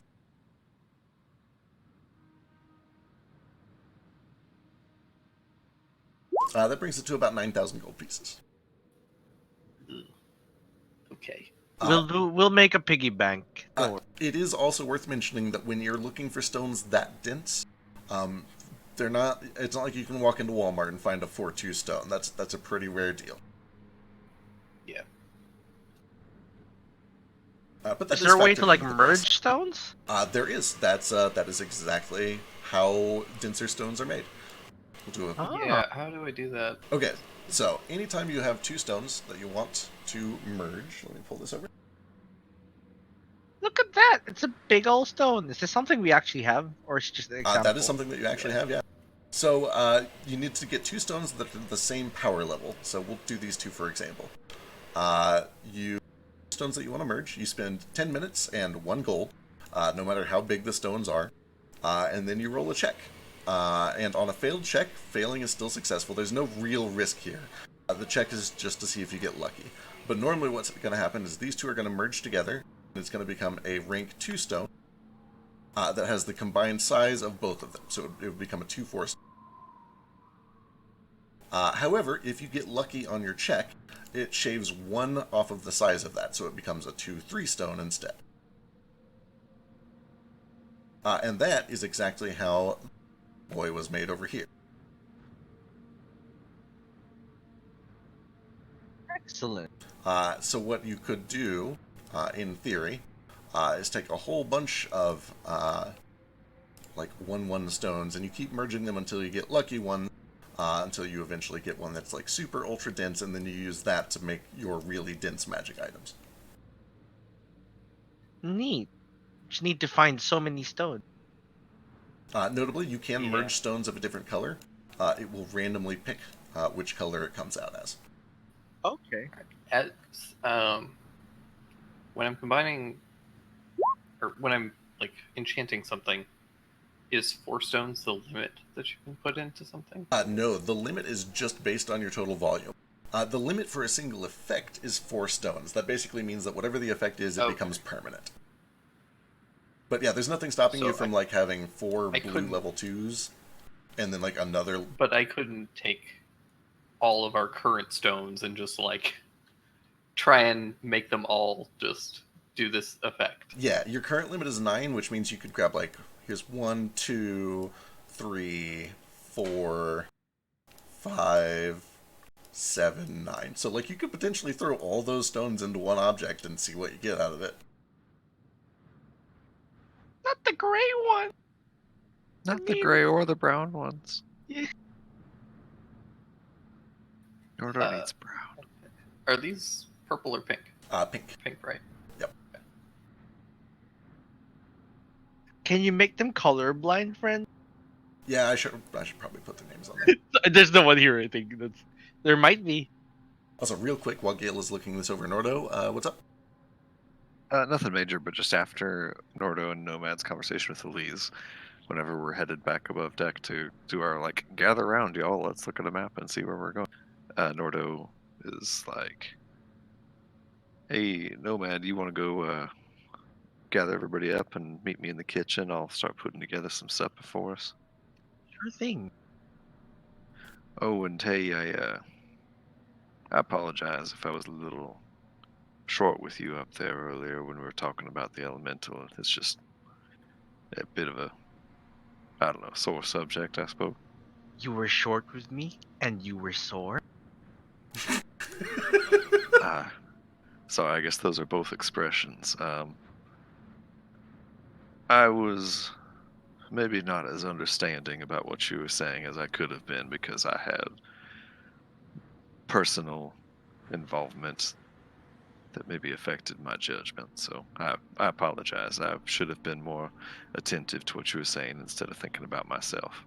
Oh no, I was not offended by anything you said. But if I did offend you, I do apologize. It is still difficult for me to understand these feelings. I understand. Like you and I have talked about before, I know you and I are both not the best communicators, so we'll both keep working. You gather This everybody is up, I'll go get some supper cooked. excellent. We're having crab, yes? I am certain We're gonna everyone have will enjoy we're this. gonna have crab for quite some time, or at least till it all goes bad. We got 450 pounds of it. A lot of crab. It's more crab than I weigh. That's a lot of crap. It's a lot of crap. So everyone just gets the dinner ping from Nomad, like ping dinner. Dinner.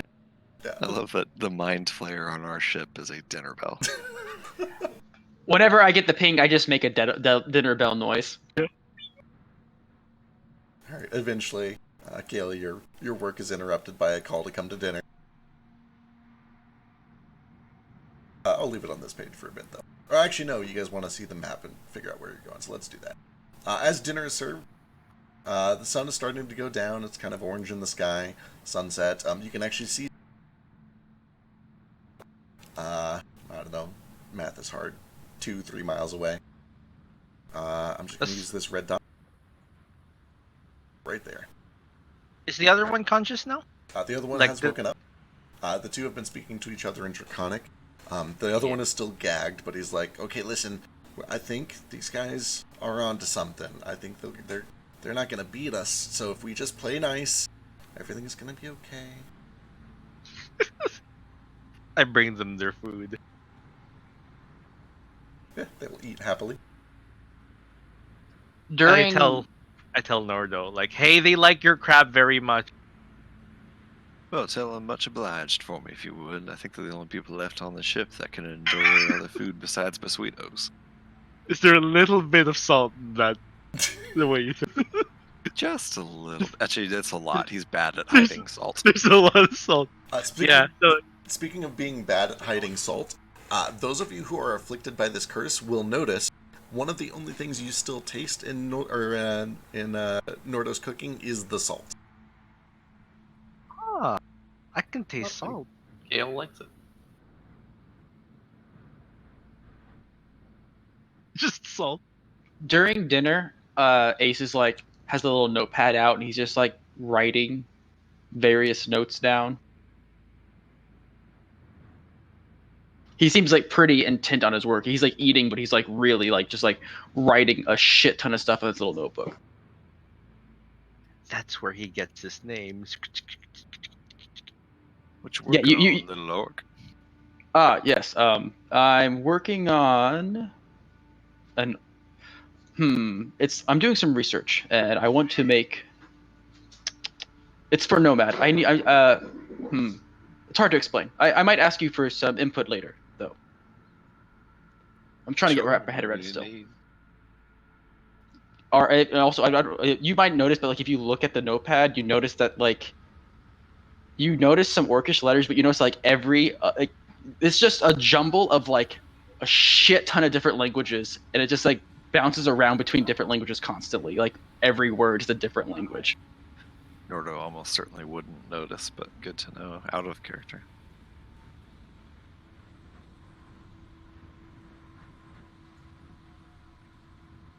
Secrets. All right. But as everyone gathers around for supper, Nordo actually looks over at Vasu and is like, "Hey, Vasudeva, you mind if we take a look at your map so we can all discuss where we're headed from here?"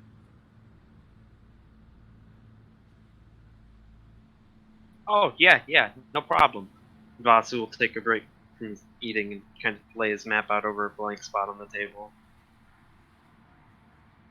A side note, Vasudeva, since you're the only one here who hasn't had any Basuitos, what you think of the crab?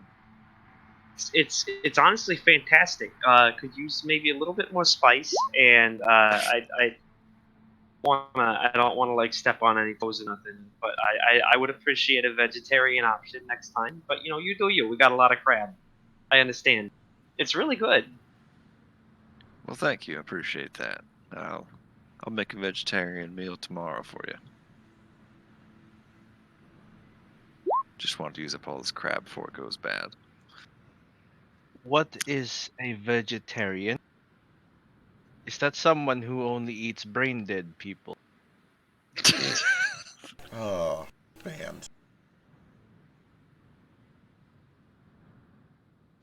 Nomad, it's someone who only eats vegetables, no meat. Yes. Yeah, it's Brain it's dead you don't eat people. meat, so brain's definitely on the menu.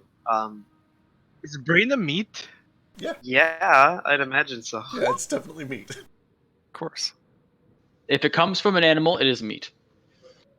Ah, like milk. Milk is not necessarily meat, but it's not. It's That's It's confusing gray. now. it's gray area. Milk is a gray area. Okay. Quick Well, question we're- for Nomad. Is Nomad like having Ace be his like speaker during this time? Yeah. Okay, so Ace is like practically blamelessly just talking as he's writing, but he's like still really into his writing, but still like translating for Nomad. I hope I'm not distracting you. He kind of seems like he just put his talking to autopilot. So like if you say that, he just says that out loud. I hope I'm not distracting you. He like says that in your voice. Excellent.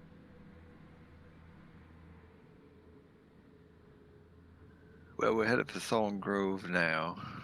We need to discuss where we're headed next. I know Moat and I would like to get to the Rib of the World. I know Flick would like to get to Larvalfin. I know Gale's being chased by dragon cultists, apparently. So I don't know where the place to go is for that, but I'm not sure if anybody else has anywhere that they need to go, but we figured we better all sit down and look at a map since this is on the agenda now. The Order might know stuff about this Oz guy too, so if we could get to the Rib and then get back to them, they might be able to help us. Do you think they could possibly provide us with some like anti-divination? I don't see why not. Because I think that should be a priority. This is about the third time in like under a week that we've been attacked by them. I'm Yeah, sorry, I don't know much about sorcery. What's divination? Ace, what's the common word for orcish word for divination? Ace is like so enthralled that you have to like probably touch his shoulder. He's like not paying attention. Like he's automatic for like Nomad's talking, but he's not paying attention.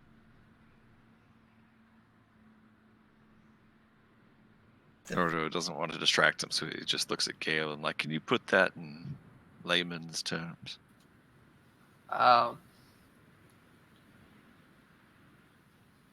So you know, like a spyglass. Sure. Right. So imagine like a spyglass, but instead of looking at stuff on the horizon, you can see somebody from anywhere. And do you think that's how the cultists were finding you? I don't see how it couldn't be. I mean, unless we've got a mole among us, they look around very shiftily.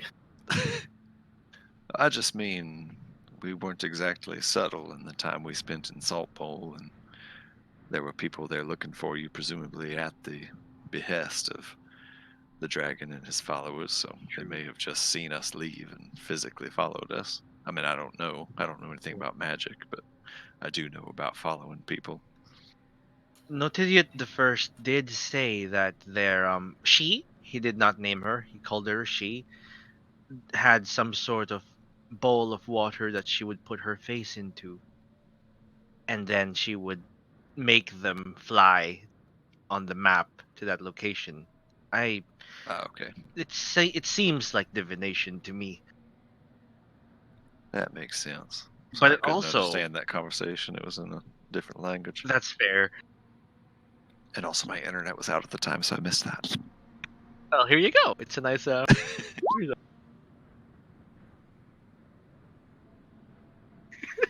And little dragon, there's things you can do, measures you can take to protect us from that sort of magic then? I'm Or you're hoping the Order could provide that? I hope the Order could, because it's a little outside of my skill set currently. I might be able to do a couple of smaller things, but it won't last very long.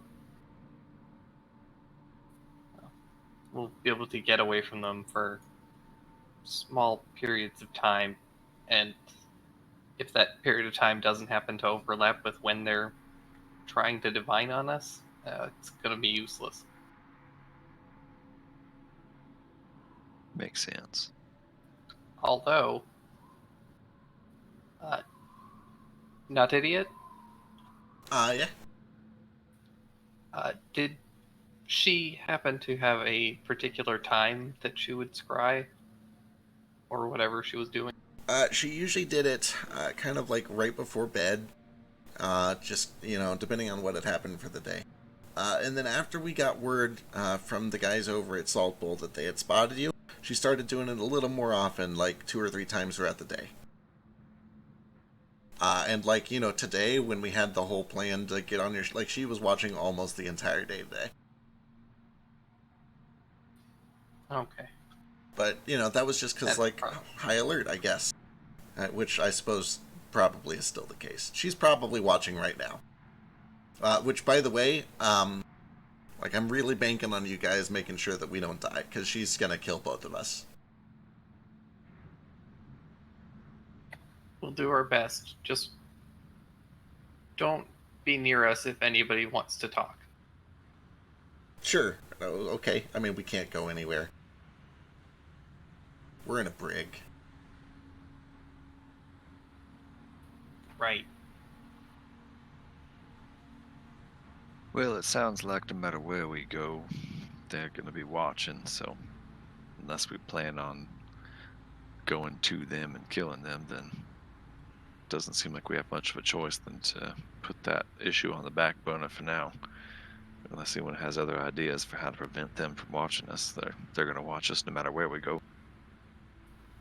Not really. I might be able to do something minor. I mean, we've been able to fight them off every time so far.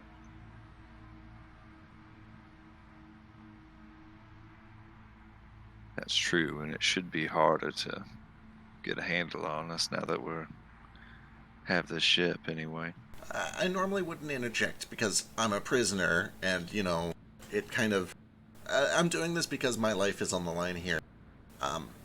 Down there, it's darker. We're a lot better at fighting in the dark. Our weapons are made for the dark, our writing is made for the dark, our fortifications are made for the dark, our magic is made for the dark. I mean, maybe you guys are ready. I just... we've been out of our element. So we need to keep fighting in the sunlight. I mean, yeah, but, good luck getting her out of there. That's fair. That's why she just sends us. She doesn't want to leave. What is that she sent? That thing with the green fog. Oh, that? She calls them her shules, which is weird, because also she makes us call her shul. So it's shules. Oh. She can only make one every now and then. They're real expensive, but she does it when she doesn't want to, when we mess up a lot, and she says, if you want something done right, you have to do it yourself. And then she makes one of those and sends it along.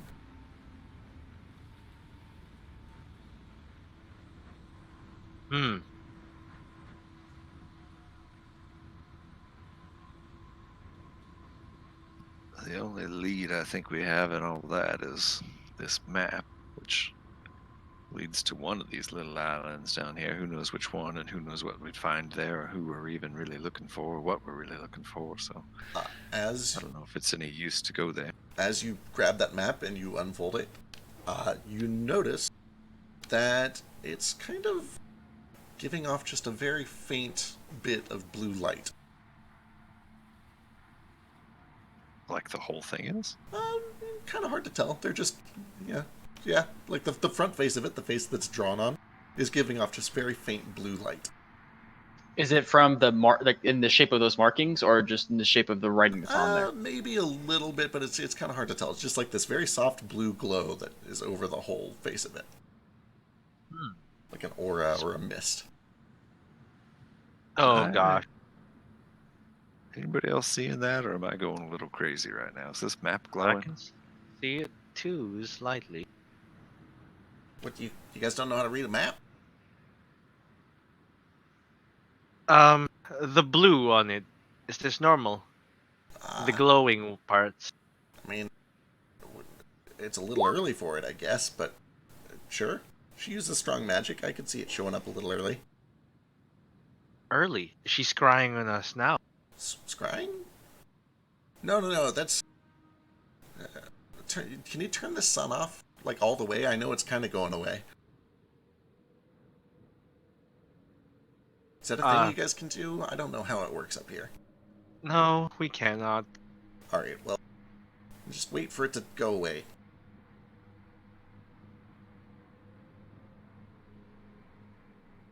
This one Do lights you up. mean just make it dark? Because I feel like we can go in a Oh. room without windows and make it dark. I mean, that might work too, I don't know. I just know it can't, like, it doesn't like the sun. It hides in the sun, like we do. Our writing is made for underground. Yeah, let's go down to the captain's quarters or the bathroom or something. Alright, you guys make your way below deck and kind of like all cram in one of those tiny bathrooms. So whenever Ace notices everyone gets up and leaving, he quickly closes journal and just runs after everyone. It takes, at first, once you get into the bathroom, it's very, very plain to see that there is some sort of a faint blue glow.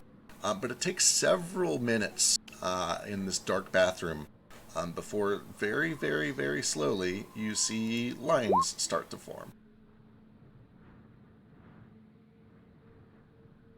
The Underdark!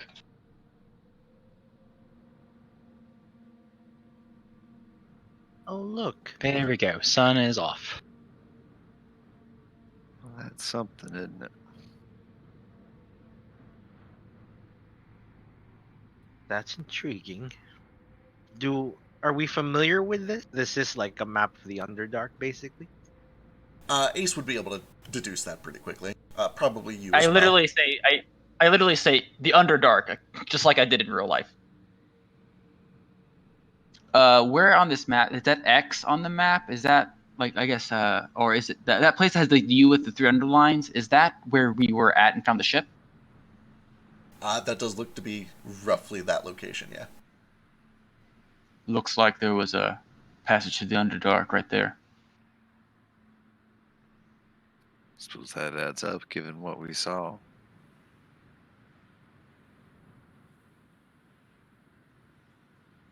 Well, this could be useful. Can the people in the stream see this? Because someone said that they can. Yeah, I just swapped it over. Okay, gotcha.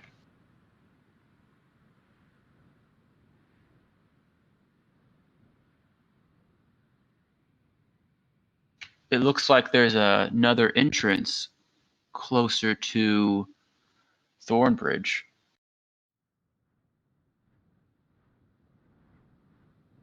Or Thorngrove, sorry. It does look that way. Can I quickly try to sketch out this map? Sure.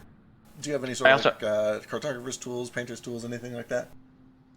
I'm a Kenku, so I can copy anything I see, and I have dark vision. That's a very, very good point. Easy enough. Takes you 5-10 minutes or so, but you're able to create a normal ink version of this map. Okay, I'm going to make a ink version. I'm going to make both. Oh, I guess I can only see the glowing one, can't I? I mean, you can see it about as well as you can see there. Like, you have dark vision, so you can still see the regular ink behind it a little bit. And that goes Okay, I'm for going to try anyone else drawing with dark literally vision. everything. I'm going to try literally drawing everything I see on there. Well, except for all the question marks. Like, just the land masses, and the Underdark thing. Yeah, makes sense.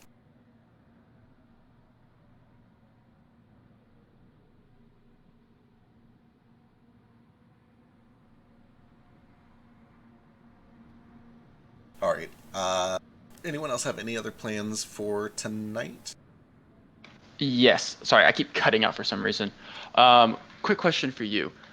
The cards that I had that had the magic message on them, were they printed in this? Did they have the same design as the cards that I got from Joker? They didn't. They were a different design. They had just like Cool. plain white backs, and then their faces were either solid red or solid black, with just a very, very simple letter or number on each one.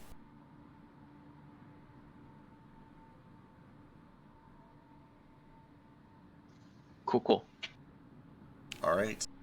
Last call. Anything interesting happening before we go to bed? Could I try and craft a thing? Sure. Yeah, would you like?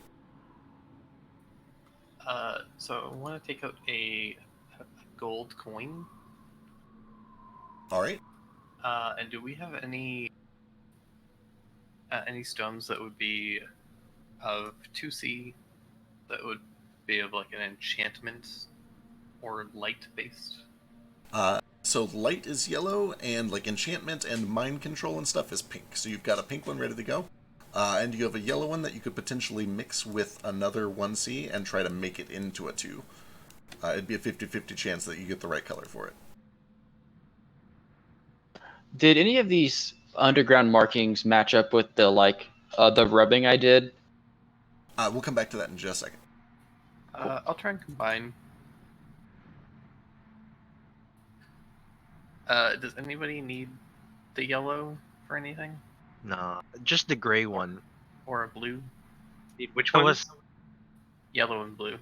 Nah, I'm just after that white one and So the maybe brown's all I maybe an really orange want. one. Yeah, orange for you, right? For I fire. eventually want a white one, but I couldn't think of anything for the blues, so Yeah. blue's fine to get rid of. I think. do have a request for Gale if he's free for it at some point, and I hand you like my bracers.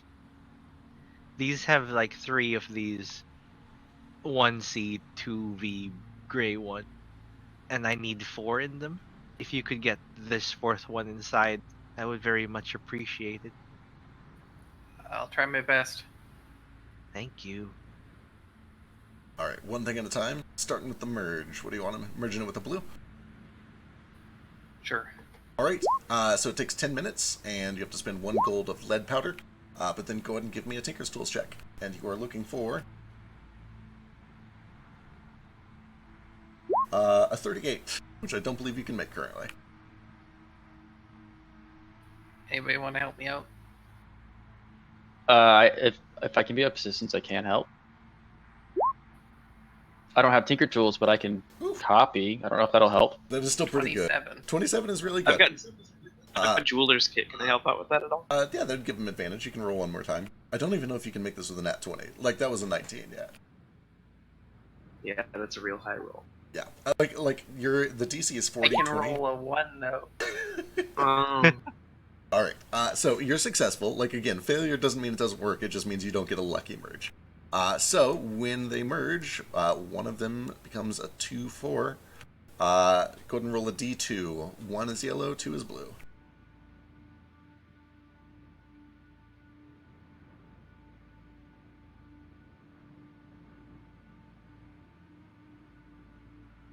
Hey, you got it. All right, so you now have what you want. You are now the proud owner of a 2-4 yellow stub. Cool. And I want to try and implant that into a gold coin. All right, what kind of effect are you looking for?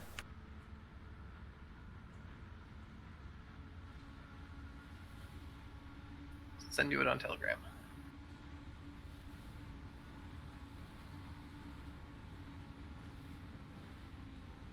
Ooh, fancy. Okay, let's see here.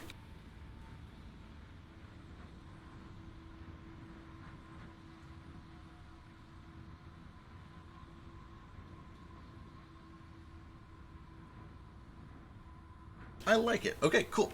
So it's only 1 stone, so it only takes you 1 hour to craft. It costs you 2 pounds of lead powder, so 2 gold.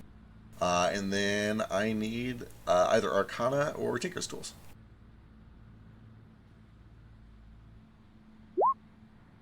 Uh, 19. You're using the correct color, so that's a 24 and 25 with guidance. 25 is good. The item behaves as expected. That means the DC on that. So basically, it is a coin that does exactly what that spell says. The DC is 16 for it, and it can be used once per long rest. I'll type that up all proper like for you in a bit, but you got it. Sure. No rush. And since that only took me an hour, I guess I can work on Nomad's thing because he's been asking for a while, and I've been putting it do off me like next mad. too. Oh no, not this campaign too. No, I've only got one thing right now, and it's a very specific plan. I'm not going to be juggling stones for You're 2 not gonna hours. be making me take it out and put it back in again, are you?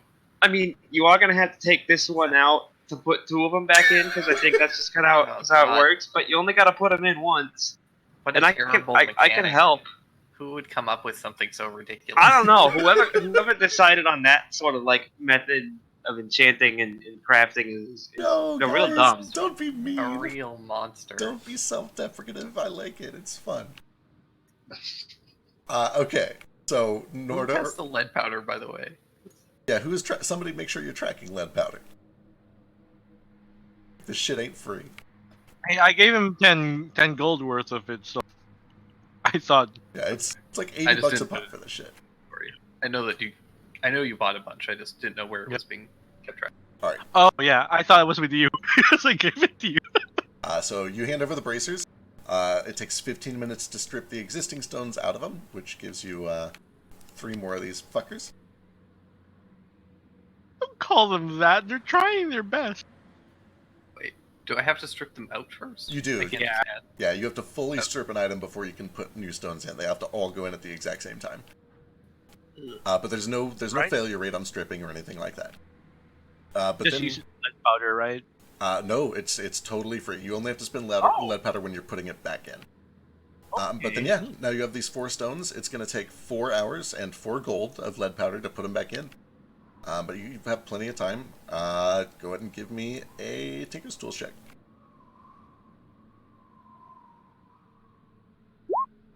Ooh, that's good! 24. 29? 29, you're right. That almost behaves better than expected.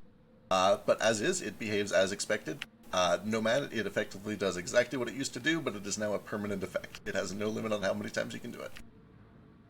Thank you very much. This is so much more useful. I will make sure to purchase you more lead powder.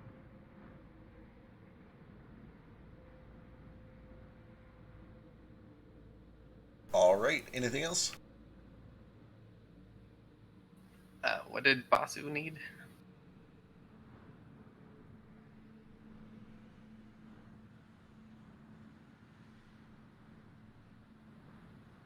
Did we lose He's Vasu? dead. He's dead. No, I'm here. Sorry, I'm like running back and forth between the kitchen and my desk because I'm cooking dinner right now because I need to eat before I go to bed and be up at 5 in the morning. But anyway, Vasu just wants to take out this white stone that he already has in his cloak and put in this other white stone that's in party loot, unless anybody else has pressing needs for it.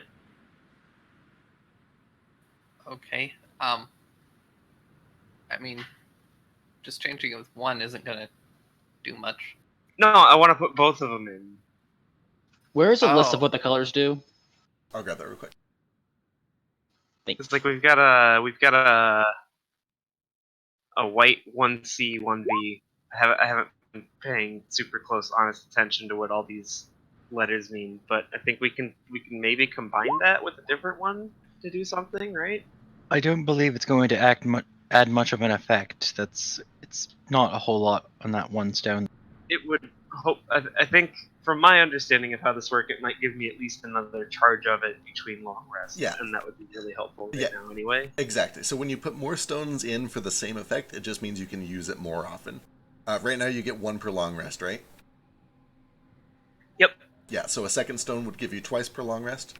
Another one would give you 4 times per long rest, and then a fourth one would make it whenever you want, unlimited. That's hot. What would it be if I were to like merge this white stone with another 1C stone? Hopefully get a white one from the merging process. Potentially you could get a stronger, cooler effect. It would become a 2C spell. We'd have to look into it and talk it over to figure out exactly what it did. But Yeah, for now we'll just go with more uses, I think. All right, if Gale is down, it takes 15 minutes to strip, and then 2 gold and 2 hours to finish plugging him back in. If he's down. I guess it seems like a real waste, but I understand. I'd really appreciate it. All right, then. 2 hours later, 2 gold later. Go ahead and give me a Tinker's Tools check. Provide a help action or anything with it? Not with jewelers. You would need to have either Arcana or Tailors, because it's in a cloak. Or Tinkers. Gotcha. 23, though, is still really good, and that bumps up to 28 because the colors match. The item behaves as expected. It does exactly what your current cloak is. You can use it twice per long rest. Yay! Alright, and if that is all the crafting, I do want to make sure that we end with a direction insight.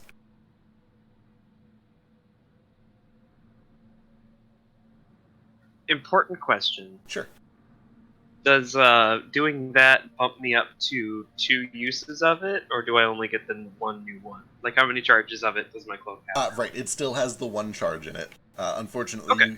you can't spend like an hour and 15 minutes to reset the charges on an item. That's really lame.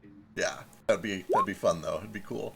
That's such a big oversight to whoever did this crafting system. They should be ashamed. Does of that themselves. mean that if a gem has been spent and then that day you put in a new magic item, that new magic item you make will not have a charge Correct. because that gem has not charged yet? Correct. It's almost like they thought of everything. Wow. So Moat. Night has come. You guys have made it a little bit past Salt Bowl over dinner. It's about 10 o'clock. And you are starting to get a little bit tired. You've spent the entire day sailing the ship. You're pretty sure that if you go to bed, it's going to just continue sailing in a straight line. How would you like to proceed?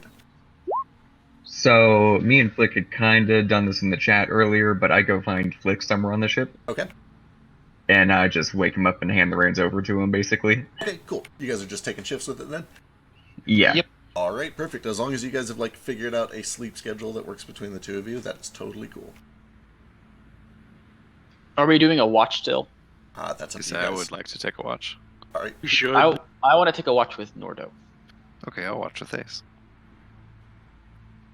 I Also, kind of like to watch with. Does it I'll have get up what early you and take the wanna last watch with Flick.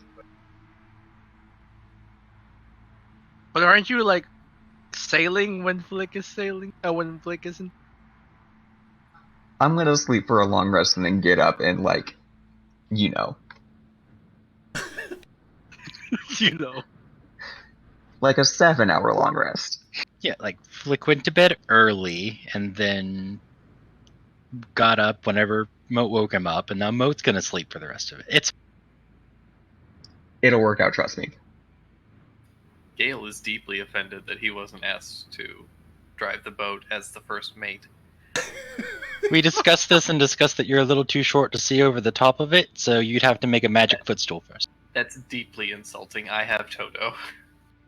Is he What your do you- magic footstool? He is. He also walks himself, so I don't even have to carry him. Why else do you think I made him? Just so that I can reach the high shelves. All right. Yeah, Ace. So normally Ace does the news, but he's so enthralled. He has 3 different things of paper out. He's taking turns drawing between all of them, writing between all of them. He has the deck of cards from Joker all strewn out. He's taking notes and he's drawing lines and looks like he's trying to connect stuff, but it's written in his jumbled thing. He has so he ended up overlooking it. But if anyone's paying attention to him, he also has a map of the Underdark and written under it. He's taking notes and stuff, and you can. If anyone walks by, it's all just written in common for that one. But he, it looks like he drew out. If you guys look at the map, it looks like to the southwest of Salt Bowl, there is where the arrow is pointing. There looks like there's a little air pocket. He wrote down air cage there, and he just is going between 3 different documents completely. Just forgets about the news. What rest are you on, Ace? Or sorry, which watch are you taking? If you're taking a watch. Whichever one Nordo does take. I do discuss this with them before. Maybe the first watch, I guess. I said I take just the first one after dinner, and then I take a watch and then go to bed. All right. But while I'm taking the watch, I'm going to be talking to Nordo. Okay, sure. Go for it real quick if you got a thing. Yeah. So Nordo, I have a question. I don't mean to pry, but this is for Nomad's sake. Clearly, this discussion between slavery versus thrall, he is having a hard time understand. So, I've been trying to write out maybe the differences and the similarities between the two to better help him understand it. So, I guess I'm having a hard time writing out and describing slavery and how it affects people. I'm not going to pry into your life, but perhaps help me write something that may help him understand. Do you understand? So as you walk up and start saying all that, Nordo puts away his sketchbook, where you probably notice he was sketching appropriately sketching a drawing of the Sundowner Rex, and the ship itself is very hastily drawn, and above it is the balloon, and there's a picture of the elemental, and it's wearing chains around its ankles, and it does not look very happy. And he closes up the book, and he says, "Well, little orc, it's I don't know if I quite know how to answer you. I mean, if you have any questions specifically, I'd be happy to answer." Yes. How does one feel as a slave? Obviously, they don't have the freedom, but they understand they don't have the freedom. Opposed to a thrall, or a thrall may not understand that it doesn't have freedom because it's a thrall, but it still doesn't have its freedom. Also, this is all in Orcish. Of course. I'm not sure I know this word thrall, so I'm not sure how I know how to answer the difference. Could you describe what thrall is? To the best of my understanding, it's your mind's taken over, and you are a puppet. I guess I don't understand if they know that they are a thrall or not, but it seems to the external world that they just obey without a question. Nordo takes 2 good long drags on his tobacco pipe to start with while he's thinking about this question. And he says,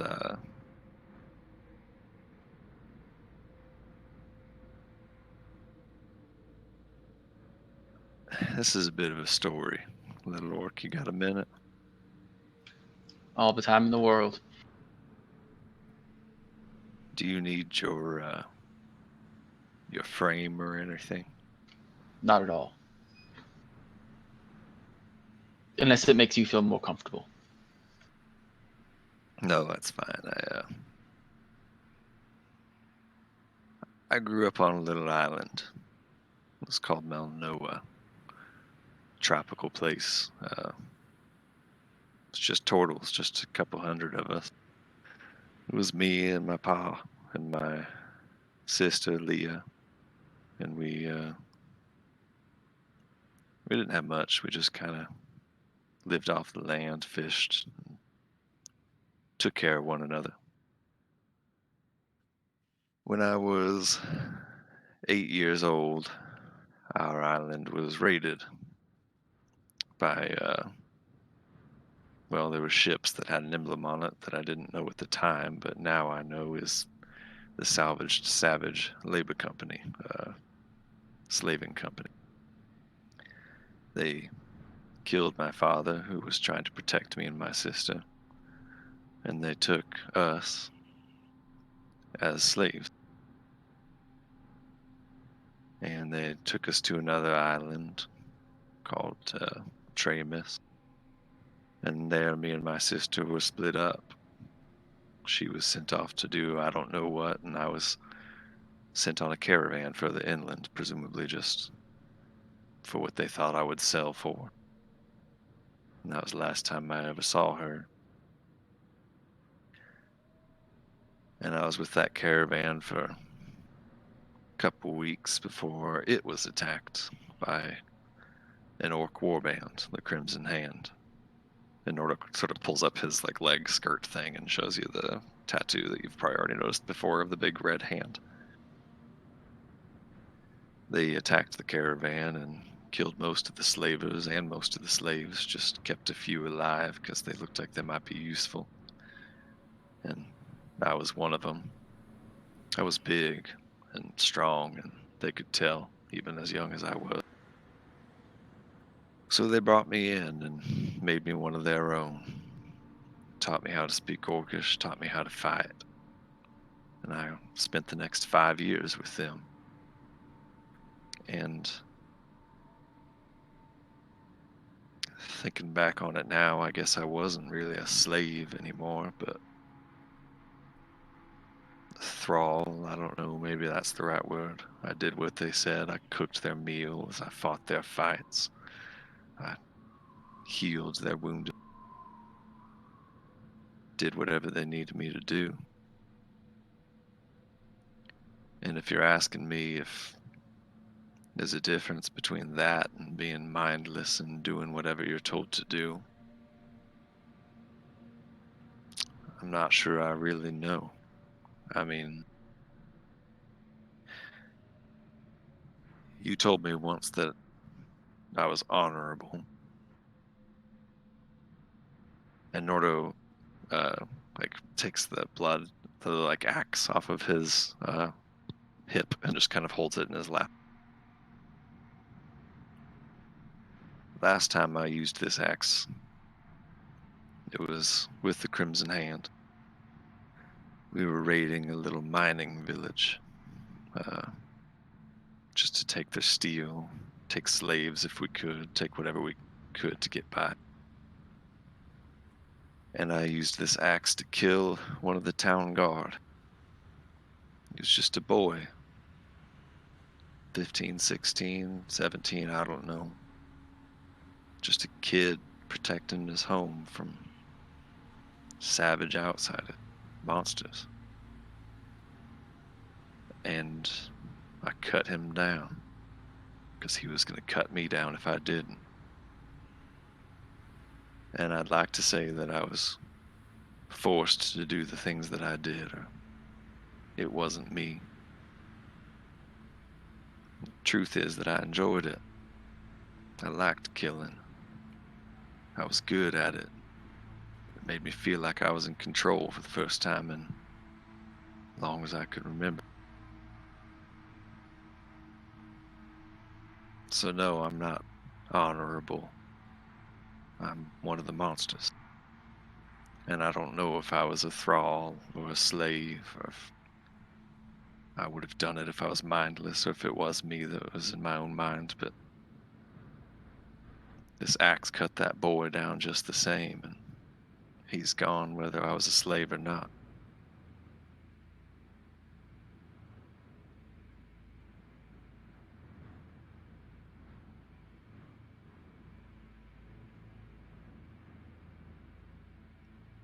Sorry, I don't really know if that's what you were looking for, but Ace like reaches out, like kind of like indicating that he kind of wants to look at your axe. Nordor hands it to you. It's big, like jagged, very clearly orcish in make. It has the same like red hand on the blade itself, like war painted onto the blade. Just a big, gnarly, jagged, orcish looking thing. He like looks over it for a few seconds. You can tell he's like clearly like thinking. From what I gather, there are many types of slaves, many types of slavery. They're physically chained up, sometimes mentally. This may not be much coming from me. I'm not saying that I have a perfect past myself, but not always does everything in one's past determine who they are. Just because you've done things you're not proud of doesn't necessarily mean you can't be honorable now. I've done things I'm not proud of. I have thoughts that I'm not proud of. You said that you felt in control when you found that town guard.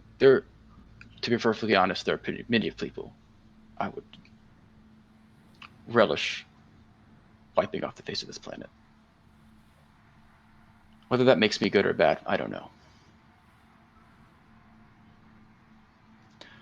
He hands you back the axe, but the actions that you do, the people you care for, they can mean a lot.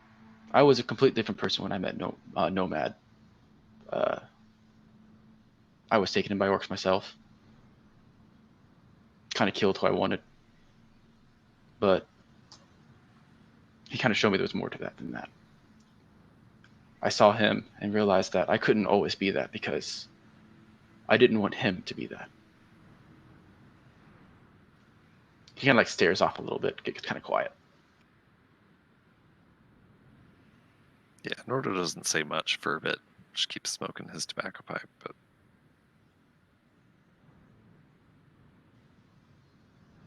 after a bit, he just says, well, I hope you're right, little orc. I'd like to think that I can do better now than I did back then. Do better things and maybe make up for some of those mistakes, but in the end, all of that was the same person I am now. Nothing's really changed, just the circumstances. My father once, he had a saying that he would say, you can't get up if you don't fall down.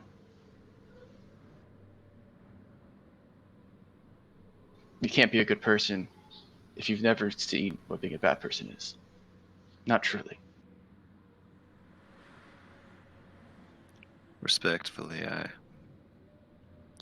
think your father's full of shit. Perhaps, but it's what's kept me going. Fair enough, little orc. Sorry, I shouldn't have said that. That was uncalled for. Just Nah, Chelsea's pretty full of shit most of the time. Also, you realize that he like said father and then said an orcish name. yeah, Nordo's too like selfishly absorbed in his own thoughts at the moment to think much of it. Off in the distance, there's a flock of birds that kind of does a pass, circles around once or twice, thinks about making a move, but you guys are able to sort of shoo them off. Ace fires once or twice, picks off one or two of them. They kind of fuck off, go on their way. Sorry to be such a downer. I wasn't trying to pull out things from you that you didn't want to think about. No, it's all right. I honestly felt kind of good to talk about it. I've never told anyone that besides Moat, and never really trusted anyone enough to talk about it, but we've all fought and bled together, and you in particular seem to have some kinship with me, or maybe that's just the language, I don't know. I may not be the best listener, but I'll listen if you need anything. I'm definitely not very good at giving you the advice part. Not to worry, I'm not either. As far as your question, I don't know if there's much of a difference between a thrall and a slave, or a free man for that matter. We all just do what we can with what we're given. Perhaps that's the best comparison then, at least for Nomad. Especially if we're talking about Sundowner Rex. Is there really a difference? Either way, I think that creature deserves to be free, so I think we should get him out of there just as soon as we can, once we find another way to power this ship. Also, was that your baby, or was that a bird in the distance? Okay. Baby monitor. That was I the sure for a second. Thought it was like an eagle, and I'm like, okay, I guess we're getting attacked now. At this point, Your first exorcism. it's coming up on a couple hours. You know, your watch is almost over. Time to grab whoever's on second. Yep. And also on that note, it's baby monitor, so I'll be right back. All right, no problem. Okay. All right. The rest of the evening goes uneventfully, but I do need... I actually don't need anything for this one. I can just do it. Perfect. Oh Ace, after your conversation and you go back to sleep, Your sleep at first is very sound. It's been a long day, but then as you drift away into dreams, it's almost like one of those dreams where you're working the whole night and you wake up in the morning and it feels like you just got off a shift at work and you're coming back to work. Because your dream is just filled with maps and images and red lines and drawings and strokes of ink here and rustling wind that blows papers around and you have to redraw and glowing blue lines that don't add up, but then you reposition them and they do. But then all of these images kind of start to blur together into this dull, kind of yellowish brown haze. And it starts very, very blurry, but then you can see that there is kind of like a crimson mark through the haze. And you focus, and you focus, and you focus. And it feels like it takes 10, 20 minutes of just nothing, just sitting and watching and waiting and staring through this haze, trying to make sense of the shapes that are slowly coming into view.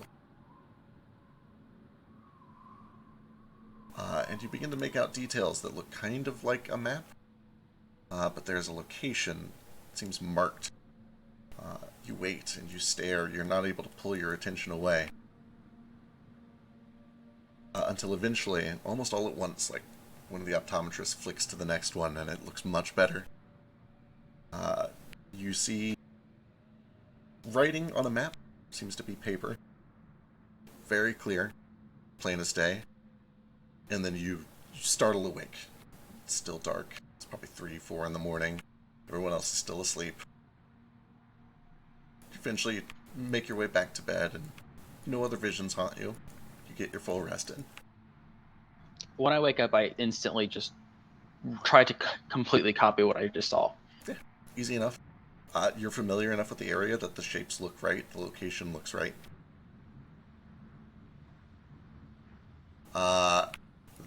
There is also Gale. Very briefly, but you remember it clearly in the morning, there's just this very short moment where you hear a woman's voice that has this kind of soft rumbling purr underneath it. And it just pops in out of nowhere.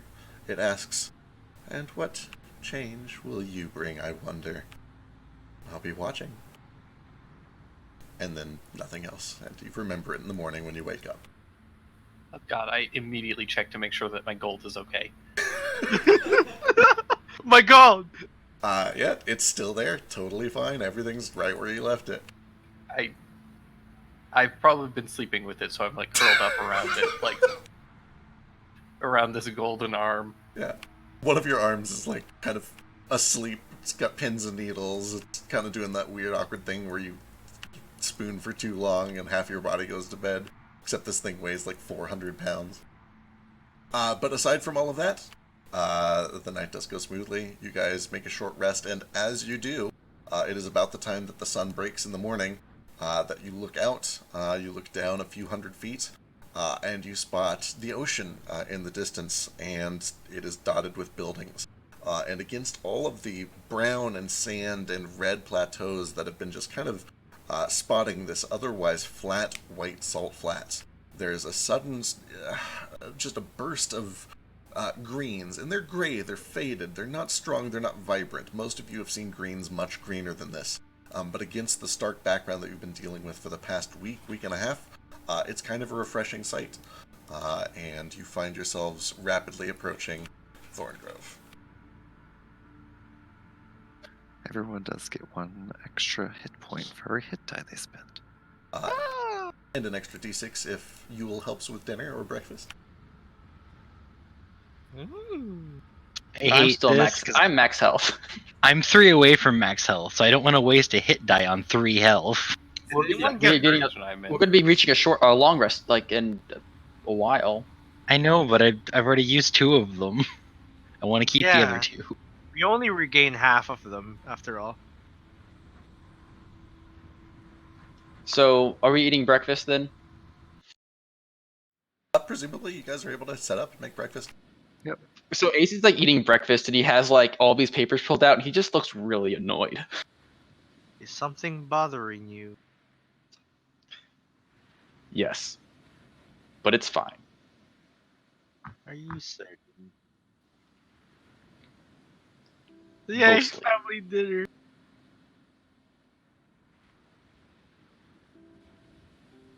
Do you wish to talk about it? He like throws his head back and just does like a really like a big sigh. Are also I'm assuming we're talking telepathically. Yeah. Yeah. Stupid fucking visions. I'm pretty sure that I'm supposed to like go back fucking home. I don't want to go fucking there. I'll put it off until I have to.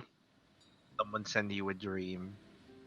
A map or some shit. Maybe I was looking at maps too much, but honestly, the past few days, it's probably a stupid vision from the stupid fucking gods or something. I should have just stole some of that gold too. It's fine. Right? If you stole some of the gold, at least you would have a reason to be getting divine um intervention in your dreams. You know well enough that I have plenty of reason. Yes. Perhaps we'll put that on the end of the trip. Do you wish to go back? Not for this. If I go back, it's not going to be pretty for anyone involved.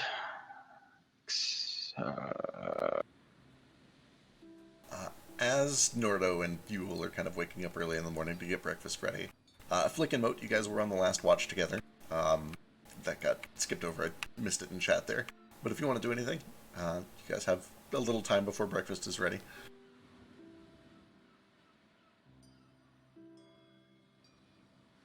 Sorry, I whispered you, but I don't need to do anything. Ignore all of that. Oh shit, yep, just saw it. Okay, perfect. Alright. I'm fine too. It's not a big deal, but at some point during the night, would Vasu have had the time to cast Find Familiar? 'Cause I think that's like an hour. Oh, absolutely. I think it's only 10 minutes. It's an hour, but you can cast a ritual for an hour and 10 minutes. Oh, just kidding. Then yeah, Gotcha. find an hour to do it. Cool. Easy peasy. Sometime in the It's morning. my watch. Vasu comes down to breakfast with this teeny tiny little owl perched on his shoulder. Where'd you find that, Pasadiva? He's adorable. Oh, he's an old friend of mine. An old friend. Yeah, he's been trying to catch up with us, but it took him just a long time.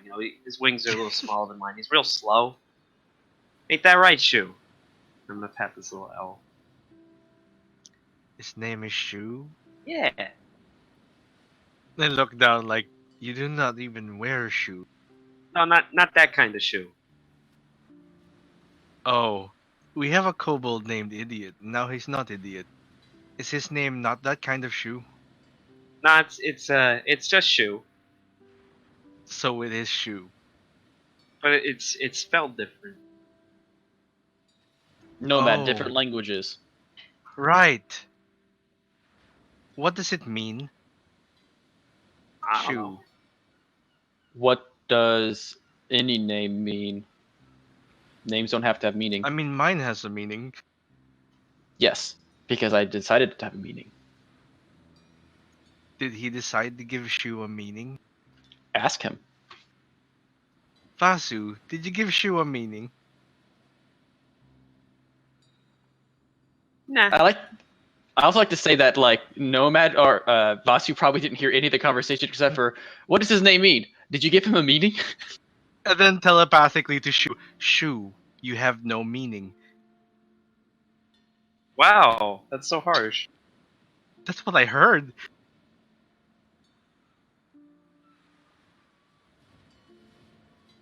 Does Shu respond?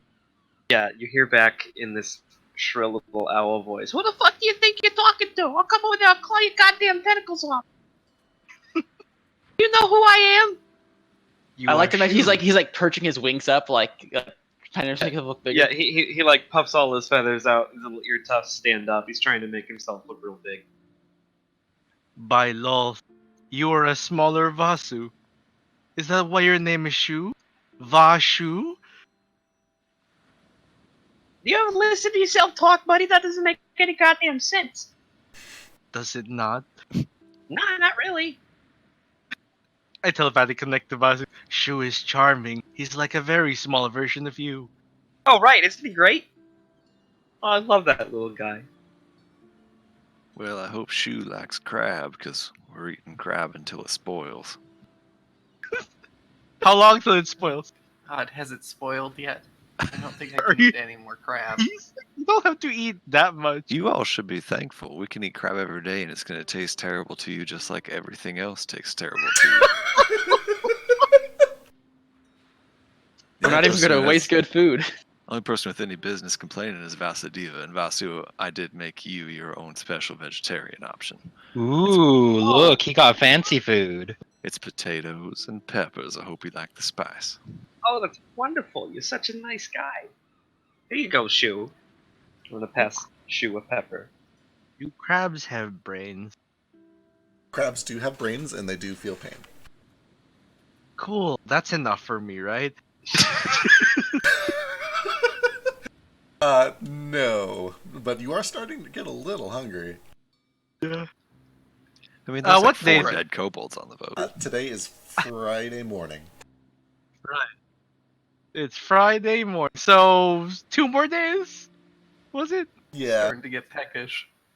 Yeah, you Yeah. ate you ate pretty much first thing on Sunday morning, so it's been like, it's been like 5 or 6 Yeah. days. I'm not allowed to eat the junk food anymore. Can I have some crab brains? For the record, you're allowed to eat brains whenever you want. Just as a snack. Just only get one vision a week, basically. I know. Yeah, I sure. said this is side special for you, and he pulls out the enormous brain of this 450-pound crab. It's Oh, probably right. still small I was because gonna it's a say, crab. it's probably still only about the size of like a softball. Well, yeah, but That's enormous huge. for a crab brain. Right? Look at that. I don't even know if I would say it's that big. I'd still say like walnut size. They're not very intelligent. And I have to look at the picture of a crab's brain. Now, for a nomad, crab brain is a delicacy, and this is the biggest one I've ever seen. Wow, the crab's brain doesn't even really look like a brain. It's just kind of mush. I don't like it. It's yeah, gross. I think it's already mush. So that's healthy. I'm not comfortable with that. I don't even want to think This is about gross. Yeah, we should I- all look this up together. Well, thank you for breakfast, Mr. Nordo. Ew. This is great. Delicious. Is the ship moving still, or is it like parked? that. Unless Moat has, you guys are like pulling directly above now, so it's kind of up to you what you want to do with it. Are we at the town? You guys are directly above the town, about 450 feet in the air. It kind of looks like stuffing and or cat vomit. Put together. I mean, I I'll really still don't want to look this up. I'm glad that I didn't. I mean, people do eat those. Just So Ace like gets up after eating and leaves all of his papers still strewn out and just like goes up deck. He's just like clearly just in a bad mood. yeah. He like has his bow in hand. He might go shoot. I'm gonna go like stack his papers nice and neat. Make sure the wet ink doesn't touch each other. Put paperweights on them. And I'm gonna follow him and just sort of be a presence. Wouldn't say like a comforting presence, just a presence. Just a looming sense of dread. I head up to pilot the ship. Yay! After breakfast, I go and I break into my stash. It's still there. So after I see Moat on deck, I'm like, "Hey Moat, can we like take a detour? I want to go kill something." Do you have something specific in mind? I mean, we're kind of where we need to be. I'll be fine, I guess. he I mean, just I like can- goes and just like, I can find you something to kill if you need something to kill. Let us look at the bandit board. They have bandit boards here, right? Yeah, there's a bunch of dots back in Salt Bowl. It's almost like 5 gangs worth. I mean, right here, I'm certain they have crime. yeah, but also I don't know if I can get in the mood of being Reginald. So I don't know how good of our disguise will be. We have magic that does that. You Just feeling very all well. right? I want to kill something. Well, I heard that part, but like, you feeling all right? I will after I do that. He does sometimes need to kill things. Preferably not someone, because I'm trying to. That's just mean. Just something, maybe a hunting thing or something. Ooh, we can hunt albatrosses. They are very big birds. That sounds like a horrible idea. They will pick me up and drop me to my death. See, back in my hometown, we had this kid who always wanted to kill things, and they sent him to therapy, and he didn't come back. Are you even on deck? Probably, yeah. Whew. Thank God somebody is from a civilized place. What? He shoots you. He shoots you a really dirty look. I If thought you you want- shot him. Yeah, I thought it was just gonna end it. I just shot him. If you I want, mean, I once we're would- down there, I can use my mercenary ties and find us a nice, clean, just hunting bounty, and we'll just go kill stuff. If we have time, if not, it's fine. Please take care of him. I cannot go down there right now because I just realized I don't have this guy's self. Oh, we I've just got woke him. up. Can I prepare it? I guess. Yeah, you guys just woke up. You can prepare it if you want. Why are you screaming about McDonald's? I don't know. No. It's kind of like when you're pulling into the driveway and the kids are like, I want to go somewhere else. Gotcha. I thought you were saying that it was here, and I'm like, McDonald's? We already had the bad fast food. So as a wait for a couple minutes, are we like landing right now? What's going on? Yeah, we're gonna get a McMurder. You guys are currently hovering over the city. Let me know if you'd like to do something. Anyone ever been here before? Where do we go for airship? Yeah, has anyone been here before? Supplies. Flick and nobody else. Give me a luck check. Can I do it anyways, just for my own wanting to? Sure. But like for nothing? Yeah, go ahead and give me a luck check. Luck check's a D20, right? Yeah, just a flat d20. Can I remember if someone has been here in my memory? Woo! Look at that quartermaster flick. Ooh, the only one that mattered. All right, Ace, you still have not ever been here. You were sailing over here when you got thrown. Well, when you threw yourselves overboard. Like this was your destination. Technically, I'm pretty sure that Nomad picked me up and jumped overboard. Yeah, True. I'm sorry. But I didn't realize So that would already be killed that would be everyone. thrown, I guess. Sure. Yeah. So, you have been nearby. You washed up ashore, presumably somewhere around here. Flick, you have definitely been here, and you're also actually quite familiar with it, which is great, because there are some things that you're going to want to know going in here. First of all, for a lot of travelers, this is kind of like the first step into Ajabiata, and it is almost always an unwelcome step. If you're not a gnoll, a goblin, or an orc, or something like that, like a centaur or a bugbear or something, the only reason that people will not literally attack you on sight is because the druids here are like, hey, please don't attack people on sight here. Violence is kind of bad for the earth. This site was built around a druid grove. It's very, very old. It's the city's namesake. And they have started to form basically this tentative cooperation where the druids keep all the plants alive so that they don't all starve to death. And in exchange, all of the centaurs and gnolls and minotaurs and stuff don't kill visitors that show up. You would know that because they can't just kill everyone on sight, what actually happens is the guards demand bribes from everyone who passes through that doesn't look like they're from around here. If you guys try to board, you are confident that the guards are going to demand an egregious amount of money from you. Something in the order of, 10 to 20 gold to dock. And then you wouldn't be surprised if you just randomly get stopped a few times throughout the town by the guards that say, hey, you're jaywalking, or they'll make up some other crime and demand another, anywhere from 1 to 5 gold. Or they're going to make something up, give you an infraction, haul you off to jail, and keep you there for a few days. Or until you pay the bribe. In other words, as an outsider, you're going to need to grease a lot of palms to get around in this city. Does he convey that to us? That's up to him. No, I keep this all secret until we get there. Yes. What were the races that you said? So the guards here are really racist shitheads. They're going to be wanting gold from us right and left. They're probably going to want us to pay to dock here. And then they're going to make shit up as we go through town and try to get more money out of us. It's not the greatest place. They have an agreement with the druids, so maybe we could go talk to them and maybe they could get us like a get out of jail free card or something. With your nat 20 on the luck check, you would also know that the two main reasons that people come to this town, first is trade. trade and travel and transport. It's kind of like the center point between the outside world and Ajabiata. And the second reason they come here is because the druids offer long-distance transportation through magic.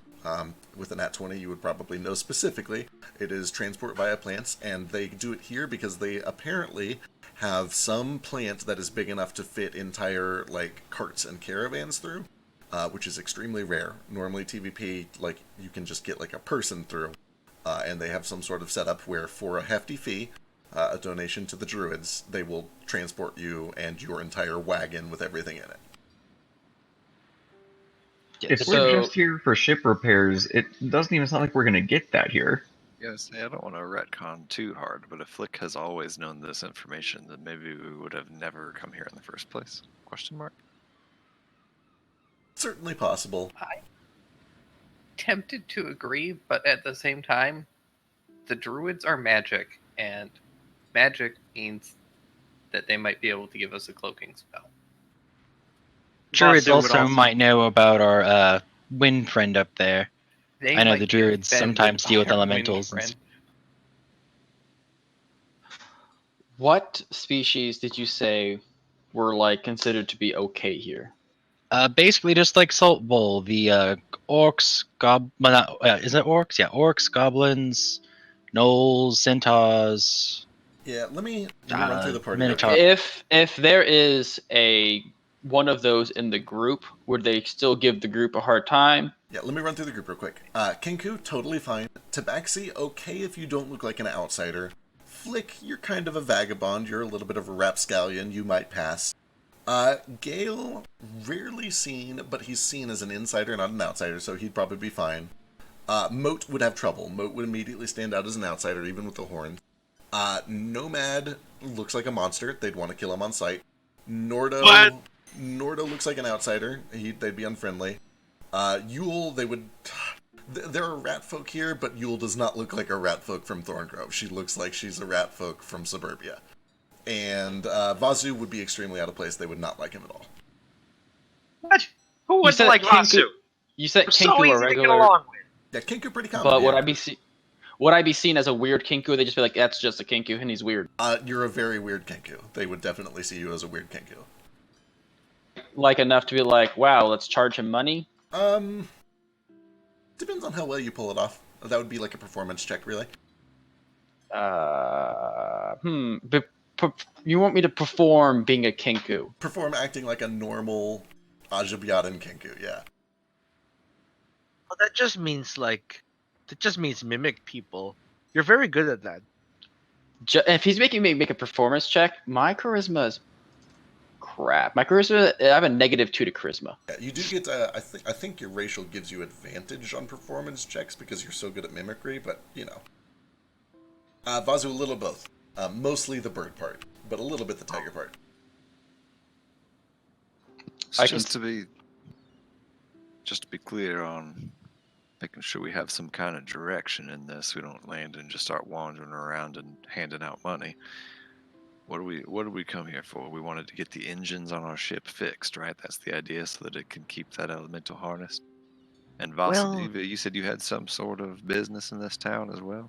Yeah. I'm after some people that I just want to talk to. They took something from, okay. They took something from my order back in Eisenloch, right? And I heard they was going somewhere with it on this big old wagon.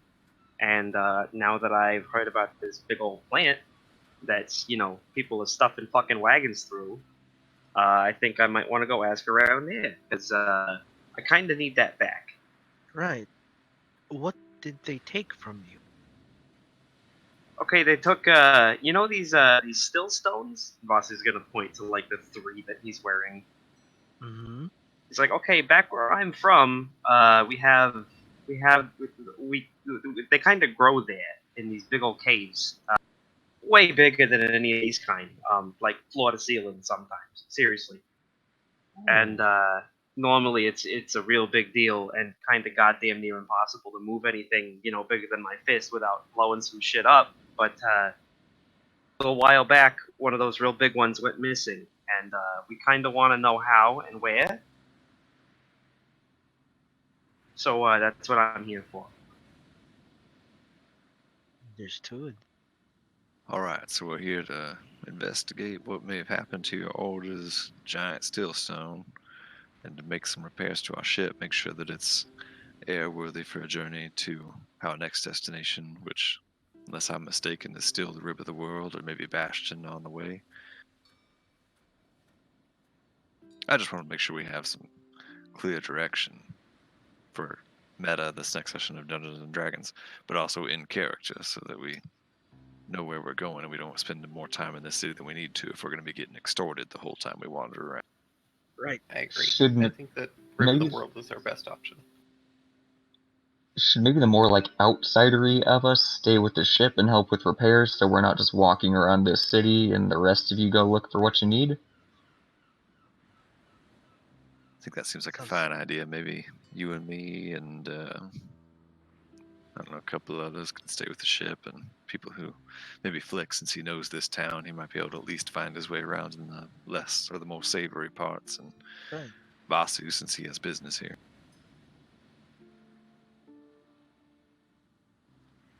I wish I could help more, but it would not be safe for me to walk around even in disguise, especially if there are people here who are adept at magic. Flick would know that this place is only slightly more magically adept than Salt Bowl, but it is, they have magic here. Was they have it- some. Was it elf city levels of magic? No, it is definitely not Elf City levels of Okay. magic. You get the feeling that if your disguise is good and your performance is good, you might pass here. What if it's literally I walk around with a hood that turns my face into an orc and I just walk like a normal person? Yeah. Unless anyone, you're very tall and you look obviously magical, so you're going to draw a couple of looks, but you at least won't look like a mind flayer. People will be like, oh, Right. who's that guy? I've never seen him around. Yeah, it's a tall, skinny orc. Never seen a twink before? God. Notably, and I think this is in the magic item, Orc. I could be wrong, but I think the illusion that is made by your hood is, very obviously magical. I don't think it's, seeming levels of disguise. I could be wrong. I'll double check the item. No, because that was the point of it. It was according to this at least, the magical part was the cloak billows, even without wind. That was the obviously magic part. The face looks obviously magic if I make it into stars and moons and stuff, or a landscape. But it can also just look like a regular face or mask. Okay. I'll take a look at that between sessions, but for now we'll say that that's okay. Or it can at least make something that is face-like enough to pass. It's going to be obviously magical, though. Yeah, obviously magical face. Alright, so what is the plan? Or let's jump through here. Ace, yeah, what's up? Just a quick question. Looking at the map of the Underdark, and there is clearly a symbol near Thorngrove. That's not on the city. That's off to the west, though, right? Looks like it to you, yeah. So I'm assuming the X is supposed to be where Thorngrove is at. I just don't have the big map to look at.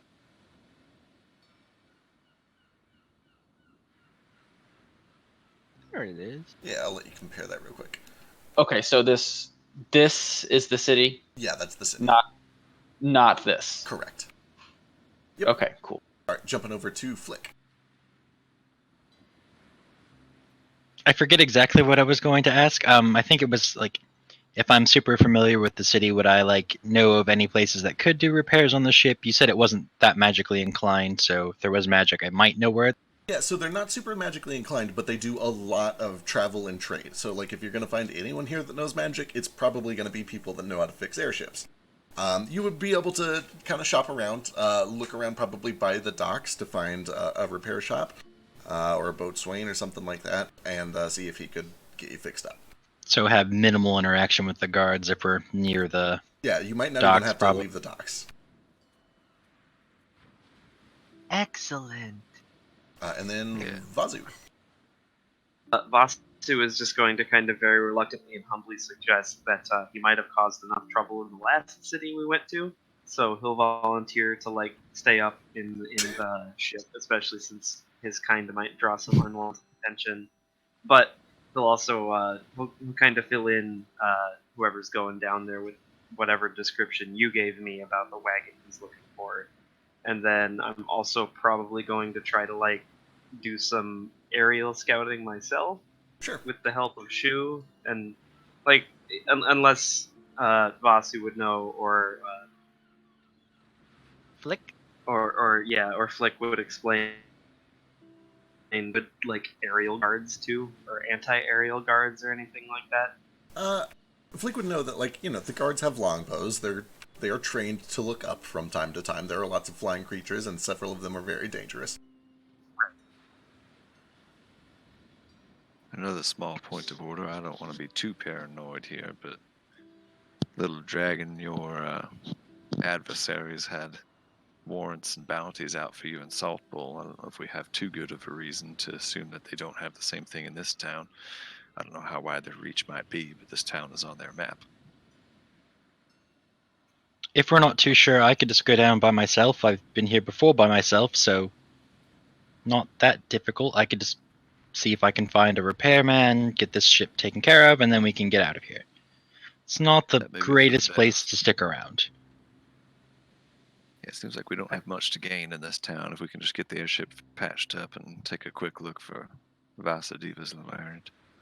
Do you know where to get lead powder? We should get some lead powder if they have any, and more importantly, some food, because now that, our bursuitos are off limits. Porto did buy like 2 weeks, I think, worth of travel rations, or maybe even a full month worth of travel rations last when we were in Salt Bowl. Yeah, and it's the pretty good stuff too. Like, you guys are set on food for at least 2 or 3 more weeks. Not even counting the crab that you still have for another couple days. Couple of days of crap. Yeah. Do you want me to try to sell some of that crab? I mean, I don't think we're going to go through all of it. Actually, I could send you down there with a couple 100 pounds of crab to try to sell. Couple 100. I don't think Flick can carry a couple 100. What does 7 strength let me carry? We have a cart. You can take Toto with you too. He'll carry some. We also have a wagon that we could just lower.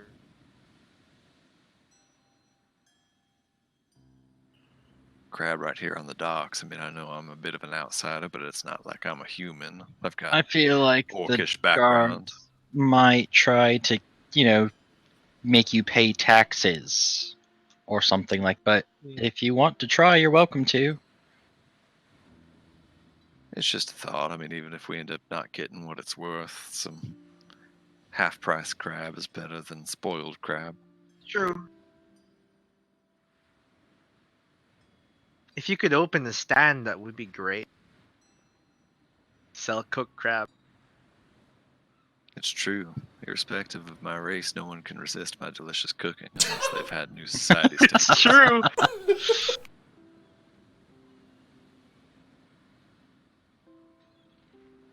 Alright, so what's the plan? Who's going down and what are you doing? I'm going down for sure. Depends on who else is going down. What I'm. Toto will go down with Flick. And I will go down and attempt to sell crab on the docks. Good luck. Alright. Thanks. Ace, Should I go with you or should I stay in the ship? I feel like Ace should go with Nordo. That's not a bad idea. Alright. Vasu's gonna kind of just fly overhead the city and do his best to look like just a big bird, like a big unassuming bird. Sure. I'm gonna stay A big within... 6 foot unassuming bird. Yeah. Hey, actually, Vasu, quick thing before you fly off. Remember all that? I pull up the Underdark map that I drew. Like, do you see this here? And I point to this symbol I found that's like to the west. I don't know. I'm not the best at reading maps. How far west of the city does this look? Oh, I don't fucking know. You have proficiency in cartographer's tools. You would be able to tell that is probably about 40. I don't actually have like proficiency in that. It's just kind of like a background thing. Oh. But I'm really good at making maps of places that I've been to. Oh right, so, that's the one. He was modding us. He was like modding us the entire time. He was. I got moded hard. I feel like if you can make a map, you understand enough to know relative distance. Okay, give me an check, let let me read you the full description of this background feature real quick, and you can be the judge of it.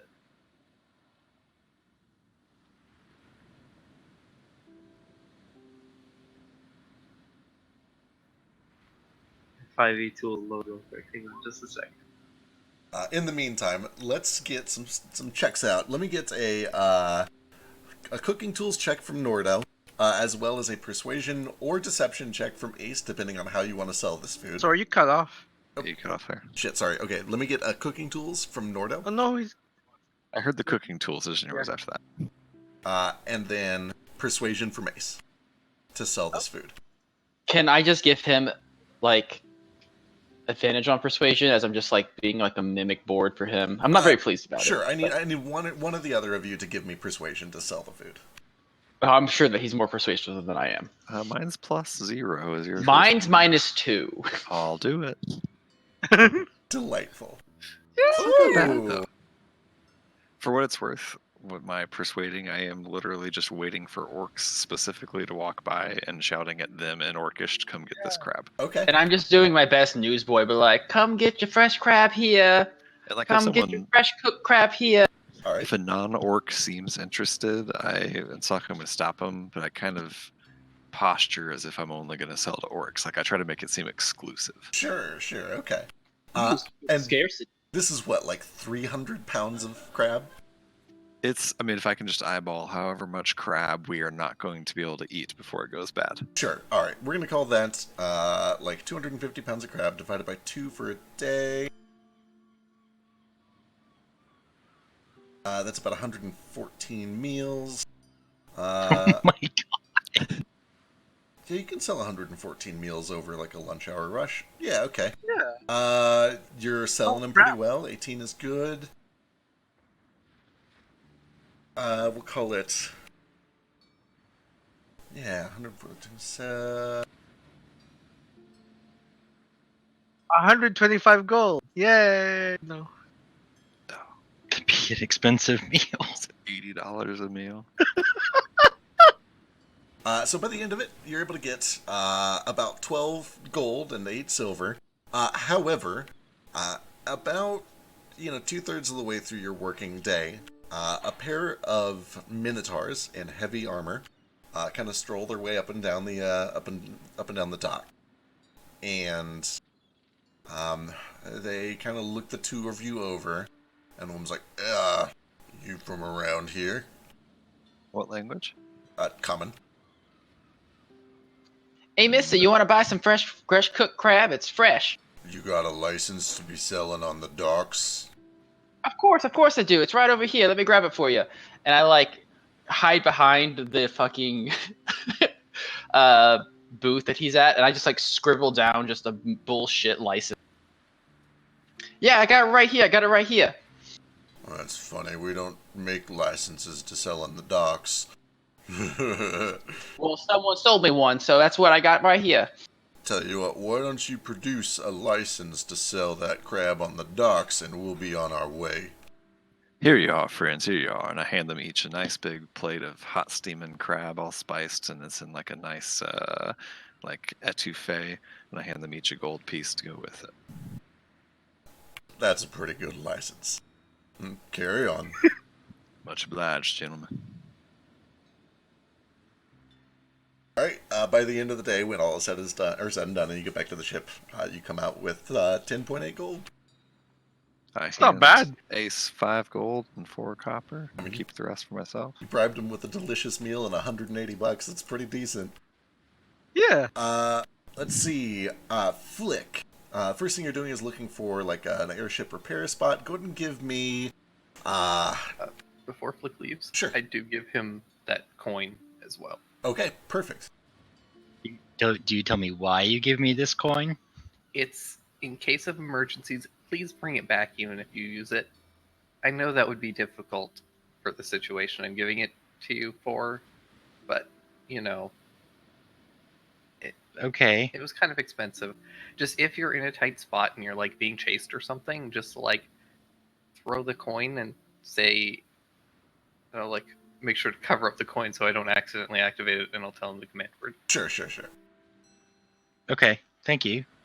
I'll try not to need it, but All right, before Flick takes off, what's up, Moat? Same thing basically. I give him the ring that controls the ship before he goes as well, just in case he needs it as like proof or anything. Okay, sounds good. Also, before you leave, and then give him a hug. Okay, that's it.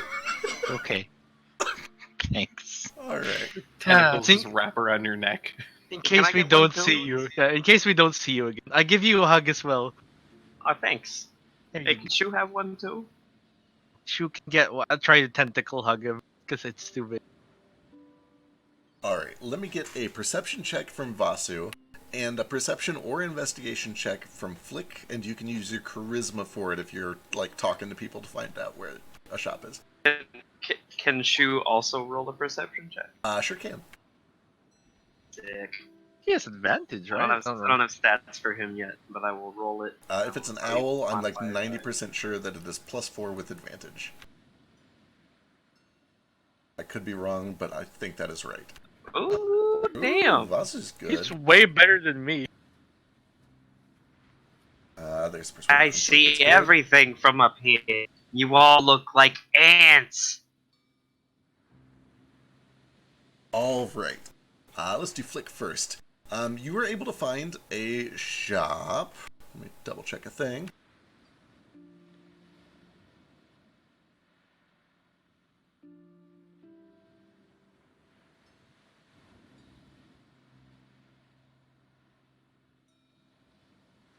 Alright, you were able to find a shop, and it is operated by this tiny, stout, severely overweight grung with these orange and black patterns, who introduces himself as Shannon.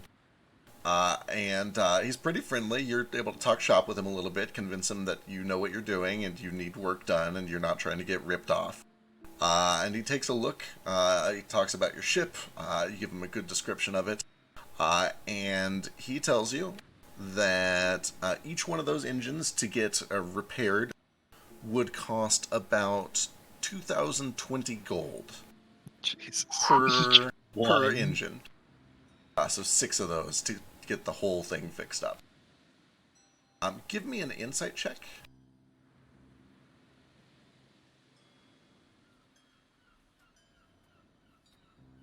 Oof. Perfect. 2,020 gold.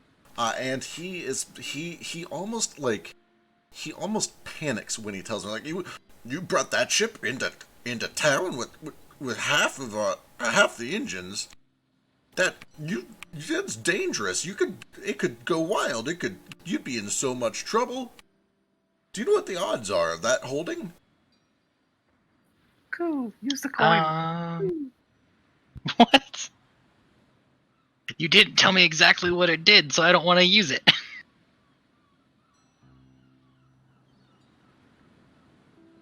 You don't get the impression that he's like trying to call the guards or anything.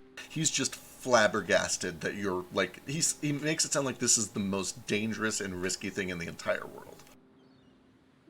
I mean, we got the elemental back in there once. I don't know why we couldn't do it again. Once, that's just, I wouldn't risk it. That seems dangerous. It's your lives, not mine, as long as you're out of the city before it breaks free. Yeah, we did it. How long ago was that? A few days ago? It should hold for a little while longer. Yeah, 2 days.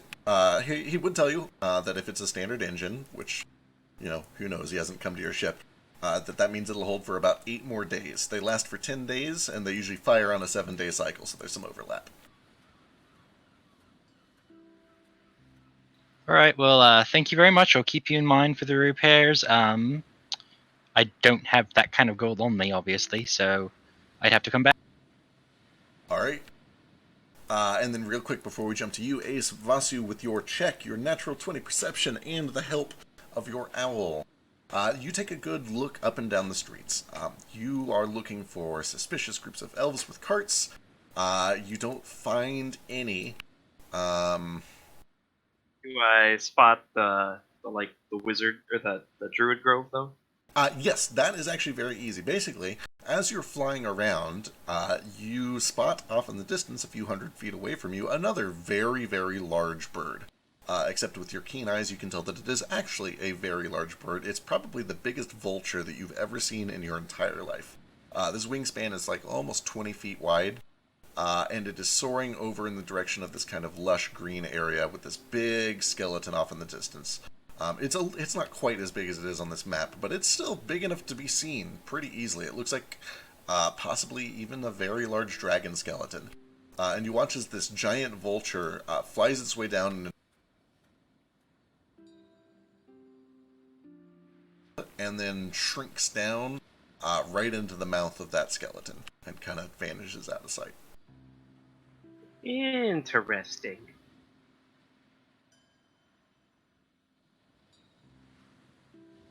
And then Ace.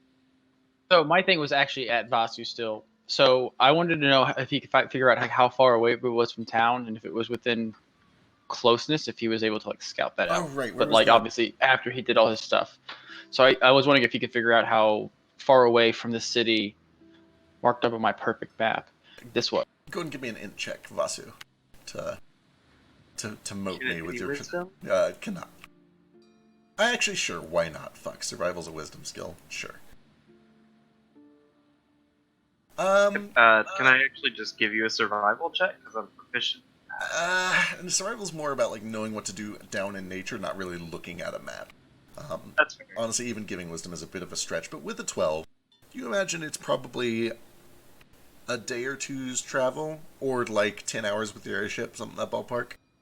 It's Never mind then. Yeah, it's definitely not just like a stroll down the beach. It's a pretty good ways off.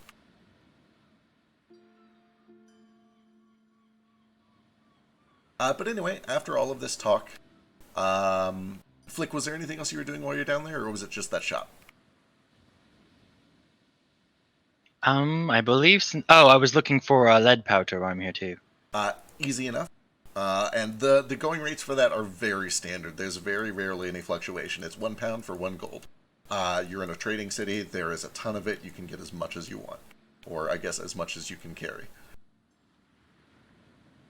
Alright, did you guys say how much you wanted? Gale would have given you 10 gold pieces and said if you can find more, then he'll pay you back for it. Vasu would do the same thing with another 10 gold pieces. Okay, I'm gonna have to see how much I can actually carry. 1 second. You're fine. 20 pounds is half a Morton bag. Even with 7 strength, you can do that. You also Well, what if I want more, then? I mean, if you want more, go for it. With 7 strength, you should be able to carry... Math is hard. Toto can carry quite a bit. Yeah. Oh, yeah, with Toto's help, it's no problem at all. Yeah, you've got, like, between the two of you, 202, or 200 to 250-ish. Okay, that's a lot. Yeah, you're good. Okay, so I'll buy the 20 they want, and then I might as well buy another 20 for me to use later. So 40 gold pieces worth of lead powder. Easy enough, yeah. It's all here. It's easy enough to grab that much.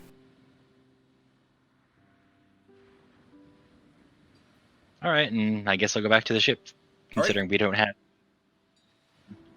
12,000 gold. Yeah, you guys kind of spend the early afternoon. By the time you guys... Sorry to interrupt, Yeah, but as Vasu is flying overhead and sees Flick, buy that stuff and then start to make his way back to the ship, Flick will suddenly hear Vasu's voice in his head because I'm going to message him. And I'm just gonna be like, hey, do me a favor, pal. You know up to the north there, you might not be able to see it from where you're at down there, because you kind of look like an ant. But there's this big old fucking skeleton up there, alright? I think it's kind of this druid grove where they're all hanging out at. Can you go check that out for me? I saw this huge fucking bird fly over there, and then it got real small and shrank into its mouth. And I'm trying to track these elves with this wagon that went over there. It'd be a real favor. You don't gotta tell anybody about it. Nothing, no. That was a really long message, but sure. It's probably several messages that you Okay. get, like in a chain. Also, message like message only has 120-foot range, so you might as well just like talk to him. But either way, you get it done. Right, like I'm flying. I'm very specifically flying overhead enough to be within message range, but not like be down on the streets and pissing off guards. That's fair. Vasu That's fair. does that. I'm gonna tell him, yeah, sure, catch this, and then I'm going to like put a bag of the lead powder between my legs and just chuck it in the air at him. and hope that he gets down to it and catch. Powder flies everywhere. I'll try to catch it, I guess. But as I am, I'm gonna message you back and just be like, "Why would you do that?" Both of you guys give me dexterity checks. Oh no! Because I don't want to carry it the whole way. Just unskilled dexterity. Yeah, so that's Oh wait, that was a that's saving throw. Hang on. 14. 14 is. You guys are fine. You're good. I've got 20 decks, Yeah, so I should be okay, I think. yeah, you're both fine. Why would you do that? It's heavy, and I don't want to carry it all the way up there and back. Right, I guess that's fair. Alright, now that I have a slightly less load, I'll walk that way. Alright, so which way are you going? I missed the first half of that dialogue between the two of you. Going up Vasu to the just kind of grove. Yeah, he pointed out the direction of the grove / dragon skeleton, and he just asked to go up and ask around about any elves with wagons full of crystals that might have passed through. Okay, yeah, Flick, there's streets that kind of wind their way back that way. As you head up towards that direction, it starts to get a little sparse, the buildings get a little shantier. You do find guards every now and then, including one that's kind of like standing at a road that kind of leads out of the city and into that area. There's a couple of guards stationed there, one orc and one minotaur. And they both kind of eye you a little bit as you walk in their direction. I was like, where are you going? I have business with the druids back there. I heard that they can do teleportation magic, and I've got some use. I think they're closed. Last I heard, there was some sort of scuffle or something. They're not really seeing people. Probably should just turn around. I'm already here. I feel like they can make an exception, maybe. Maybe they can, maybe they can't. I'm just doing my job. I'm sure you understand.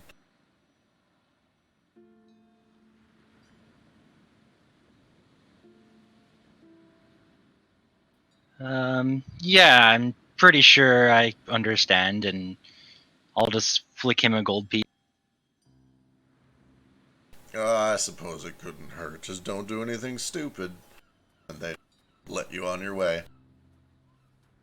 You kind of wind through this dense, almost swamp-like grasslands. There's lots of these tall weeping willows, the occasional cactus, some reeds, some cattails. Just a weird mix of vegetation that feels a little bit out of place for this location. I was going to say, that does sound strange. Yeah, there's a little bit of like the swampy marsh feel to it, but there is just a very faint, worn path, and you can see that there are lots of tracks of wagons and caravans that have kind of made a formal road out into this place. And eventually, after a good, 5 or 10 minutes of walking through,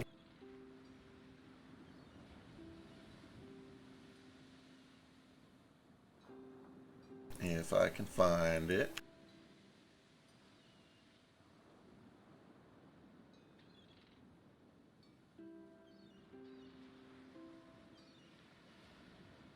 You do eventually find a wooden archway. And you can see that past that archway, there is the big skeleton that you had seen from overhead. And let's just reveal a bunch of stuff here. That's good. But as you're walking along, you get to here.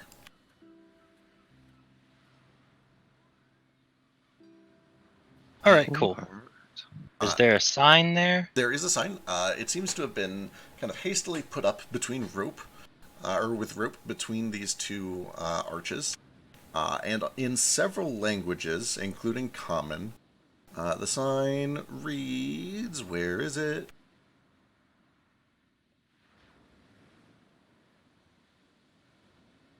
Here we go. In light of the recent attacks, the Druids of Thorngrove Grotto ask for no visitors, in all caps. Furthermore, travel beyond this point is strictly prohibited and dangerous, in all caps. The grotto's flora and fauna are in a state of self-defense and wariness, and until they can be calmed, trespassers are in severe peril, all caps. Well, that doesn't seem good. I probably shouldn't do this by myself, even if I have you, Toto. Right, Toto's here too.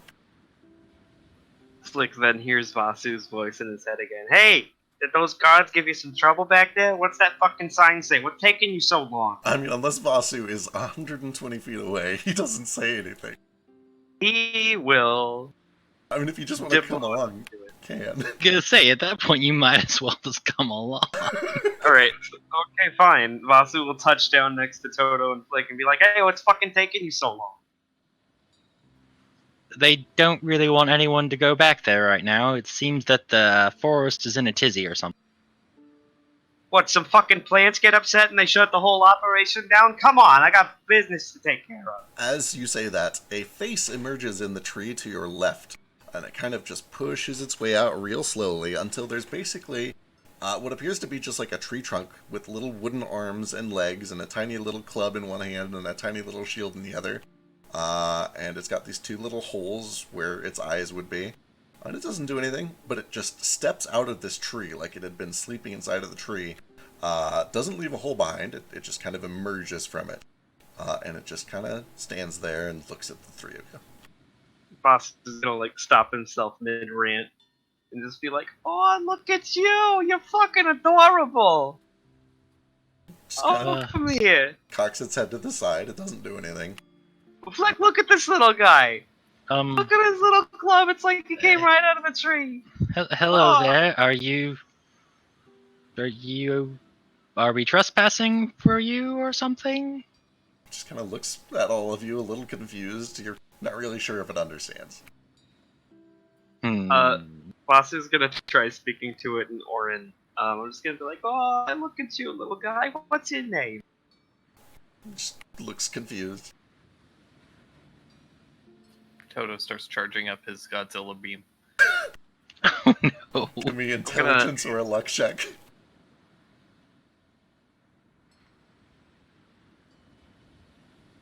Toto, don't do that. Boss is gonna, oblivious to whatever Toto is doing, he's gonna reach into his vest and pull out his little pouch of sunflower seeds. Are you hungry, little guy? As you bend over and you pull out some of these sunflower seeds and you kind of stoop down, you have to really stoop. This thing is only like 3.5, 4 feet tall.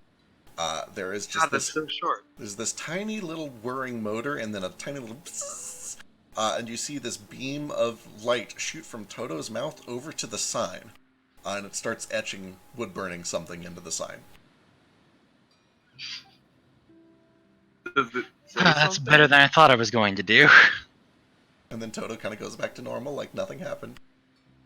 Hey, what does the sign say? Flick, as you look over it, it's weird. It looks like what Toto just did.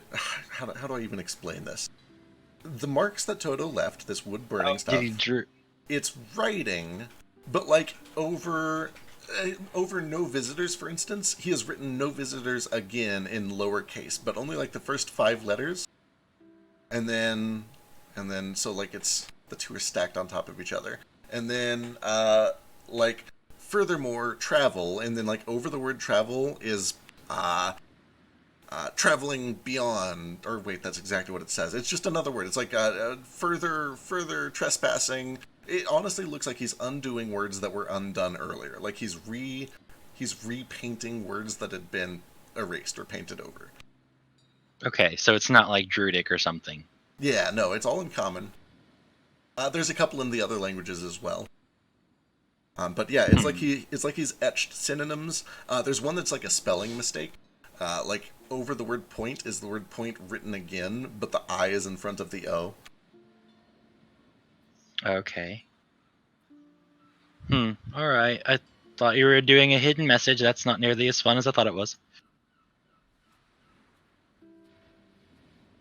You do notice that at that, the woodwode still just, it kind of like picks its shield up instinctively and blocks in Toto's direction. It holds its like little wooden club up. Doesn't do anything, but it's very aware. It's very like, it's on guard. What's the shield and club made of? Looks like more wood, yeah. Just scrap wood, or like does it appear to be like organic? Like part of its body. Yeah, I'll just pull up a little picture, because these guys look like they do in vanilla, and they're cute as fuck. They're really cute. Did it react to me offering sunflower seeds? It looked a little confused. It didn't take any.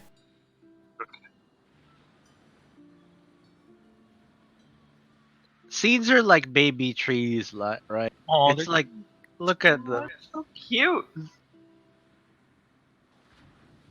They're kind of like black mages, but made of wood. I love how his arm is the shield. Right. Think that if they hit the shield, they still hit him. It kind of hurts. Or maybe they don't feel pain, and the shield is just there to prevent people from hitting vital organs. Do they have organs? Who knows, man? Okay, Boss I'm is going to gonna do look something down. possibly stupid. Oh boy. Gonna There's cast a lot of minor lots of illusion to make like a butterfly and have it fly over and land on it to see if it like attacks the butterfly. Alright, so you have to kind of... Minor illusion isn't animated, but you kind of position it in a way that it seems natural for it to have just shown up on his shoulder. Okay. And when he kind of catches it and he looks at it, he doesn't really react strongly. He just kind of cocks his head and looks at all of you. He relaxes a little bit. He lowers the club. Okay.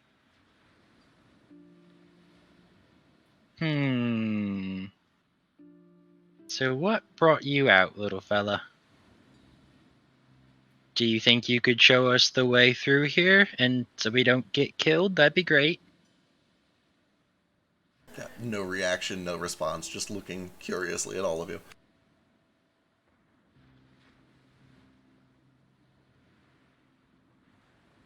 Flick's gonna inch like he's gonna go through the gate and see if it reacts. Yeah, as you kind of start going over, you do see he like lifts a foot and he walks a little closer. He raises the club up a little bit. Yeah, I don't think he wants us to go through. Okay, no worries, little guy. We're not gonna step on anybody's toes here. We'll stay right where we're at. You don't want us to go into the grove. We're not gonna go into the grove. I'm gonna reach out and like pat the woodwode on the shoulder. He kind of pulls back a little, not sure what to make of it, but you know, he doesn't swing. I'm gonna grin. I'm gonna flash both thumbs up. I'm gonna point over toward the gate, and then I'm gonna point toward myself, Flick, and Toto, and just do like a big no gesture, like shake my head, cross my arms. He does mimic your no gesture. He shakes his head. All right, I'm gonna flash him another thumbs up, and then like point back toward the path, the way that Flick walked down, and just like start walking back that way. Alright, you do notice that he slowly backs his way into the tree and just kind of this tree here. This charade is He was peak a real nice Vasu. guy. He was cute. I'll give him that. It's a shame we can't go further, but I don't want to make him mad. Right. Guess we just gotta come back when they're open or something. Vasu, give me, or what is your passive survival? Passive survival is 16. That is very good. I was, okay, shit, fuck. Yeah. As you're... Vasu does this shit for like a living. Yeah, this is literally your job. This is what you're supposed to do. You do see, well, how do I word this in a way? You see recent cart tracks and footprints that look humanoid in size from maybe 2 or 3 days ago that passed through this archway. And you don't see much else that is recent. Those appear to be the most recent and the only thing in the past 7 days or so. Okay. And I forget, how many days has it been since Vasu like left home? I'd have to double check, but it's something in the ballpark of like 2 weeks, 3 weeks. Okay.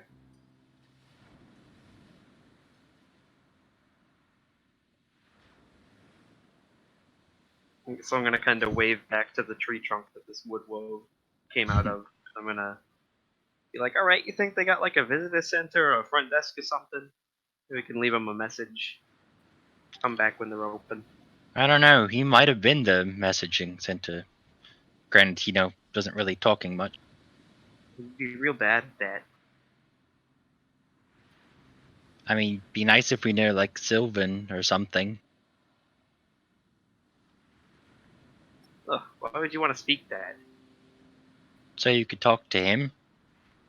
Yeah, but you could talk to him, but you'd be talking to elves too. Is that really worth it?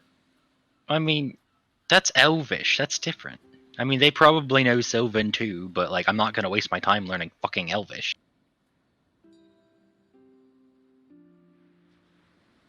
I'd rather talk to fairies and that little thing than an elf. I'm glad Moat's not here. Vasu's gonna look at Flick and give him like the most respectful nod and smile that he's ever given anyone in the party ever, probably. Alright, so I guess if we can't go that way, we should probably just head back. Yeah, I guess so. You mind walking alone again? I kind of don't want to draw too much attention. No, that's fine. Fly I'm up overhead used again. to it. Go ahead. I'll meet you back there. Hey, also, do you want to carry another one of these so I don't have to? Yeah, This no is- problem. Because Cool. especially when you put it like that, you kind of make me feel like an asshole for making you walk alone. So no problem. It's alright.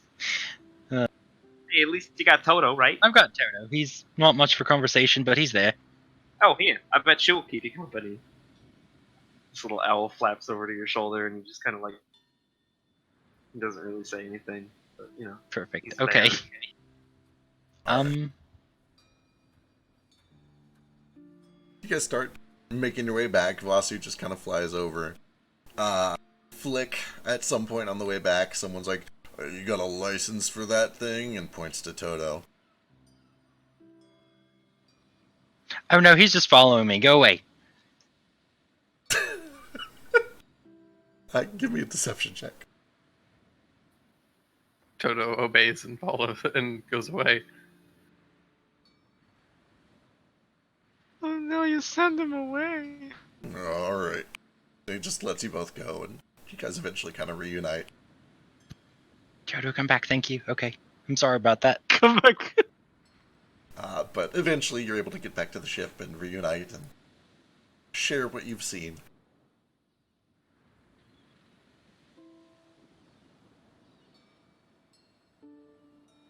What's the name of the other kobold? It was Moron. You are Moranot. Moron not. Alright. Mark that down. Would you like to be the first? Because you're not a moron. If he's the first, then I'll be the first. You are both the first of your name then. Yeah. Moronot, first of his name. Alright. We're not gonna die at the end of this, are we? I hope not. Don't worry. We'll lock the bathroom door. They'll never get in if we lock the door. You have a key, right? You can just lock the door yourself. Are you sure this is a good plan?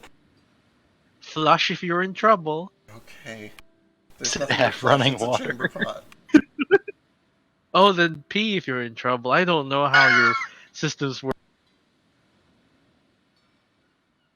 What are you doing on the surface?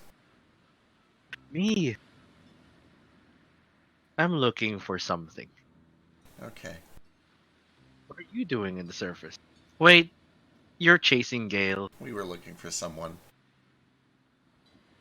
Well, you found them. Yeah. Yeah, we did. Probably gonna get us killed. I don't know how to feel about all this. About that time, though, Vasu and Flick show back up with Toto. Yeah, be not afraid. Ace wants to know where they came up from the Underdark. But he's AFK, so I'm asking for him. Yeah. They will say that they came up... I mean, you gotta... It was kind of like over to the west of it. Do you have a map? Got one right here. Yeah, they do point... Expertly made. Drew it myself. Yeah, they do point to the spot that Ace had mentioned earlier, over to the west, about a day and a half or so.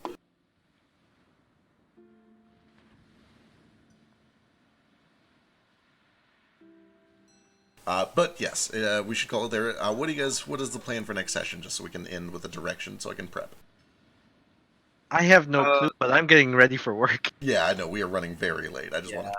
I've got to go to bed, like, Yep. within 10 minutes. Yeah. While we're still in town, though, Vasu would like to... God, I don't know, just ask... see if there's... what do the druids do when they're not at the grove? Do they live somewhere? Do they have a visitor center? Yeah, asking around, it sounds like they live at the Grove. Okay. There's lots of rumors throughout town that there's recently been some sort of attack or something going on, but nobody really knows the full story. Okay. Vasu will talk to the rest of the party about it first, but hopefully he'll have someone else kind of going along with him or whatever. But he wants to kind of just fly overhead again like he was before at a safe distance, and send Shu into the grove, actually, and do that thing that you can do with Find Familiar, where you, like, use their senses to look around and listen around and shit. He'll probably just use Shu as, like, a messenger pigeon and, like, send a little letter in with him and be like, hey, any druids in here? Just want to talk to you. Alright, perfect. But he won't actually phrase it like that, because that sounds really threatening. He'll just inquire about whatever attacks might have gone on and ask if there's any way he can help. Okay, sounds good. I will prep accordingly. What is the plan after you guys are done here? Rib of the world. Rib of the world. Alright, perfect. Sounds good to me. Assuming that our ship will hold up. Yeah, what's the worst that can Maybe happen? find another port that can fix it. I always hate it when the DM says, what's the worst that could happen? Because you're the only person who knows. Oh no, things You have literally happened... already have the worst plan. No, things have happened that were so much worse than what I thought could happen. I gotta run for a bit, guys. Alright, later, dude. We'll wrap up Bye-bye. here. Catch you later. Have a good shift. We'll pick up here next week.